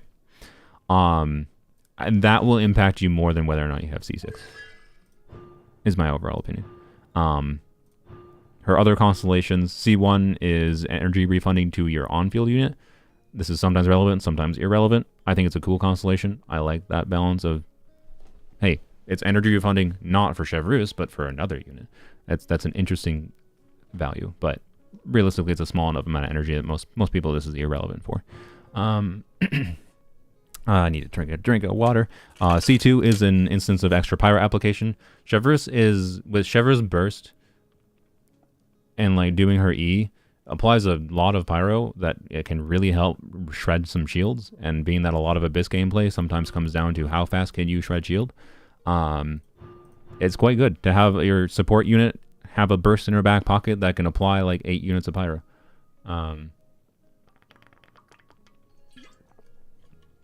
Thanks for joining my boss's lore. And then C4 lets you get 2 additional shots on her skill. So this is basically 2 instances of additional pyro application. It also, in my opinion, is the constellation you want if you want to do DPS Chevreuse, because doing burst and 3 skills on Chevreuse is quite fun. And you are able to get some surprisingly good damage numbers from Chevreuse's skill. If we look at her skill multiplier, you can see if she triggers an overload between skill uses, which is a little bit tricky if you want to spam her C4 3 skills, but her hold skill is 328%. If you do have an overcharged ball from the overloader being triggered, it's a 530% multiplier, which is enough of a multiplier that you can get some decent damage numbers on her. I might do a DPS Chevreuse revisit soon here, and it's probably going to be with Sit Lolly, because the front-loaded damage with like a quick swap DPS Chevreuse with Sit Lolly is quite high. Like when I checked it, this is with a C1 Sit Lolly to be clear. When I did it with C1 Sit Lolly briefly before, I think this is when I was like doing a C1 Sit Lolly testing stream, so you can go and see this footage if you go find it on my channel. But I think my estimate was that she was doing like 600k front-loaded damage. Like in a few seconds, like in 3 or 4 seconds of field time, she does 600,000 damage. That amount of front-loaded damage is enough that, like, yeah, that's pretty significant.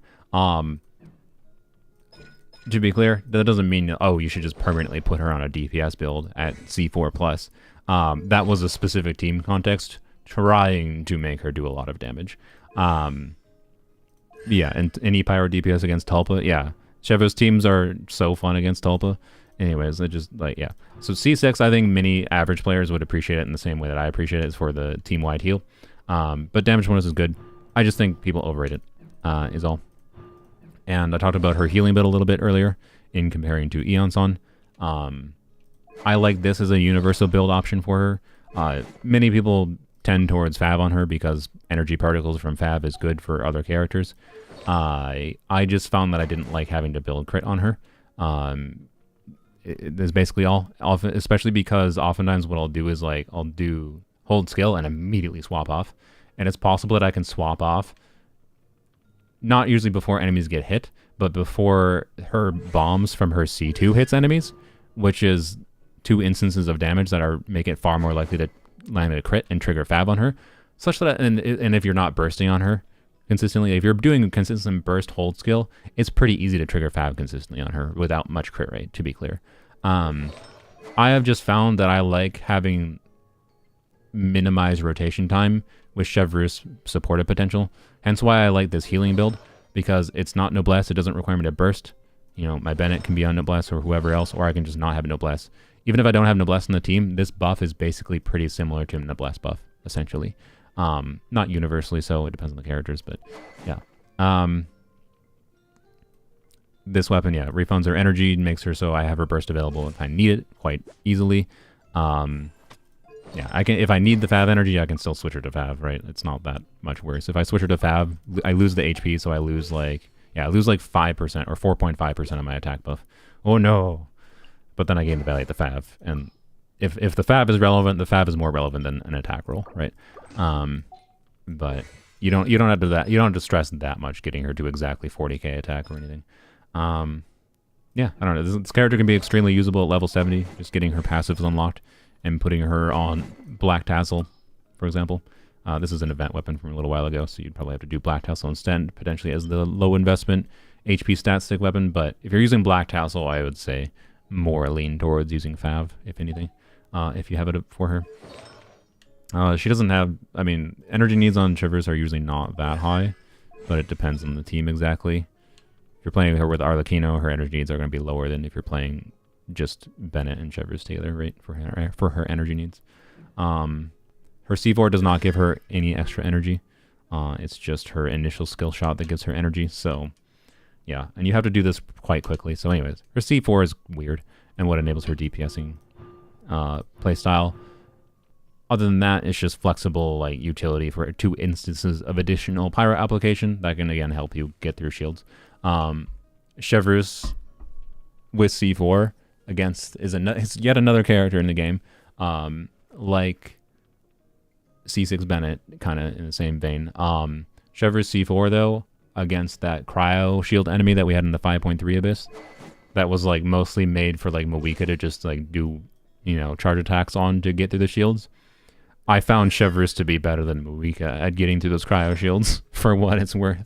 Like being able to do her burst when those cryo shield clones, like if 2 of them are grouped together, her burst will immediately destroy 2 of them, and then I can like triple skill shot and kill a 3rd one like, immediately.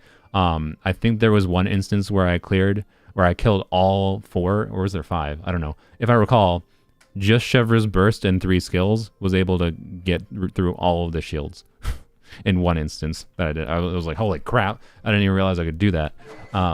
Point is, she has a lot of pyro application, and it's potentially useful for shield breaking. It was 4 of them. Yeah, there you go. I'm pretty sure I got all 4 of the shields at one point with just Chevreuse alone. So yeah, and her teams are potentially flexible, but it depends on your investment on your off-fielders to a significant extent. I don't think it's harder to feel the value from her, I think, in particular, if you don't have an invested Fischl. And EI isn't a nice option to have, but not necessary. For Pyro DPSs and for Electro DPSs, you will see higher value from having Moika as an option for her, even if you don't press burst on Moika like I do. She's still pretty good. Like Chlorin, Moika, Chevreuse, Fischl teams are quite good. And it's a non-Bennett team that like, yeah, it just performs really well.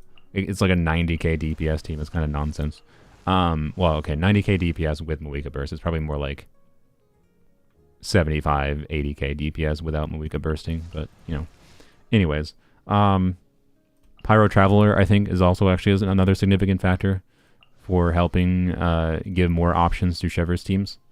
Like as time has gone on, Chevreuse teams have gained more and more options. Pyro Traveler and Moika helped a lot. Bennett and Iansan means now we have 2 alternative like on-field attack buffers. Like there's just a lot of different options for configuring Chevreuse teams to deal with different situations. I have yet to find an Abyss cycle where that they have had where Chevreuse teams were not usable in some form. Not necessarily the ideal. I'm not saying they were the ideal in every single Abyss, but I have yet to find an Abyss cycle that on my account I couldn't have Chevreuse teams adapt to that Abyss cycle in some form or another, right? So yeah. No, servers aren't down for a little bit. I think that's all I need to say about Chevreuse, honestly. It's very valuable, and it's definitely like a very nice upside to this banner to potentially get Chevreuse constellations or get your first few copies of Chevreuse.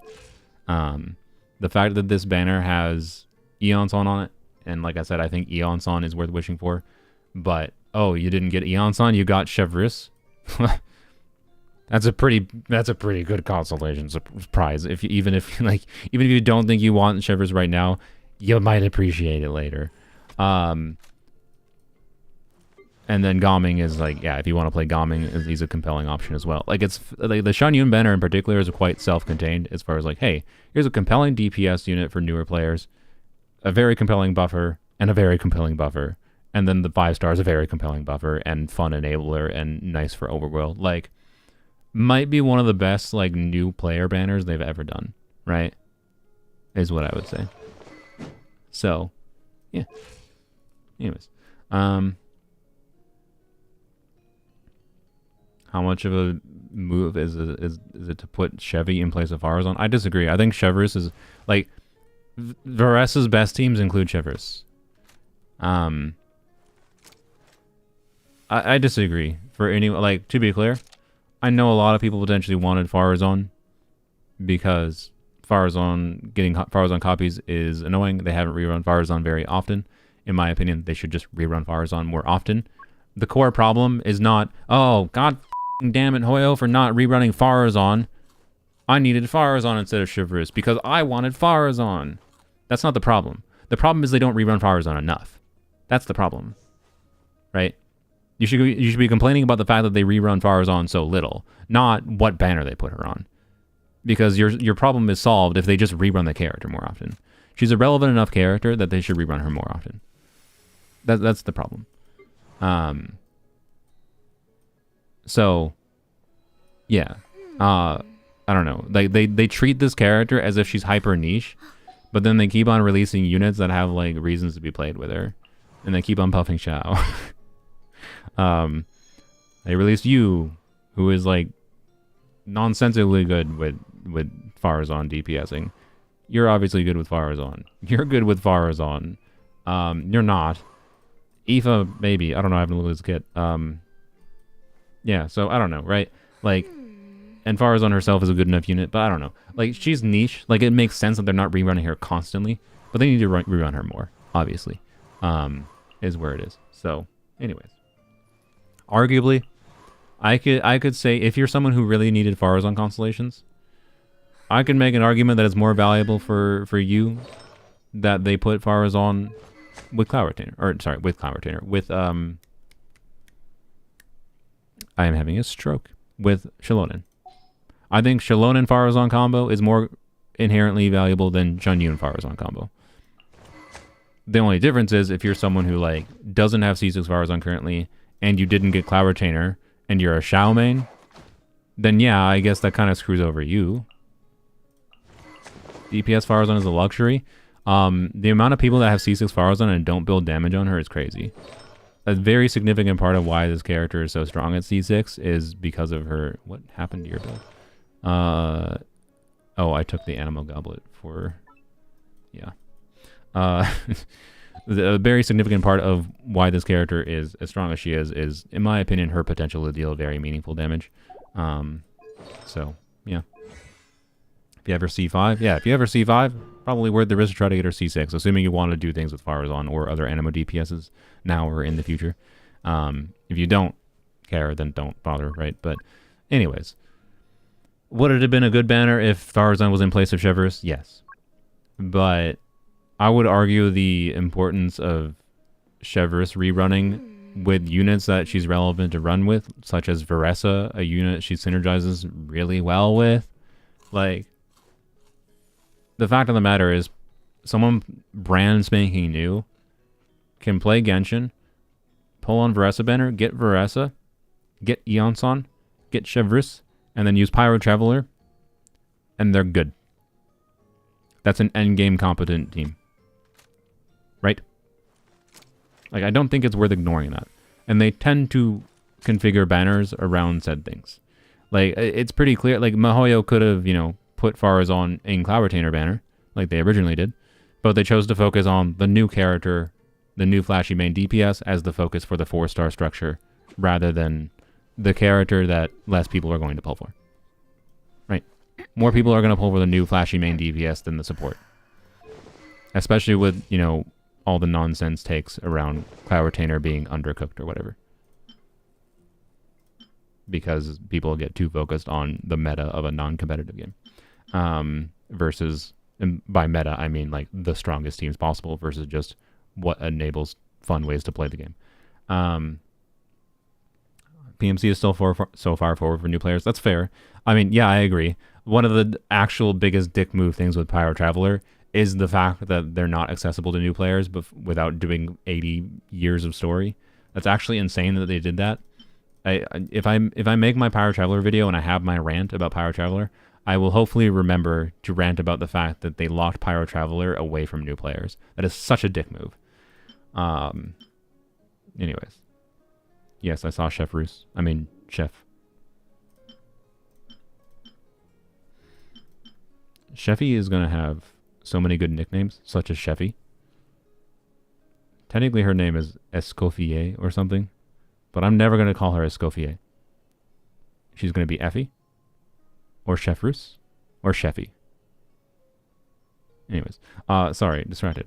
Why? Here, switch this back. Glad.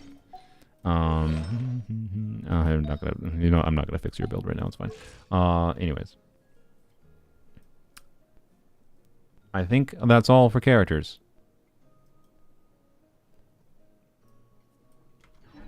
Weapon banner. Last thing to talk about. Sorry, jotting down timestamps. Weapon banner, and then I'll take a peek see through Q&A.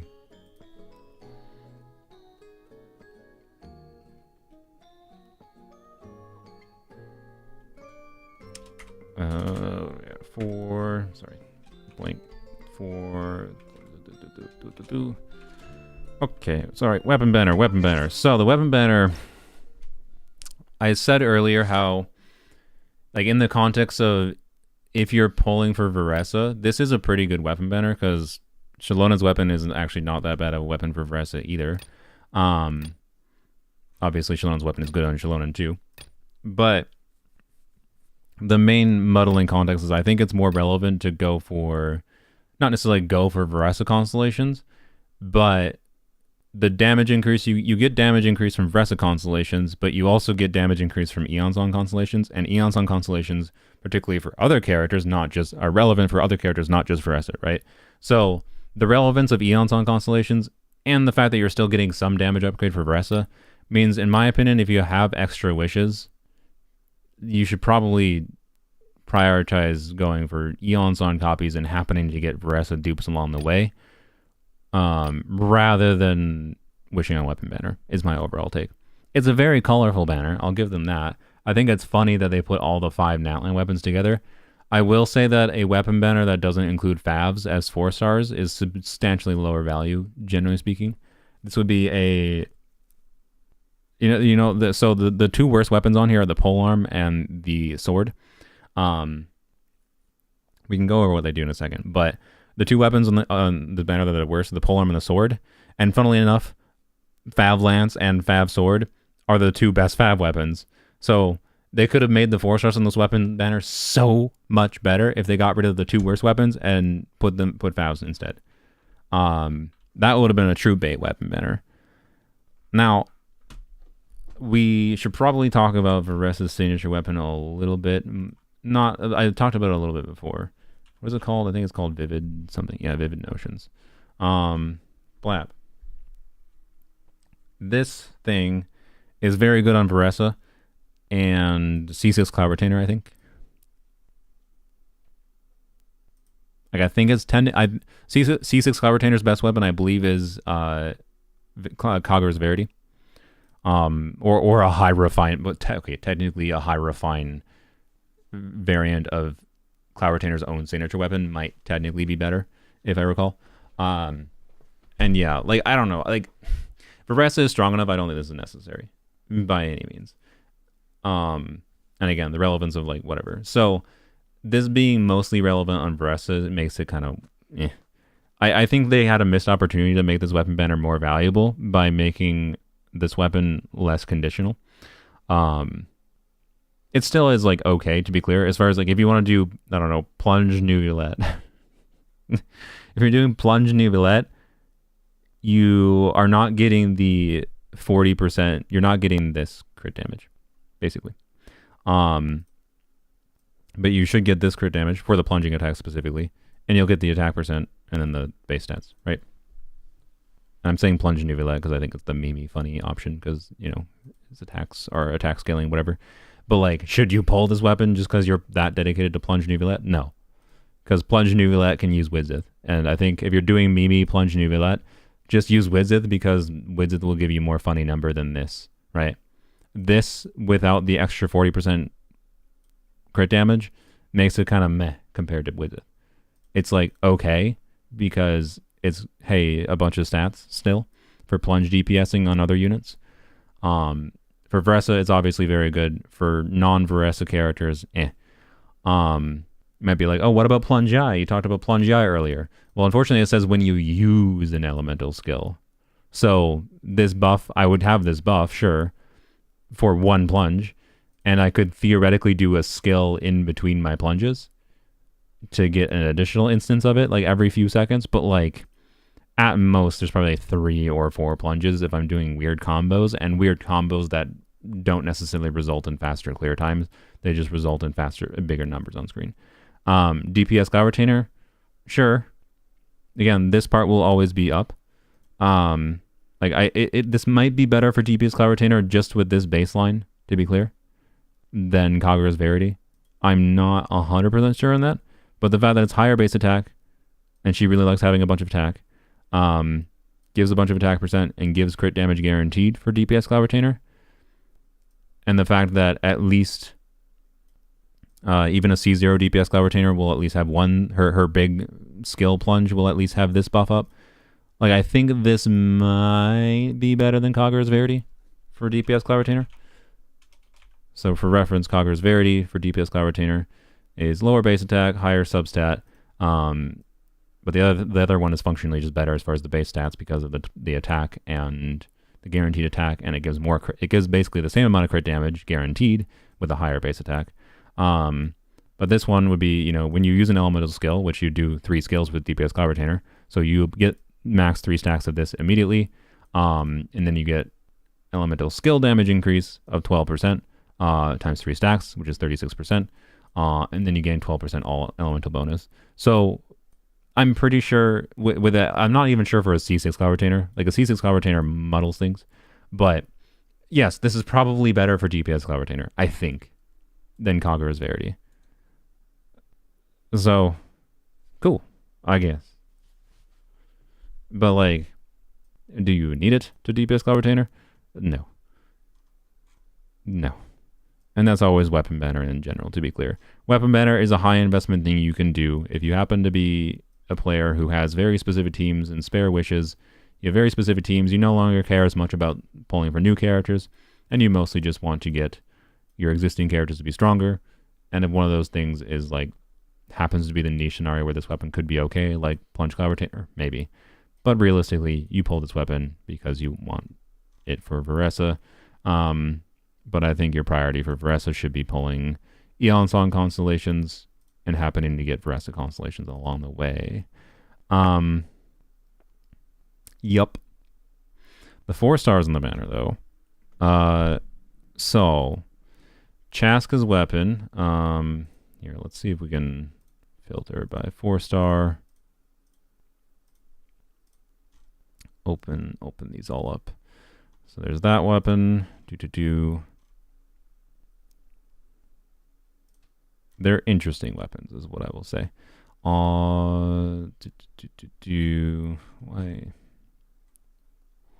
Where's Fruitful Hook? Where's Fruitful Hook? There's Fruitful Hook. And where's the bone? Sturdy Bone. All right.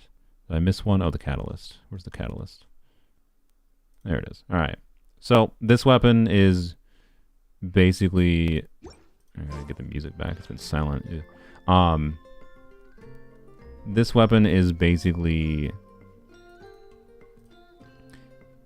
a Nubulite weapon at high refine because swimming stamina, no. Because for 10 seconds after using a skill, HP is increased by 40%, and for every Hydro Elemental type character in the party, aka if you're doing Nubulite Farina, another 24% HP, and the maximum increase of HP this way is 48%. So at high refine, this gives 64% HP. And it obviously fulfills any energy needs that Nubulite has. At lower refine, I think this is just worse than Prototype Amber. So that's basically where it is. It's like a Prototype Amber side grade. Yeah, it could be used on Muulani too. Although, is it better on Muulani than... Like, if you're doing Candace with Muulani, specifically, is it better than the Craftable? What is it? What is Muulani's weapon called? God dang it.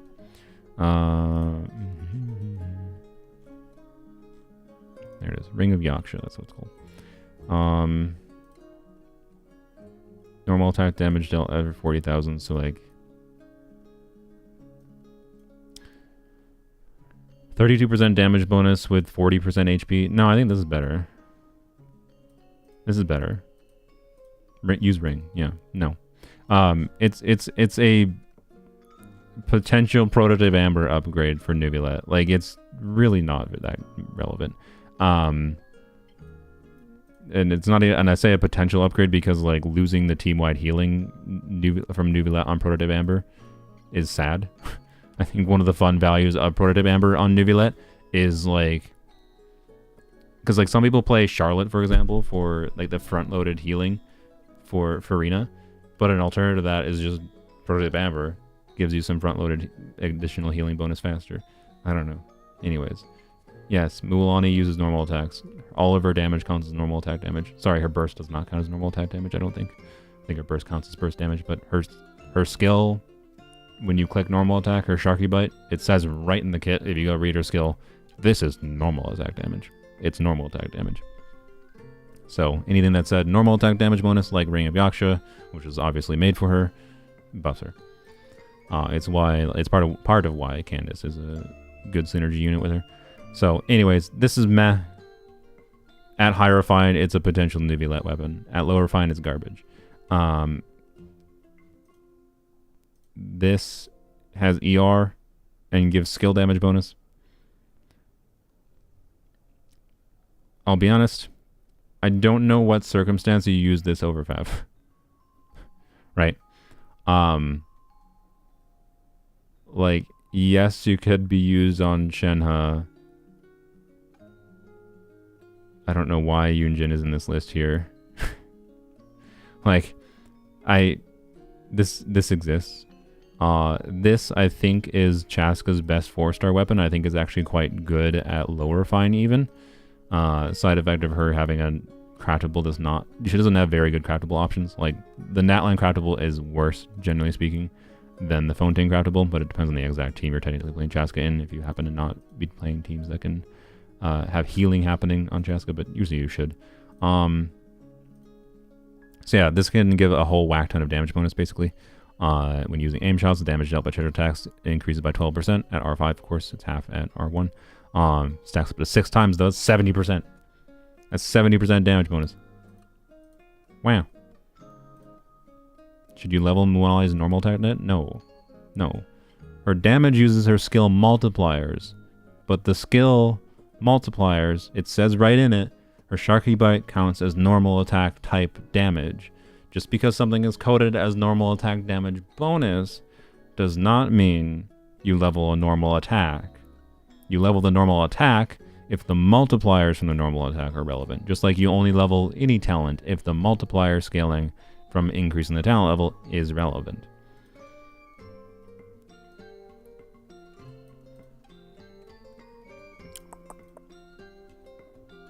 This is amber.top, ambr.top. Anyways, R1 is weaker than Amos. Alright, thanks. So, I don't know. So all these weapons basically are in a category, I think, of with refines, they're good on niche characters. This weapon at least has more characters it's relevant on. So, I don't know. The fact that Farozon isn't listed here is kind of funny, because DPS Farozon could use this weapon too, I think. I don't think it's an incredible weapon for DPS Farozon, but it's not terrible. So, yeah. Anyways, we'll talk about that one last. This, I think, is normal attack damage, and yeah. I don't know what they were thinking with this one. They didn't cook. They didn't cook. You can't stop aiming. It says it's removed 10 seconds after leaving aim mode. What do you mean? Yeah, I don't know what they were thinking with this one. This one's a piece of garbage. An absolute piece of garbage.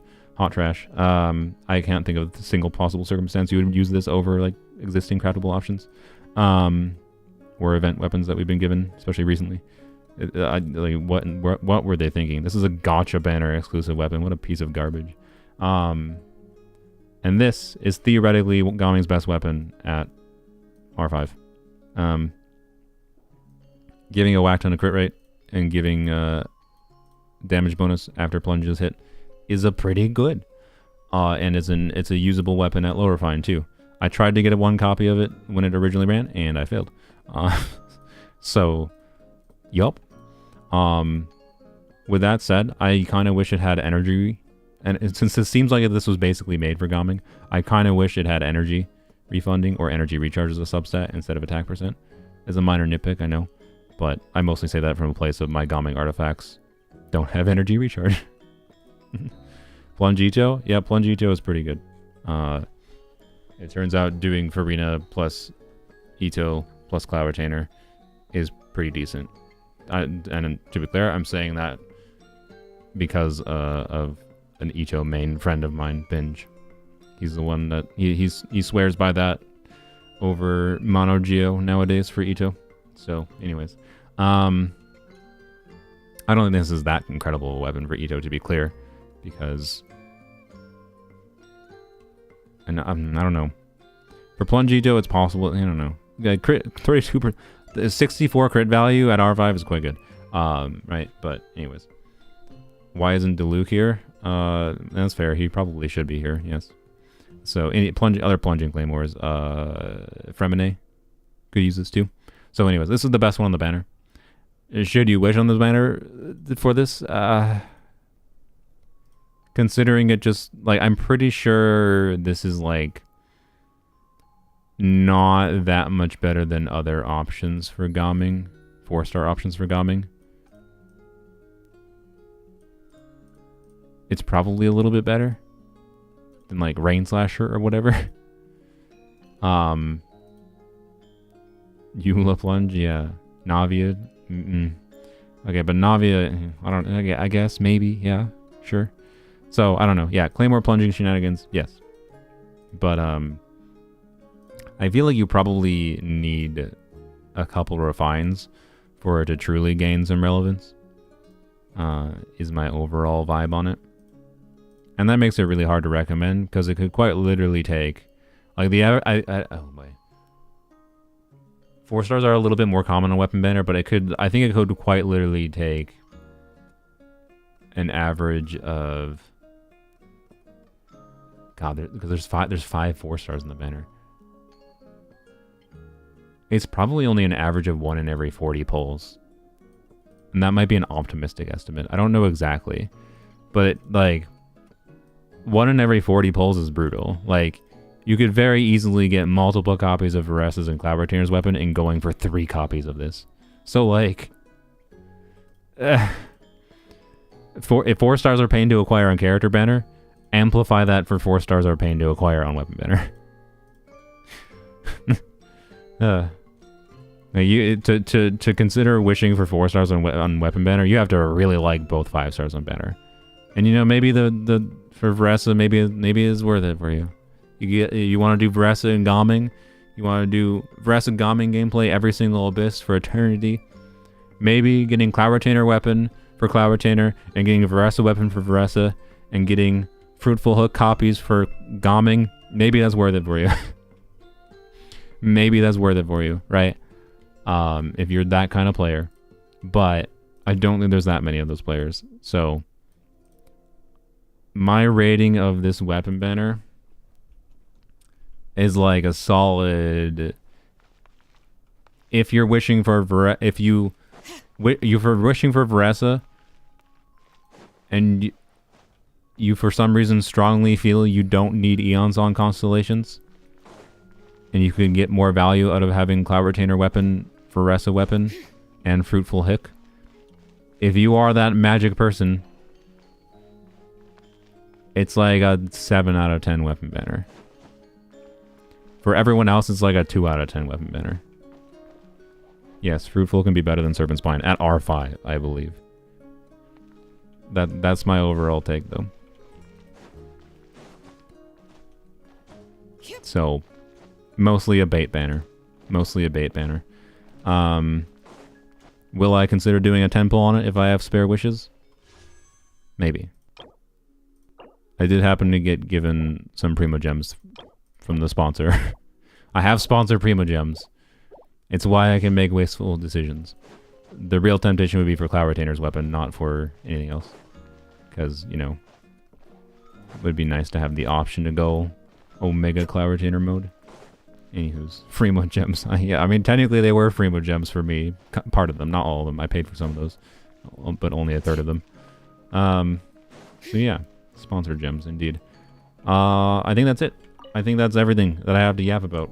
4 hours and 43 minutes in. Now, we get to do a Q&A.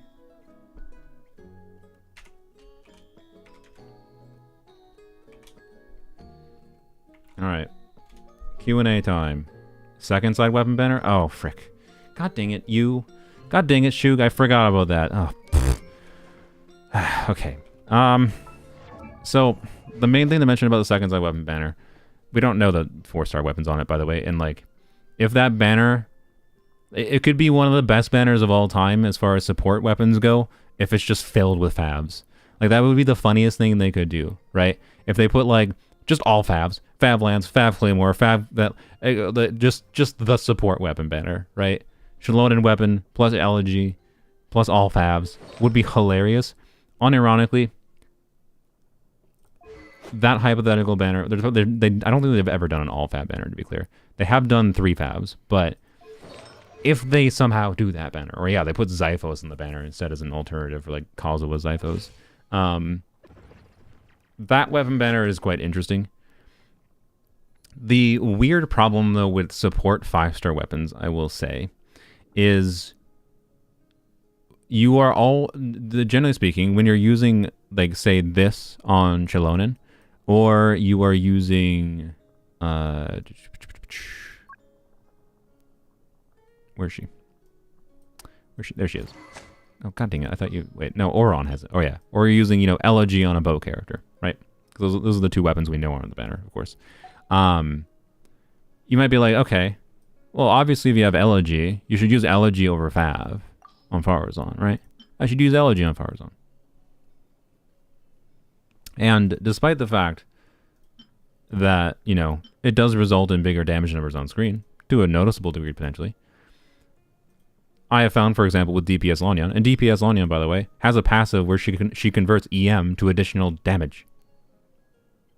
She gets additional scaling on her skill and burst from EM. She double dips in the value of the elegy buff. And then this also significantly increases Farazan's damage. And then it also has the ability, the EM also has the ability to increase Farina's damage in my DPS Xianyun team. Despite this being a team, despite DPS Xianyun being a team where elegy is just like, wow, it's like a win-win-win-win scenario for elegy. Fav is the same clear times or better in every single time I tested it. I shouldn't say the same clear times are better. Elegy can theoretically get better clear times, but Fav gives more flexibility to the rotation, that when it comes down to actually being able to optimize things, the flexibility of having extra energy particles when you need them is far stronger. Your Fav is R5, no one has that? Oh, come on. My point being, 1, you don't need R5 Fav. 2, Fab Bow is literally the free Fab. The Fab Bow that is the Fab weapon that is the most likely you have refines on is this weapon. Especially because not that many characters need Fab Bow usually. But like, yes, I don't think you should just automatically refine all your Fabs. I know. But like, you don't need R5 Fab, especially on a Farazan. Anyways. So my point is like, when it comes to like the strong support weapons, these are really strong on paper. Like a 100 EM buff and 20% attack. I don't regret going for this, mostly because I didn't get boned by the weapon banner. I got this in 60 pulls, and I didn't like it was not that expensive for me to go. I took a risk going for it, and I managed to get it. Sweet. The problem is, like, you're losing something when, like, because if you're using a support weapon, like a support 5-star weapon, like Xilonen's weapon on Xilonen, or this weapon on Auron, or this weapon on Farazan, I'm using this instead of Fav. I'm losing a Fav. That means you're not just gaining something, and this is not just net gain, it is gaining something and losing something, right? Unlike, you know, a constellation for a character, where it's just, most of the time, there's not downsides to constellations. Not always, but most of the time, you're just gaining, right, by getting constellations. You're generally not losing. But when it comes to supports, losing the ability to use Fab on them, not losing the ability, but losing using Fab on them in exchange for giving a 5-star weapon doesn't necessarily result in meaningfully different clear times. It might trick you into thinking it's doing more than it is my point that I want to encourage. Like I have just been surprised how often when I actually directly compare things, how little something like Elegy does, even though Elegy is one of the better buffing weapons, right? And Xilonen's a similar story, where like if you can gain value from the fab particles, the energy for your other teammates, then it's possible that your actual clear times won't improve that much with their signature weapon. But I do think Xilonen giving universal damage bonus is a little bit more relevant than Elegy. So I do think this is a quite good weapon. And like I said before, it was the difference maker in me noticing far more often Xilonen being better than Kazuha in teams that Kazuha, like Kazuha was theoretically better in Aggravate. When I put this weapon on Xilonen, I felt like I generally preferred Xilonen. This was without activating Xilonen C2 or anything. I generally preferred this weapon with Xilonen over Kazuha in Aggravate teams, right? Although Kazuha on Zyphos is like his own signature weapon, to be clear, because being able to give a bunch of energy recharge to characters is pretty good.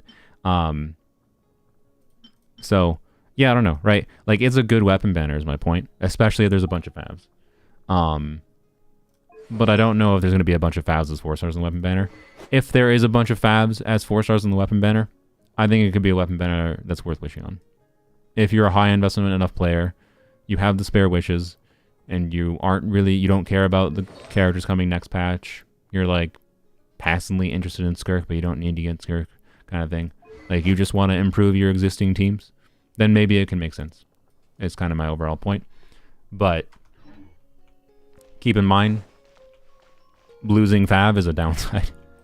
And oftentimes to take advantages of, like for example, for DPS Lanyan, to be able to actually take advantage of Elegy on Farazan with DPS Lanyan, I would have to have more energy recharge on my Lanyan, is basically the simple answer.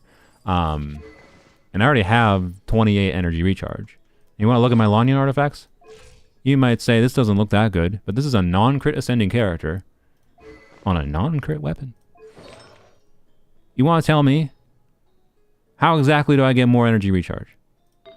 How the f*** do I get more energy recharge in order to take advantage of Elegy? How? I already have like really, really, really, really good artifacts on her. We're talking I need god tier artifacts to take advantage of Elegy on my Farazan. Essentially. For Elegy to be potentially better than Fav. Nonsense. That's absolute nonsense. And my point is like, Fav is good if you can use the energy in some form. So, yeah. Anyways, probably Farina on Fav. No, I use Farina on Fav. My DPS Lanyan team is Farina on Fav, with Farazan on Fav, with Bennett not on Fav, Bennett on Aquila, and yeah. So, anyways, I don't know. I'll try Iansan, to be clear. Iansan I don't think is going to have that high of synergy though with that team because whatever. But anyway, I'll try Iansan on that team. And it's possible Iansan on that team, because Iansan's energy needs should be less cringe, and Iansan can use Fav herself, might enable me to use Elegy on Farazan, and it might be noticeably better. That might be one of the reasons that Iansan has the potential to be better for my DPS Lanyan team, because I have Elegy. And like, it's nice to have as an option, is my point. But a lot of people might be overestimating the actual difference it makes to your ability to clear the content, right? And it requires good artifacts to take advantage of it. So, flexing on us? No, my point is I have god tier artifacts on Lanyan. Like, it's one of my best builds on this freaking account. And like, right now, ignoring the Iansan context, potentially enabling Farazan to use Fav, because of the fact that Iansan instead of Bennett would be a Fav user of her own. So replacing a non-Fav user with a Fav user would allow me to maybe put Farazan not on Fav for the same net result, right? Of Fav particle value. But my point, how do I improve this build? How is it possible that I get better ER rolls than this? Like, LOL, get a 4-line circlet that has an extra ER roll. LOL, Bozo, get a perfect onset goblet, but that has ER instead of HP. LOL, Bozo have less crit damage rolls. LOL, Bozo have ER instead of attack percent. Like, what? What? That's my point. My point is, like, to take advantage of Elegy, I'd theoretically need more energy rolls on Lanyan. And I already have, like, a near-perfect build. Like, that's the threshold we're evaluating 5-star artifacts from literal god tier, sorry, 5-star weapons from. Oh, to take advantage of 5-star weapons, we need god tier artifacts? Like, that my point is to illustrate that's, like, the problem with the 5-star weapons. Even when you have really good artifacts, it can be hard to find places where they're obviously better. So, anyways. Does Lanyan have worse energy needs than Xiao? It's not necessarily worse energy needs than Xiao. It depends on how good you're at funneling and what your gameplay preference is. In my experience, the optimization, like optimizing, your ability to optimize things is significantly influenced by how flexible you are with like getting energy at the right time kind of thing. But anyways, yes, the artifact crafting update is today. Yeah. So anyways, okay, now let's do Q&A. Sorry. That's my support weapon rant. Point is, I think that weapon banner has much more potential value to more players, but it probably depends on how many favs are on the banner, because the favs are the real value of weapon banner. I unironically feel that way. I think the main weapon banners that actually can make sense for accounts to wish on is the weapon banners that have more favs, particularly Fav Lance and Fav Sword.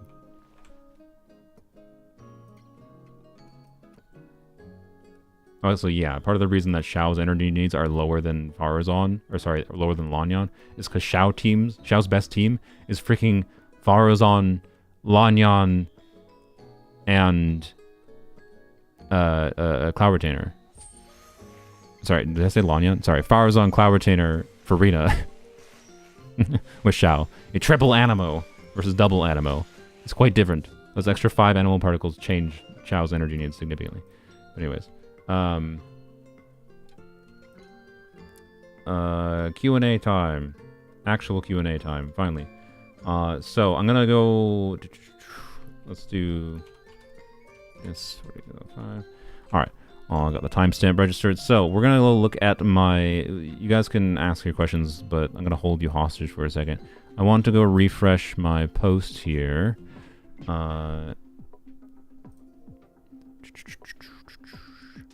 Alright.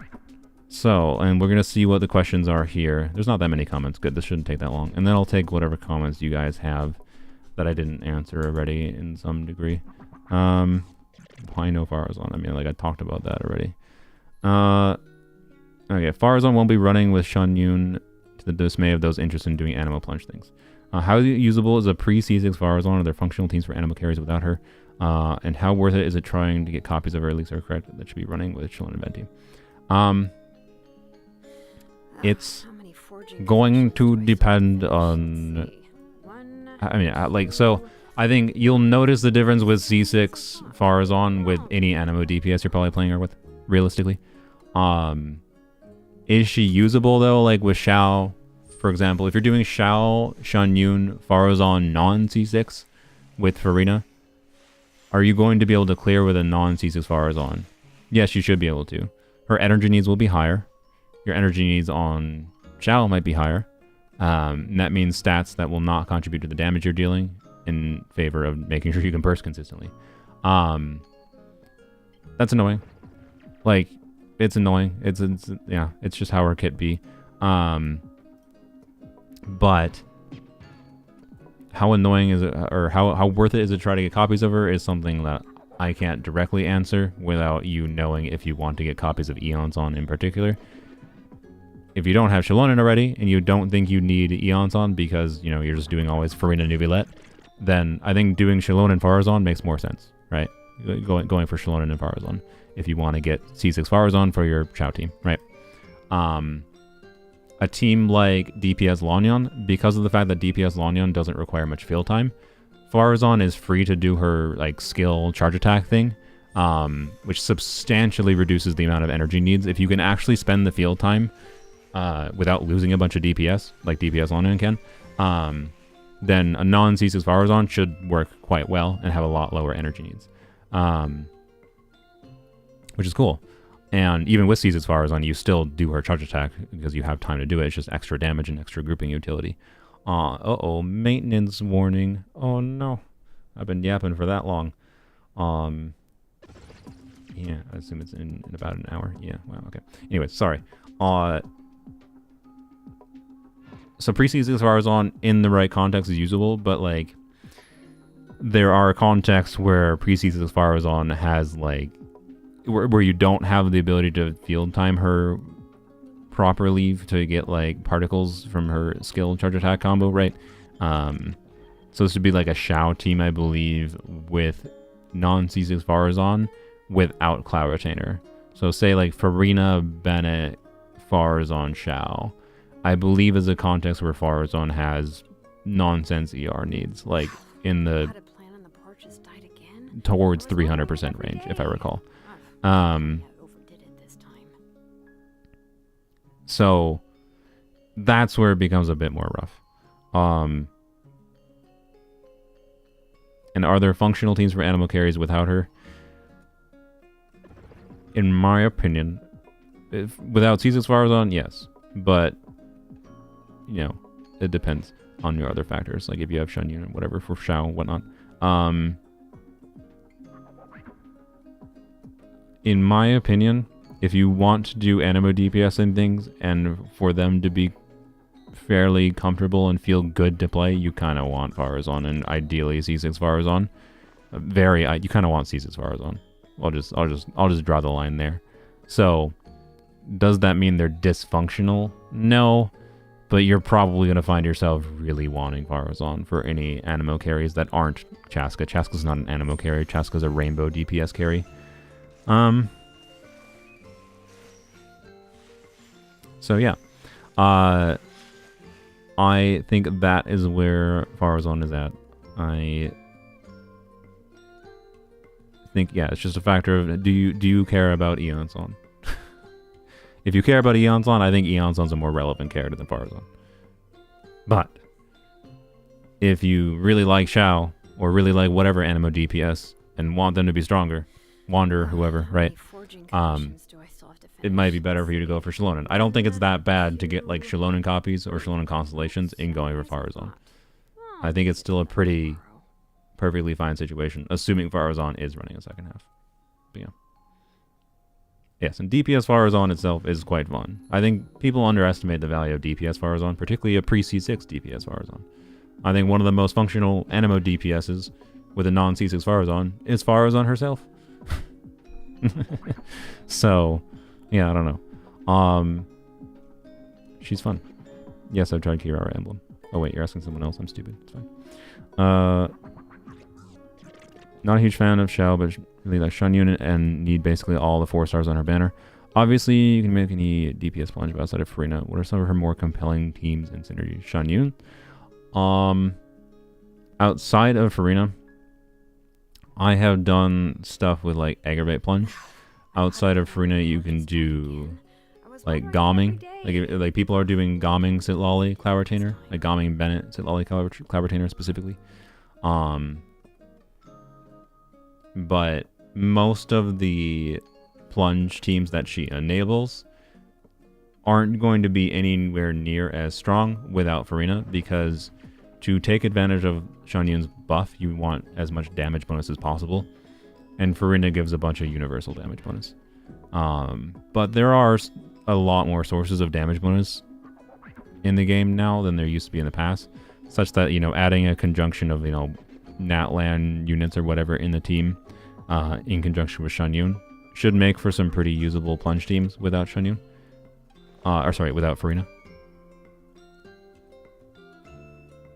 But most of them will tend towards Farina.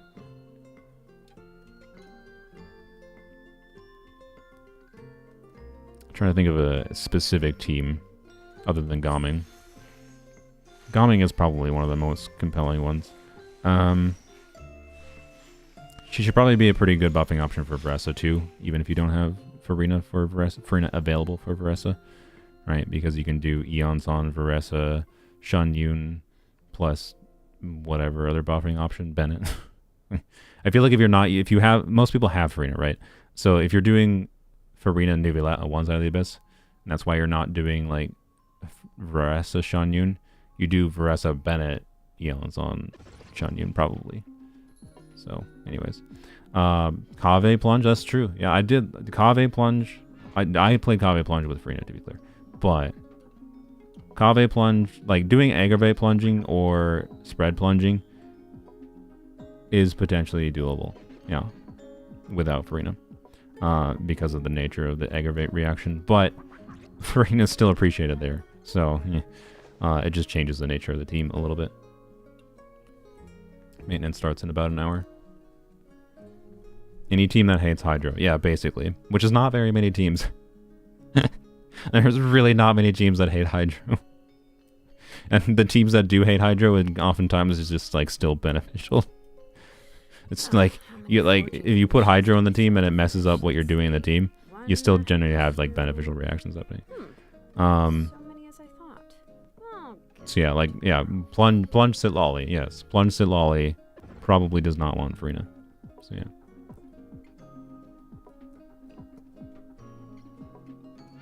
Iansan worth getting over Xilonen. I think I kind of talked about that enough in this whole video. Yes. This was my example of what my plan is on my account. I think it's a worthwhile situation if you're in a situation of wanting alternative options to Bennett, but also the potential for Bennett and Iansan together. Yeah. I think this is a fairly safe plan if you recognize your potential need for having Iansan in some teams. We right? should take a break. But I talked about that earlier more in depth, so yeah. Escoffier versus Xilonen and the value of Escoffier for freeze teams versus getting Xilonen for general reset. So I talked about that too early on with like how Xilonen, the more they release units like Chevreuse, the more they release units that have specific team niches but buff more than Xilonen, the less relevant Xilonen has in the context of like she won't as often show up in a character's best teams, but will still be a very compelling generic buffing option that's more universal in more teams, right? Which seems to be what their intention with Xilonen's balance was. I don't know exactly what Chevreuse's kit looks like. So answering whether or not you should skip Xilonen for Ayaka Farina specifically is hard to say. But I am willing to, from what I currently know, I'm willing to place bets on, for this specific team context, I'd be willing to place bets on Chevreuse. I was watering it every day. So, yeah. The more that time goes on, the easier it is to potentially have an account that does not have generic red shred buffing from Xilonen. Particularly if you have specific teams you like playing, that like, the teams you like playing, or the characters you like playing, you just really like playing a Chevreuse team, and then you really like playing a freeze team with Chevreuse instead of Chevreuse. And then what need do you have for Xilonen? Well, that would be for different abyss cycles that may incentivize different elements, of course, but yeah. Teams where Venti's ER buff. Unfortunately, since Venti decided to... I gave Venti a chance, okay? I tried to get Venti. I wished for him at the Genshin concert when his music was playing. And I lost a 50-50.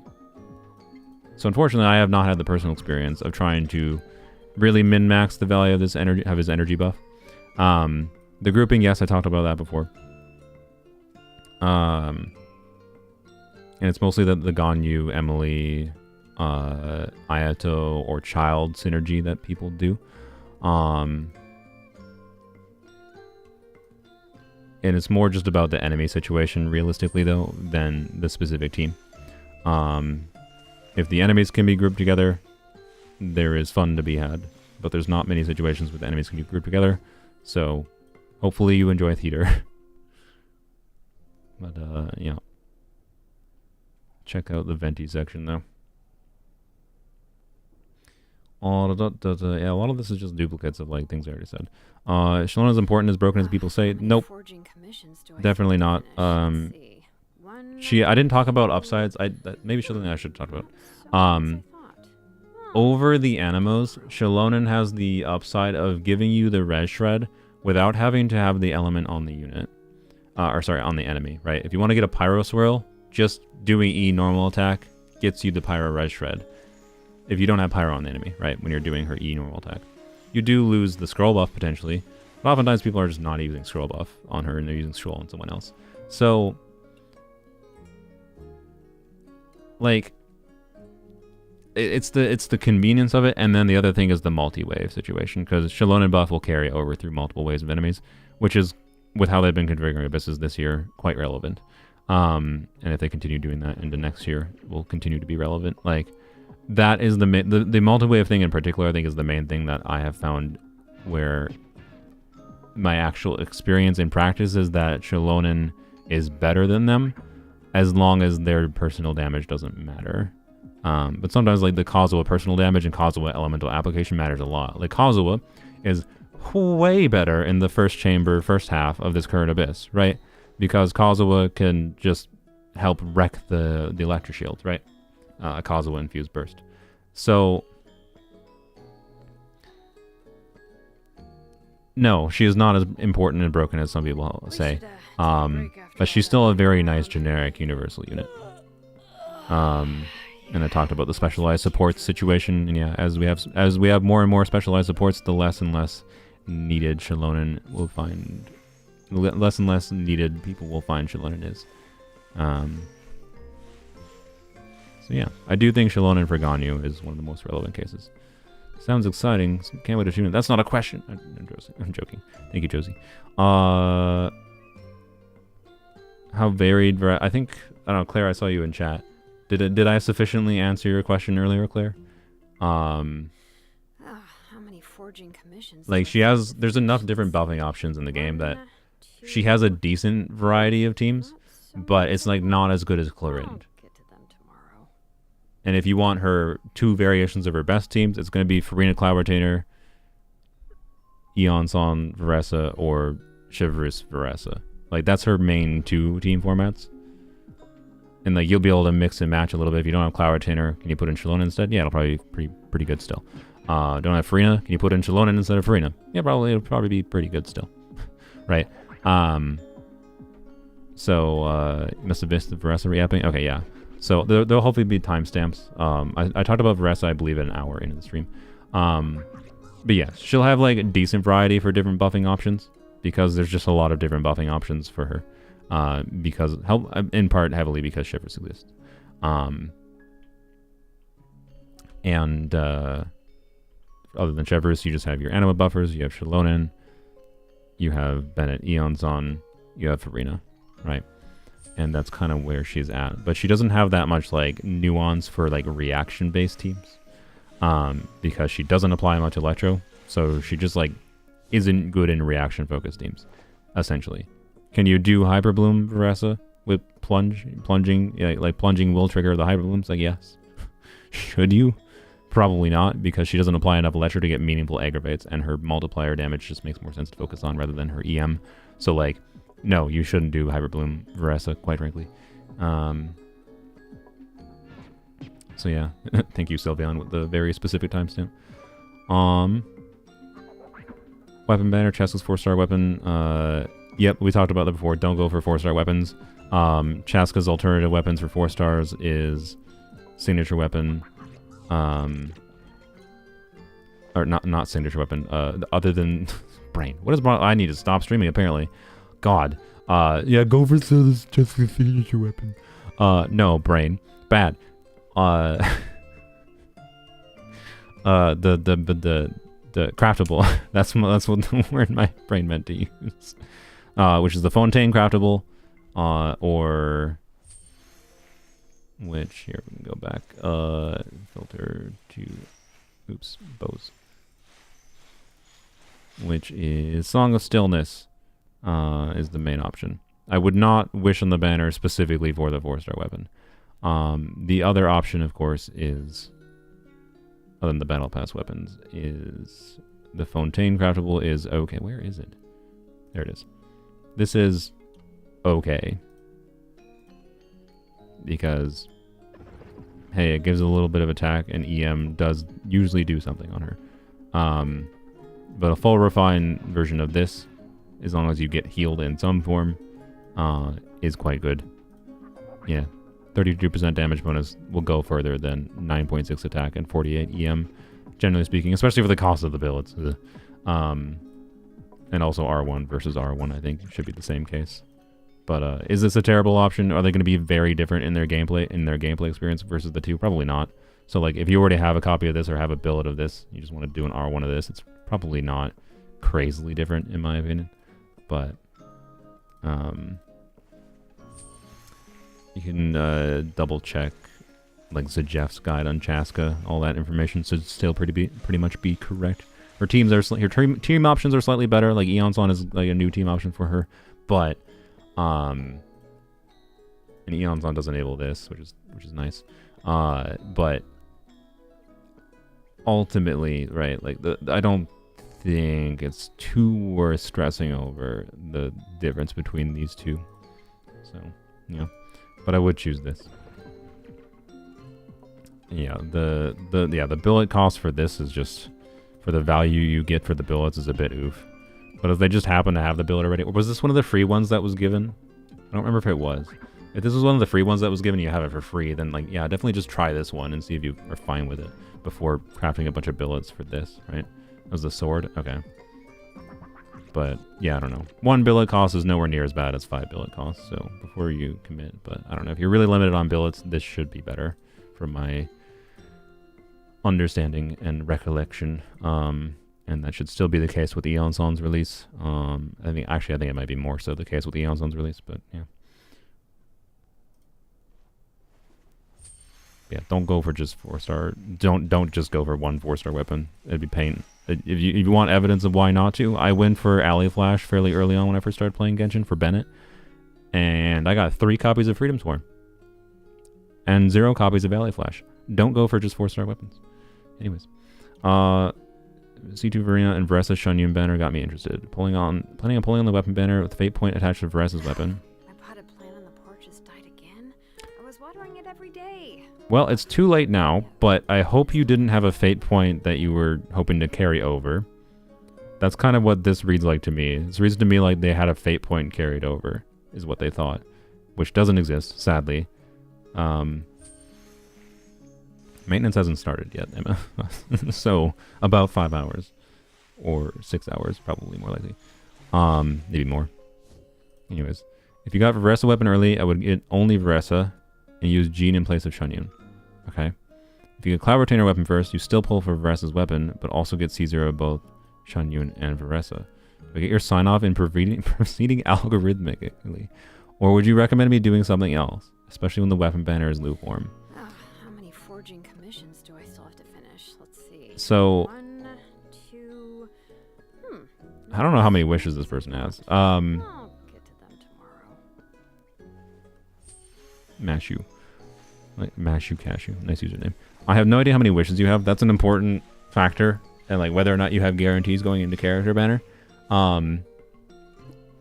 Maybe this is just no holds barred. Money is whatever. They have the money for them, right? So since I don't know the factor, that factor. Their plan is pull for Varesa weapon first. If they happen to get Varesa weapon, they bow out of weapon banner, and then they pull Varesa and use Jean in place of Xianyun. I wouldn't want to use Jean in place of Xianyun. It's not. I mean, it's like. I don't know. I don't know if they have Xilonen. If they have Xilonen, I'm pretty sure you should use Xilonen in place of Jean. But like, if you don't have Xilonen, I guess Jean is fine. To be clear, for Jean, Varena, Iansan, Varesa combo, that should be perfectly fine. I want to emphasize that. But We should take a break. I don't know. I don't know if I'm down with this line of thinking. I would almost never prioritize wishing on weapon banner first. Let's rest here for a bit. other than the context of like, oh, there's 2 main DPSs running. I'll wish on weapon banner, and whatever character I get the weapon for, I'll wish on that character. Like that mentality I can get somewhat. But this context of like wanting a support, like I'm of the opinion that you should probably get, if you want to get Varesa first. And then the relevance of Iansan copies for Varesa and other characters means then get Xianyun. And then if you have anything spare and you're like got unlucky with Ian and you got lucky with Iansan, you have Iansan C6 or the other relevant constellations like Chevreuse constellations, right? Then maybe go for weapon. Alternatively, if you think you're going to play Varesa Chevreuse teams, then do Varesa Chevreuse and then go for weapon banner, maybe. Right? But yeah, this implies to me that they don't have Xianyun. Right? So I don't know. I'm not sure what the reason for wishing on the weapon banner first would be in this person's case. I don't think Jean is a terrible option, but Xianyun should be meaningfully better than Jean. And I think it's more worthwhile, especially with the relevance of Iansan copies, to go for Varesa, go for Xianyun. If you have anything spare, then maybe go for weapon banner. That's my vote. That's my vote. I was watering it every day. This is ambr.top. C0 Bennett versus C0 Iansan. C0 Bennett versus C0 Iansan. C0 Iansan is a better buffer than a C0 Bennett. I'd say she just has a more complete kit in conjunction with the artifact side at least than Bennett does at C0. Bennett C1 versus C0 Iansan is a little different.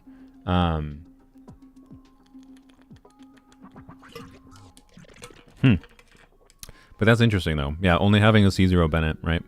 C1 Bennett is quite relevant. It increases his buff value meaningfully. Bennett is still a relevant enough character that you probably, even if you only have C0 Bennett, you still probably want to level him up, right? And use him. He's still not unusable at C0 by any means, but he becomes meaningfully better with C1.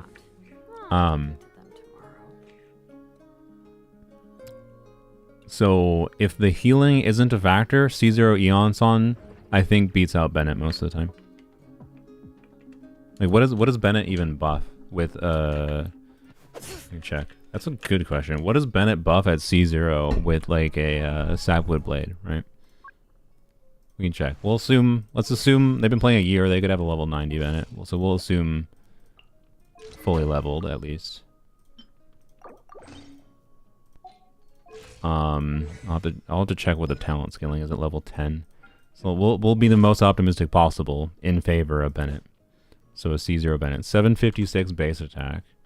Okay. Let's switch him back.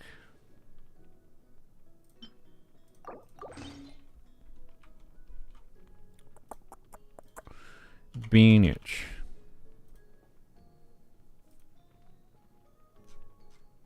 Level 10. It is 101% of his attack.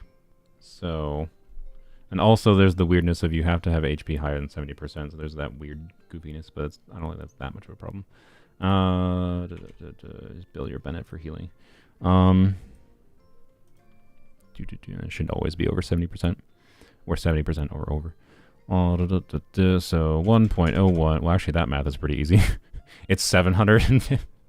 I don't need to multiply. It's 101%. It's about 750.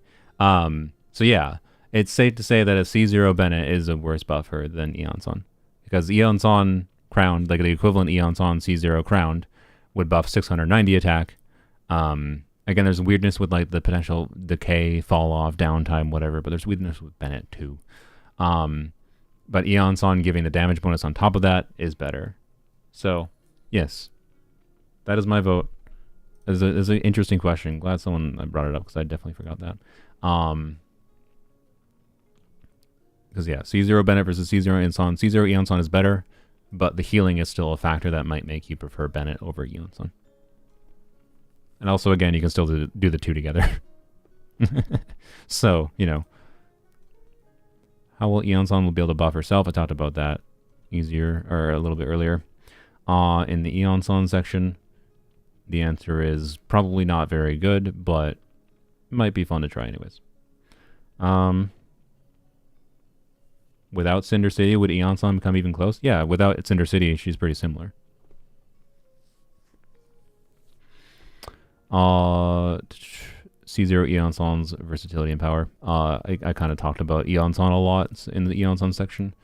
So, yes, C0 Iansan I think is worth going for.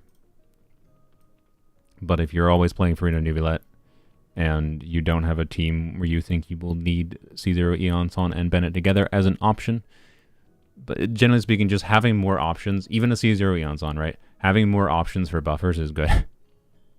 It gives you a lot more flexibility for team building in order to deal with a particular situation in Abyss. Having a C0 Iansan is going to be relevant. But having a C2 Iansan is definitely more relevant than having a C0 Iansan. And having C2 Iansan significantly mitigates some of her minor downsides. Just give the music back. So yes, but anything more in depth is in the Iansan section, I think, well enough. Fitness Impact C0, worth it over Bennett Circle Impact. This is a weird question because it depends on the characters. I like Kanich, yes. You can do Kanich Circle Impact with Bennett, yes. You can rotate back into the Bennett circle, get Bennett buff, and then you can rotate out and you're fine because Bennett buff stays on your character for a couple seconds. But in practice, it's I think god awful to have to care about that. So I think the vast majority of Kanich players will definitely want to do Iansan Fitness Impact instead of Bennett Circle Impact for Kanich. But in the context of are you going to want, how many players are going to want to do Iansan with Arlecchino? Right? Where Arlecchino can do fitness impact things, but it takes knowing about doing the dash canceling and doing it properly. And especially at C0, that's a little bit more iffy, right? It's a nice option to have still for an alternative buffer for Arlecchino if you want Bennett on the other side of Abyss or whatever. But not necessarily something I think most people are going to find worth it. I think most people would probably prefer dealing with Bennett Circle Impact with Arlecchino rather than Fitness Impact with Arlecchino, is my guess. So it depends. I'm just tired of Bennett. That's simple. That's true. It is just going to be nice having an alternative attack buffer that has a different gameplay nuance. I absolutely agree. I'm with you there. I lost my last 3 50/50s. Interesting. Okay, another C5. Why is there so many people with C5 R's on? They have C1 Chevreuse. Dislike using Bennett. Build more ER on him. That's my advice. If you dislike using Bennett, just put more ER. More ER. I think the main reason people probably dislike using Bennett is either because they're spending too long of field time on their on-field unit, longer than you're supposed to. Because there's some characters who you don't feel intuitive for balancing the field time requirement, or you don't have enough ER on your Bennett. But yeah, in order to very comfortably always have his burst back, because he's an annoying little shit when you don't have his burst back, because then you have to just spend field time funneling and crap. I just like Bennett because he's not a cute girl. Honestly, true. Yeah, they use Nuvilet, Naheda, Hybrid Bloom with Mawika. Yeah, I mean, Mawika is one of the contexts that it's quite relevant to have Eons on, so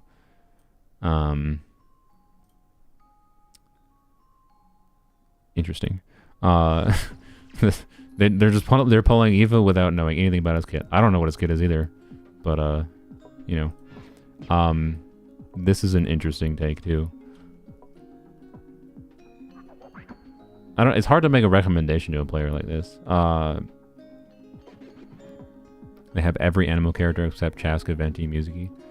Like, C6 Farazan is probably relevant to them.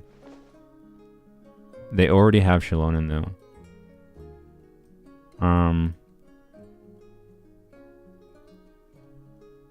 He's an EM Animo healer. Is he really? That's funny. Okay. We need to know how much... Does he do off-field animo? Yeah, sorry, no. No. We're not going to use Dreaded by Eva. Wait, he's an on-field healer? Wait, he is? Is he just better than Mizuki? Oh my god, never. Sorry. I was joking when I made that joke in the previous stream.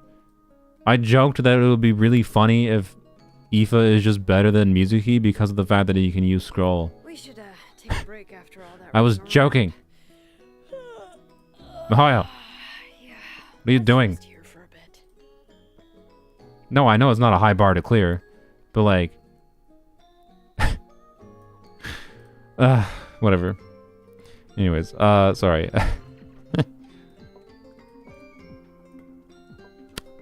Man, it's really hard to make a recommendation for this player.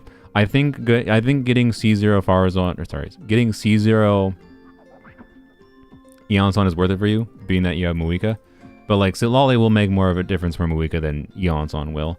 And like to be clear, you're gonna notice less impact for Iansan for Muika because you're not playing Muika Sitlali teams. If you're playing Muika Sitlali, Iansan is an upgrade over Xilonen.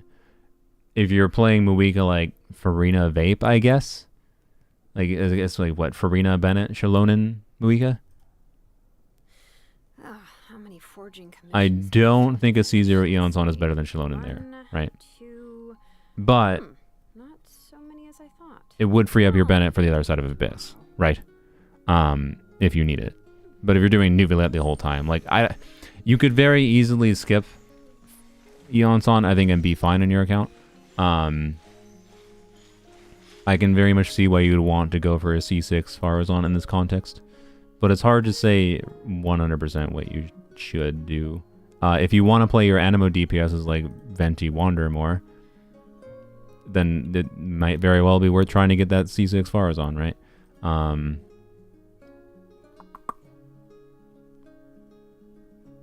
Yeah. My potted plant on the porch has died again.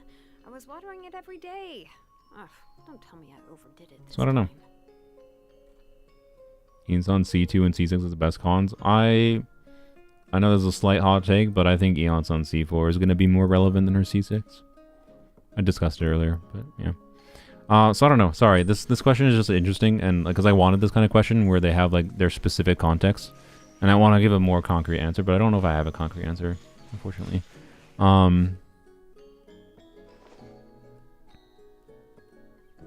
Because without having Sitlali, Iansan I don't think is an upgrade from Muika teams. And it's just, I don't know. So depending, you got to decide how much you want to play Animo DPSing more. If you really want to do more stuff with your Animo DPSs, I'd say Farazon. Getting one Farazon copy might be your priority. I don't know how many wishes they have either. They said they have 0 pity right now, which is good. As far as wishing for 4 stars goes, that's what you want to be at.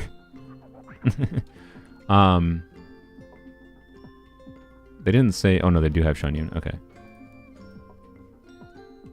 And they didn't say if they dislike Varesa or not, right? If you don't mind getting an accidental Varesa, I'd say still try to get a C0 Iansan just in case it's relevant for you in the future. And then hopefully you have the ability to get C5 Farazon. That would be my vote. But if you care more about Animo DPSing, then ignore that recommendation. You might be fine to skip Iansan. Account that doesn't have any Natland DPSs. I guess it's fair. I should have talked about non-Natland DPSs more maybe with Iansan earlier. But I did talk about Arlecchino Clarin. So it depends on how much those characters are moving. And even if they're not moving that much, how bad is it that there's some buff fall off? And how badly do you need a Bennett alternative because you want to use Bennett with one character and Iansan with the other character, right? Like, yes, Clarin does not technically... Like, the expectation is that Clarin does not move enough for Iansan. In the sense that, like, yeah, the buff she will eventually fall below 42 Night Soul. But it shouldn't matter that much, right? But it will matter slightly more at C0, right? So, I don't know, like, Chlorinde, being that, like, I never want to play Chlorinde with Bennett, but there is value by having some extra attack on Chlorinde. Like, this team is one I intend to test and see if Iansan is better than Xilonen. in this team. Iansan at different constellation levels in particular, compared to my Xilonen with her signature weapon. And we shall see. Won't Clarin's skill end by then anyways? But yeah, so Spark Lily, just in case you went to the Q&A and didn't watch my Iansan section, I went into a whole in-depth thing about how you can also build extra attack to delay the fall off for the buff. So there's a lot of nuances. It's not as simple as there is not a case of like, you fall below 42 Night Soul, garbage synergy, throw it in the trash can. Like, it's not that, right? Like, no. You're still getting a buff even if you fall below 42 Night Soul. You're just losing something. Unless you have you might be losing nothing for a shorter period of time. If you have a lot, you have 3,500 attack, right? You're not gonna fall below max buff until like several seconds later. So yeah, I don't know. Like I am, to be clear, I'm quite bullish that Iansan, even in teams that have not as good movement synergy or options for moving, is going to still be a very compelling Bennett alternative, right? Like, I expect Ganyu with Iansan to work decently well for me. I don't think it's going to be better than Bennett, to be clear, but I expect it to work decently well, particularly because I am someone who, when I played Mount Ganyu, I don't really care about using Shielder, personally, and I prefer dashing to dodge enemy attacks anyways. And Iansan would just be an incentivization to dash after like every charge attack kind of thing. So, yeah. Chevreuse at C0 a better investment to an account than Shenhe Z0? Yes. If I were to put on a scale, a spectrum of like... Actually, just put the two characters on a scale. And the weight of the scale, which one tips towards is... Which one has more relevant teams?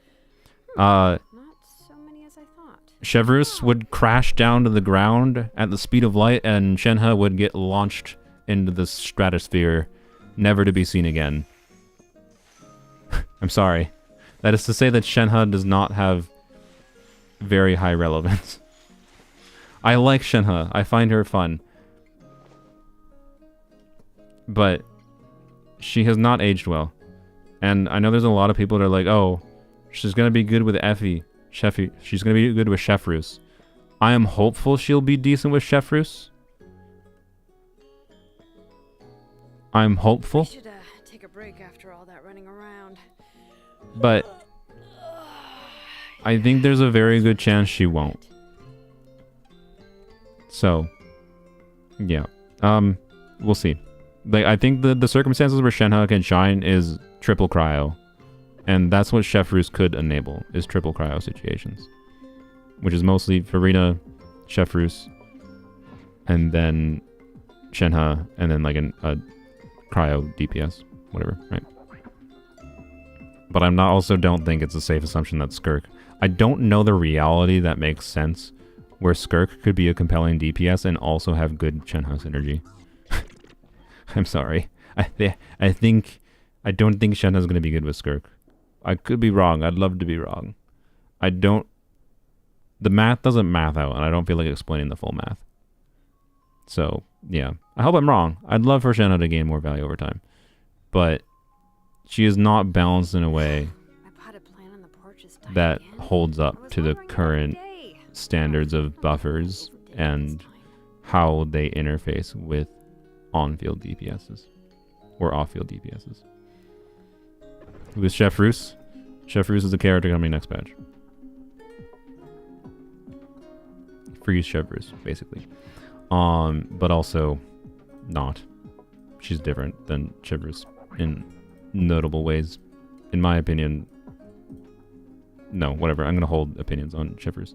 I think I talked about this before. I would default to Vivi, but having Song of Days Pass is nice for Xianyun.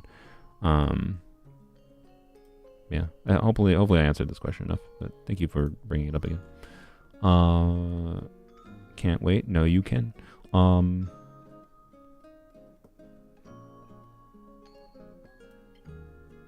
there teams that really only make sense when you do have her and what alternative options to be used in place of her?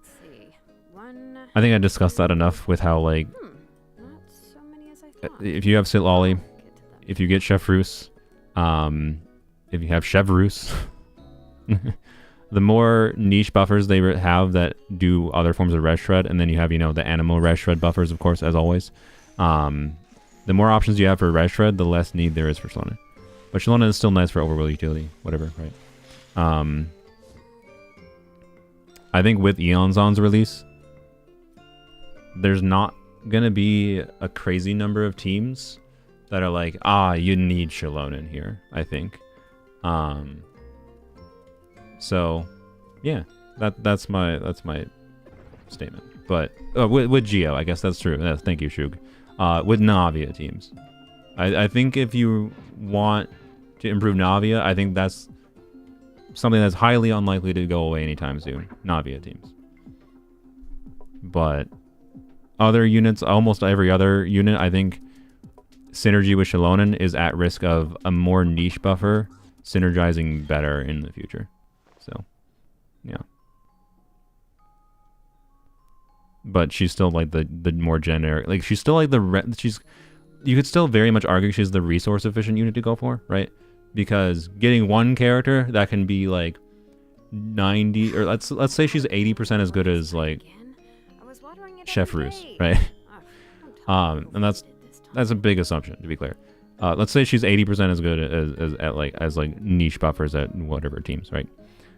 Getting Xilonen and having 80% of the value of another character, but being 80% but covering 20 different teams versus the 100% only covering 3 teams kind of thing on your account is potentially a lot more resource efficient and valuable, right? Like, I really think that generic utility value is where Xilonen shines and will continue to shine. So, yeah. Yes, we'll be kicked out of the game soon. Viable Iansan is for Chaska with the extra Natlan Night Soul synergy and the fact that Chaska, so like Chaska, here we can try to show up quick before we get kicked out. Chaska can kind of like just very easily constantly move. There's no downside to it. And she actually moves like a decent amount. So Chaska should actually be one of the better ones for like trivia. Sorry, you're doing this, right? Like, this is actually a fairly fast amount of movement, like more than you might expect. It doesn't seem like that much when you're up in the air like this.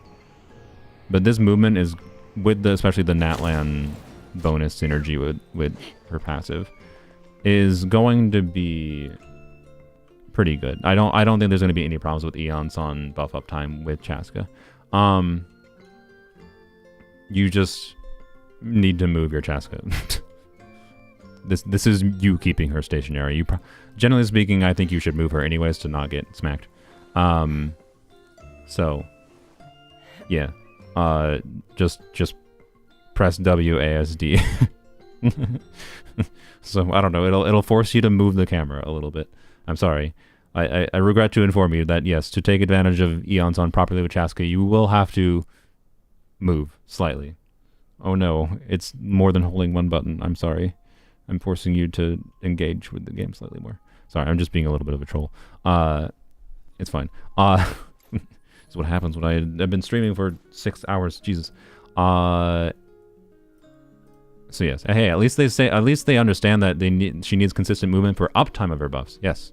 You got it right, Fury Spark. It is uptime of her buffs, not movement equals more damage. It's just more for uptime of her buffs. So yeah, you pretty much got it right, but you'll just have to move a little bit with Chaska, and she should move more than enough. Chaska teams, the weird thing with Chaska teams is like, is Iansan actually going to be an upgrade in Chaska teams? To some of them, yes, particularly if you're not playing Mawika with Chaska. The problem is, like, Chaska's best teams technically includes Mawika, because Mawika broke the freaking balance of Genshin. So, deleting the Mawika context, because frick Mawika's Q. Like, the reason Chaska's best team is Mawika is because Bennett, Sitlolly, Mawika, Chaska is Chaska's best team, because melting on Mawika does 5 billion damage with her burst. And then just switching to Chaska to on-field for 2 seconds more. That's so lame. I don't think anyone actually is doing that if they actually enjoy playing Chaska. Like, it removes too much of the enjoyment out of Chaska. Nobody's doing that. If you're using, to be clear, I think Mawika is fun with Chaska if you don't press Mawika's burst. So, Yeah, use Pyro MC instead. Exactly. So anyways, Iansan in the context of like doing Pyro MC Bennett, Sitlali, doing Iansan instead of Bennett there is interesting. Because Iansan can theoretically give more buffing value, particularly in the guaranteed shots. But doing electro reactions with cryo in particular is pretty bad. But Iansan should just be like another compelling option for Chaska to configure her good teams, but won't necessarily be part of her best team, technically, is kind of my point. I think Iansan will be an upgrade over Oron for her. Like Iansan, Farina, Bennett should be better, I believe, than Oron, Farina, Bennett. Is notable. So yes, Iansan will be included in some of Chaska's best teams and will be a very nice option to have if you want to play Chaska. Yeah, Chaska gets better motion value, yes, when you have 4 elements, but when if you have 2 elements, so if you have like double Pyro and Cryo, so like double Pyro and Sitlali, what you have is RNG out of either 3 bullets or 4 converted bullets. And 1, you can just retry the Abyss to optimize around RNG. And 2, losing that 1 bullet isn't that big of a deal because that 1 bullet can't trigger a reaction. So in practice, it doesn't really matter that much. And having only Pyro and Cryo bullets means that you're relatively likely to trigger a beneficial reaction. For what it's worth, I found doing double Pyro with Sitlali a little bit less fun than just doing something like Sitlali, Farina, Bennett. I like the slightly more RNG teams as far as the reactions Chaska triggers. I think they're more visually pleasing and whatever, and therefore I think Iansan is going to be a compelling unit too, because again, I think doing the 4 element teams are more fun. So yeah. If you already have Xianyun and the other 4 stars at C6, not interested in Varesa. I think that was a large focus of what I kind of talked about with Iansan from the very start. Yes, I think it's worth the risk, but it depends on your account and what teams you're playing most often. When you lose your way, gaining some yes. some perspective. Yes. I don't know there's much to say other than yes. Sorry. Nuance. One of the notable things that Iansan does, love it or hate it, is enable Mawika to actually burst consistently in a Chevreuse team, because the only way Mawika bursted consistently in a Chevreuse team before was either if you shove Oron in a Chevreuse team, or if you were using like Chlorind as your on-field.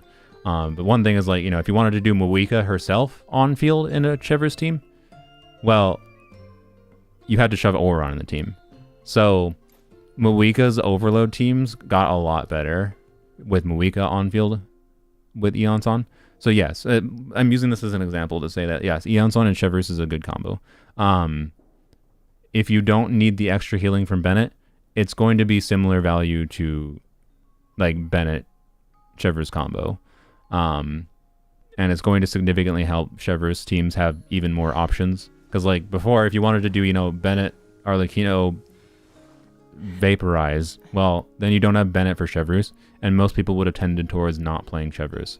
I think now that Bennett 2 exists with Iansan and Chevreuse being a combo, a lot more people might play Chevreuse teams because you can do Bennett on one side and a Chevreuse Iansan on the other side, or an Iansan unit on one side with an attack buffer and Chevreuse Bennett on the other side. So that's one of my theories for why not many people play Chevreuse teams, is because of the Bennett reliance on too many characters. So yeah. Is tough. Taming the beast within? Generally speaking, you would still want to do like an off-field. I talked about this before. You'll still want off-field Electro if you have on-field Pyro, and you will still want another off-field. So like if you're doing Chevreuse Iansan combo, your teams are going to be on-field Pyro with an off-field Electro, or if you're doing on-field Electro with an off-field Pyro, right? So they'd be like your Xiongling, your Pyro Traveler, or whatever, Dia. So yes, you still want like official or Oron, but you have 2 team slots. That's my point.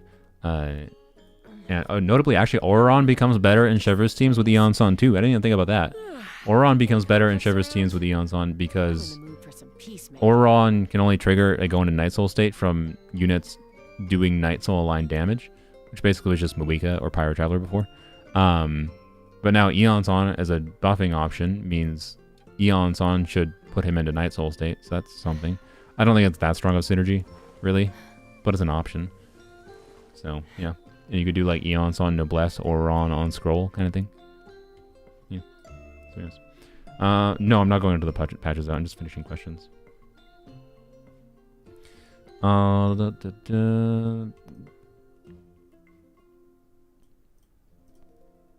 Yes. I'd have lost Also myself yes. long ago if I allowed myself Also to yes. the whispers of the abyss. Uh, Surviving is tough. the state of Genshin. Yes, yes, yes. I mean, you got the right idea. So, if you want Xilonen, I think I do think it's worth the risk potentially go for Iansan as an option. But if you're always playing Farina and Nuvilet, maybe it's better to bias towards Xilonen. Because Xilonen can be beneficial for Arlecchino. If Arlecchino was one of your... That's my vibe, is they're playing an Arlecchino team most of the time, and they're playing Nuvilet Farina most of the time. And Xilonen will be beneficial to both of those, potentially. Iansan is mostly beneficial to one of them.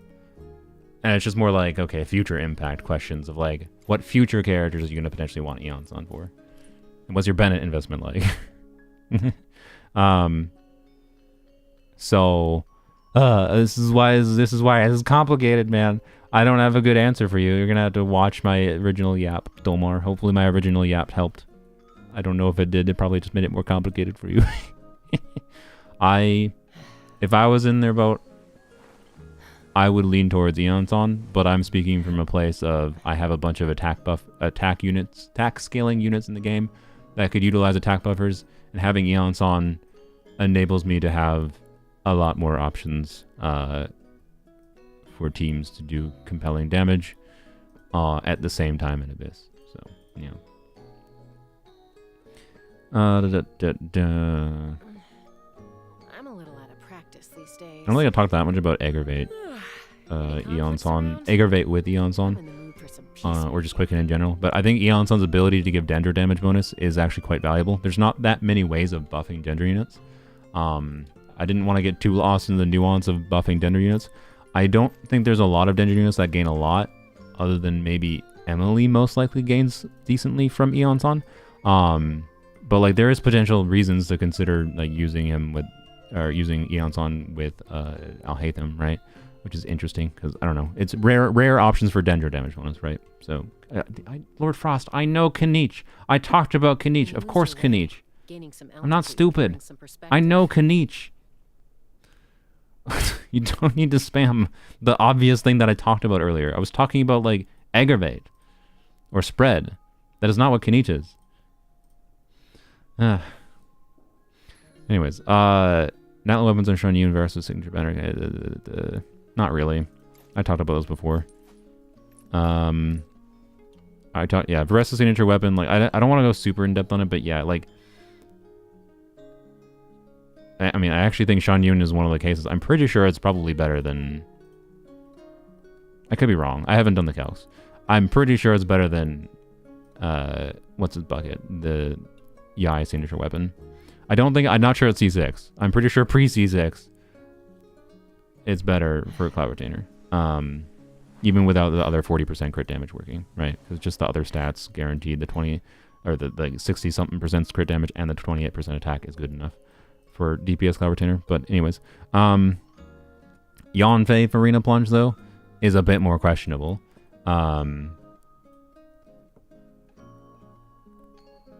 Maybe. I'm not sure exactly how much damage contribution Yanfei's plunges are doing. It's probably going to be a decent option as a stat stick, but is it going to be that much better than Widzith? I'm not sure. Like I don't know if it's going to result in enough of a difference to like make it worthwhile pulling for. Basically. So I don't know. It's too restrictive to get the full passive bonus that it makes it just feel bad, I think, to pull for anyone other than Varesa is my overall vibe. But maybe for Xianyun DPS.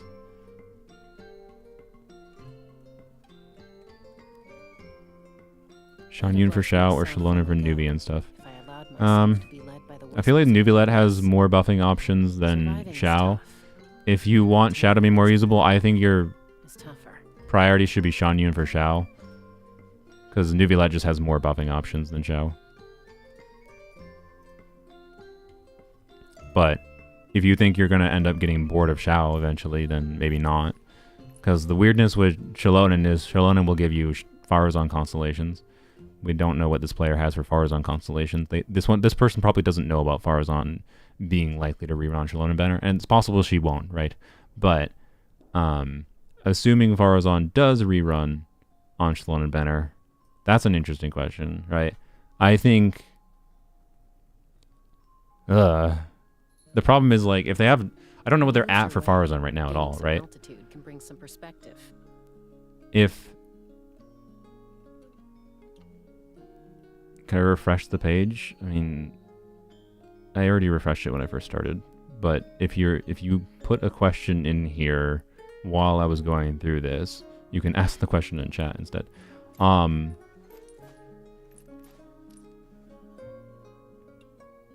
new set for Xiao, yeah, it's a little bit better, but it's not like if you already have really good Vermilion artifacts, I don't know if I'd bother. Vermilion on Varesa, I don't think Vermilion works on Varesa unless you're using Farina with her, so I guess yes, technically, but I don't think it's that good on her because she has a lot of other sources of attack buffs usually. Anyways, if you're gonna, like, look, if you have Vermilion already, can you try it on Varesa as an alternative? Xilonen, shut up. As an alternative to Obsidian Codex or the Plunge set? Yeah, I would try it, I guess, particularly as an alternative to Obsidian Codex because of the awkwardness with Codex on her. But I don't know. I would not farm Vermilion for Varesa for sure. But if you already have it, maybe. With Farina specifically, obviously not the Chevreuse teams. When you lose your way. So yeah, I don't know. Without knowing what their Farazan state is, it's hard to give a good recommendation to them. I would say if you can wait until we know for sure if Farazan is on banner with Xilonen. And then you'll also know how many wishes you get from like exploration and whatever, and you might be able to do some last minute pulls for Xianyun. I think Xianyun is probably still worth more at a baseline. Like, unless they're very close to C6 Farazan, I think Xianyun for Xiao is probably the smarter play, but it's hard to say without knowing the Farazan factor. Like, getting Farazan C6 and getting Xilonen for other characters is probably a more valuable combo than getting just Xilonen alone kind of thing. But getting than getting Xianyun alone. But getting Xianyun isn't getting Xianyun alone. Getting Xianyun is getting Iansan or Chevreuse or Gamin copies.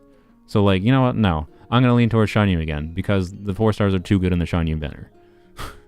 But it may be worth holding off a little bit until the last couple days of the banner when we know what the 4 stars are for sure on Xilonen banner.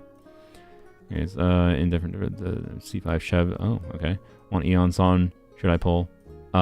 If you have C5 Chevreuse and you think you might be playing Chevreuse teams, you don't have Electro DPS currently, which means Varesa should be pretty useful for just having Electro DPS in some form or another. I don't know. Her being Electro doesn't really matter that much though. Like, for the situations you want Electro to like break a shield, it doesn't matter. So she basically could be Animo and she'd be the same character. The only thing you would lose is like some synergy with Iansan, because of like electro resonance and electro particles and whatever, right? But anyways, getting C6 Chevreuse and getting Iansan copies, I think it makes it worth it for you. So yes, if you have C5 Chevreuse, I think it's worth it. I think it's definitely worth it. Especially since they're saying they would be fine with getting Varesa, right? And they're low pity anyways. So yes, absolutely, in my opinion. I would, if I was in your circumstance where you're fine with getting Varesa, I would even be going for C2 Iansan, is my opinion. But I don't know how many wishes they have and upcoming characters they might want. That is a factor too. Like after this patch, I mean, like if they want Chevreuse or Skirk or whoever else. Venti's weapon to R5. Oh boy. Refine copies of Xilonen weapon or I mean, there is cases where Shilonen's weapon can be okay on others, but Again, with the fact that like Xilonen weapon on non-Xilonen characters is a bit more as far as getting the maximum buff from it. Surviving is tough. Taming the beast within is So tougher. it would easily cause that scenario. Like, let's say you put Xilonen weapon on freaking Sing Cho, right? Can you do it? Yeah, and get additional buffing value from Sing Cho. That might be technically theoretically better. Maybe. But it's like really, I think, only relevant on Chiori, probably, most likely. And in the context of like something weird like Saint Cho, it's like you're losing fab particles or like the particles from Sack Sword and the damage from Saint Cho. Like the context of putting on Saint Cho is because like Saint Cho and some teams might not do enough damage that getting a buff from Saint Cho on a weapon that has anti-synergy with its kit could result in a team damage increase more than his personal damage would. Right. Like that's the idea. It's very possible that could be the case. It depends on the investment on your Saint Cho and your artifact options, etc., etc. But like that's not a reason to pull for her weapon, and I don't even think it's a reason to keep her weapon on refined. So I would actually lean towards refining in the case of Xilonen weapon. That's my overall vibe. Yeah, unless you have Albedo or Chiori. Chiori would be the main other one if you have or have any desire to get them. Which other characters can make use of elegy? Any bow off-field support unit that wants energy recharge. Farazan, Oron. Do we know? Is Aoife Catalyst or is it Aoife Bow? Have we heard that yet? Maybe Aoife, if he's Bow, but I think he's Catalyst. I'm blanking on something. Yelan. Diona, yeah. Sara. Bro, just forgot Albedo, sorry. Aoife's Catalyst, okay. Aoife's Gun, alright. Yeah, so, yeah, there you go. I don't know. Any unit that you could consider using Fav Bow on, Elegy is a potential option for them, essentially. Mostly, not universally, because you have to have like the burst and skill hits, but yeah. Xianyun Gaming, 1,000 Blazing Suns, wanted to know if Gaming would reset the sword's ability automatically. The swords? What? Oh, you mean 1,000 Blazing Suns? No. 1,000 Blazing Suns, you have to do a charge attack or normal attack elemental damage, which means you have to have C6 Bennett infusion. Yeah. So yes, you would want C6 Bennett with Gaming, which, but an Iansan C6 at least, I should say. An Iansan C6 is better than Bennett. Like it's one of the contexts where Iansan should be better than Bennett. And like freeing Gaming from circle impact, I really like the idea of, because Gaming has circle impact problems. In that his gameplay optimization can be around trying to catch Mount Chai, and that means you might leave the circle. And also just enemies leaving circle normal circle impact problems. So like that actually makes 1,000 Blazing Suns worse on Gaming if you end up playing Iansan with Bennett, because then you don't have the infusion, right? And yeah, the energy is like, so I don't know. 1,000 Blazing Suns on Gaming isn't bad. It's still good stat stick, even if it only has partial uptime potentially. But yeah, it's a usable option for sure. Still, I think. But he definitely doesn't reset it automatically, because you have to do a normal or charge attack that does elemental damage, which means you have to have an infusion, because there's no other way to do it with Gaming. I would pull on this banner, but I talked about that more in depth earlier, so if you didn't watch that part, watch that part. I wish you luck as well. I'm a little out of practice these days. Any conflicts around? Ah, yes. I'm in the mood for some peacemaking. This was my situation recently with Lanyan. Oh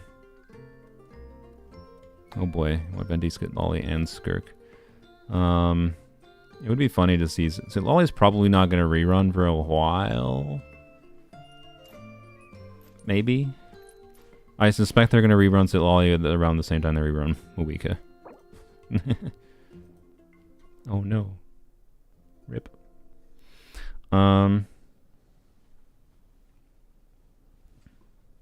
I will say I don't know what their Chevreuse is on, but I will say yes. I think it's worth the risk. I think Skirk is not coming next patch. I don't think Sitlol is coming next patch, and I think Venti is safe to skip. Not that I'm saying don't get Venti, but like get him if you want him. But he's definitely the least valuable of those 3 units, I have a bet. And I don't even know what Skirk's kit is. I'm just gonna guess that Skirk is gonna be better than Venti. So, you know, yeah, I think it's worth the risk, because to try to spend 30 wishes to get C0 Iansan. You might appreciate having it, and if you have like a high constellation Chevreuse, you just need 1 or 2 copies of Chevreuse. You might get C6 Chevreuse along the way, or maybe C6 Chevreuse is your stopping point. Like, I don't know. If you use Chevreuse a lot, Chevreuse teams a lot, I think it can be worth it. Like, I chose to do that with Kanich. It's why I ended up with Kanich, realistically. I cared more about getting C6 Chevreuse than I cared about getting Kanich. I think I got C6 Chevreuse before I got Kanich, but because it was for a video, it was like, Kanich would be cool to have. I don't regret it. But I wouldn't have done it if it wasn't for the content, so, yeah. I'm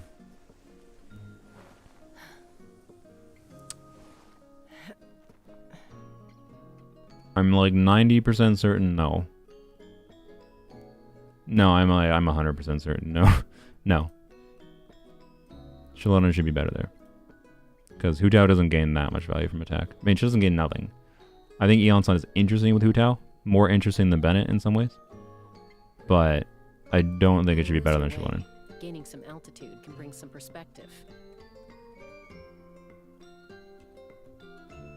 Ito and Xiao Efrino. What's with all these people with C5 Farazon?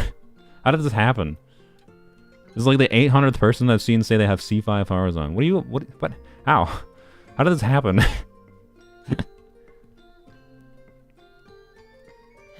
How do you feel about much more gimmick-focused kits? I mean, they're still releasing less gimmick-focused kits, which... So, I don't know. I've been kept happy still. I can't say gimmick-focused kits for on-fielder design is my favorite, though. That's for sure. Anyways, should I pull for Xianyun and do Xiao, Xianyun, Farina, Farazon, or save for Xilonen second half and do Ito, Farina, Xilonen, Bennett? Oh boy. I don't know about Bennett in an Ito team. Do Cloud Retainer instead of... Okay, Cloud Retainer could be good for their Ito too, to be fair. Surviving is tough. Taming the beast within is tougher. But I'm assuming they don't have Xilonen currently, though. So, like...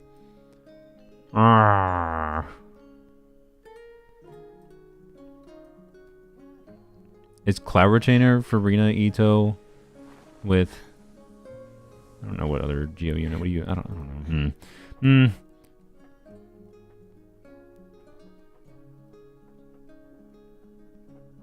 Assuming Farazon is on the second half, I don't know. I think it's worth it. Like, if you really like Xiao, I think it's worth trying to get Xianyun for Xiao. And then hopefully you can get 1 copy of Farazon, even if you don't get Xilonen, right? Would be my vote. And the value of the 4 stars with Chevreuse, even if you don't want Chevreuse now, right? And you don't have a direct need for Iansan now. I don't know. It's a hard... This is, again, that's the hard answer. That's why I talked about Xilonen so much at the start. It's like, deciding between Xilonen and Iansan is the hard part. In this player's case, it's... I don't have a good answer, unfortunately. Aoife's gonna be Mizuki too? Okay, but he's a 4-star. Not a 5-star. Okay, I need to end the stream because I need to go to the bathroom. But anyways, I think I might go respond in text to the rest of these comments. Well, okay. Maintenance is here. I need to take a break. I might do a stream after this stream, but any last minute questions before I end the stream? In the chat. Yes, I might do ZZZ, but I gotta take a break first. I gotta like take a break, eat food. So I might have a new stream in like an hour or so to stream ZZZ or something, a waiting room stream. How was your day? I need to go to the bathroom, but my day's been good so far. Dandruff or Chlorine aggravate? Okay, banner questions specifically. Sorry, you're free to ask whatever questions when I stream again. But banner specifically. Yes, Varesa's Varesa Chevreuse teams are good. They're one of her best teams. Or her best team, but that's with some asterisks of things. Yeah, I have some timestamps, Zilbion, so you don't need to stress too much about the timestamps, but feel free to DM me. My social security number. 1, 2, 3, 4, 5, 6, 7. Alright. Xianyun supports in this patch other than Iansan. Nope, it's just Iansan, I think. Well, unless you're doing plunge Xianyun, then Cloud Retainer. So wish on Cloud Retainer Iansan. Alright. Well, I need to go. I don't see anything I don't think I didn't cover. But yeah, I don't know. Feel free to ask me future questions. I will be doing future streams with Iansan, especially. You can ask your questions in the future. Thanks for joining live. I need to go to the bathroom. Might be live in like an hour or two from now for a waiting room stream. Bye-bye. Let me know if you want me to, VOD watchers especially, let me know if you want me to do this kind of thing again. A little bit tiring and hard to plan out, but I think I did a decent job. Even though it was really long.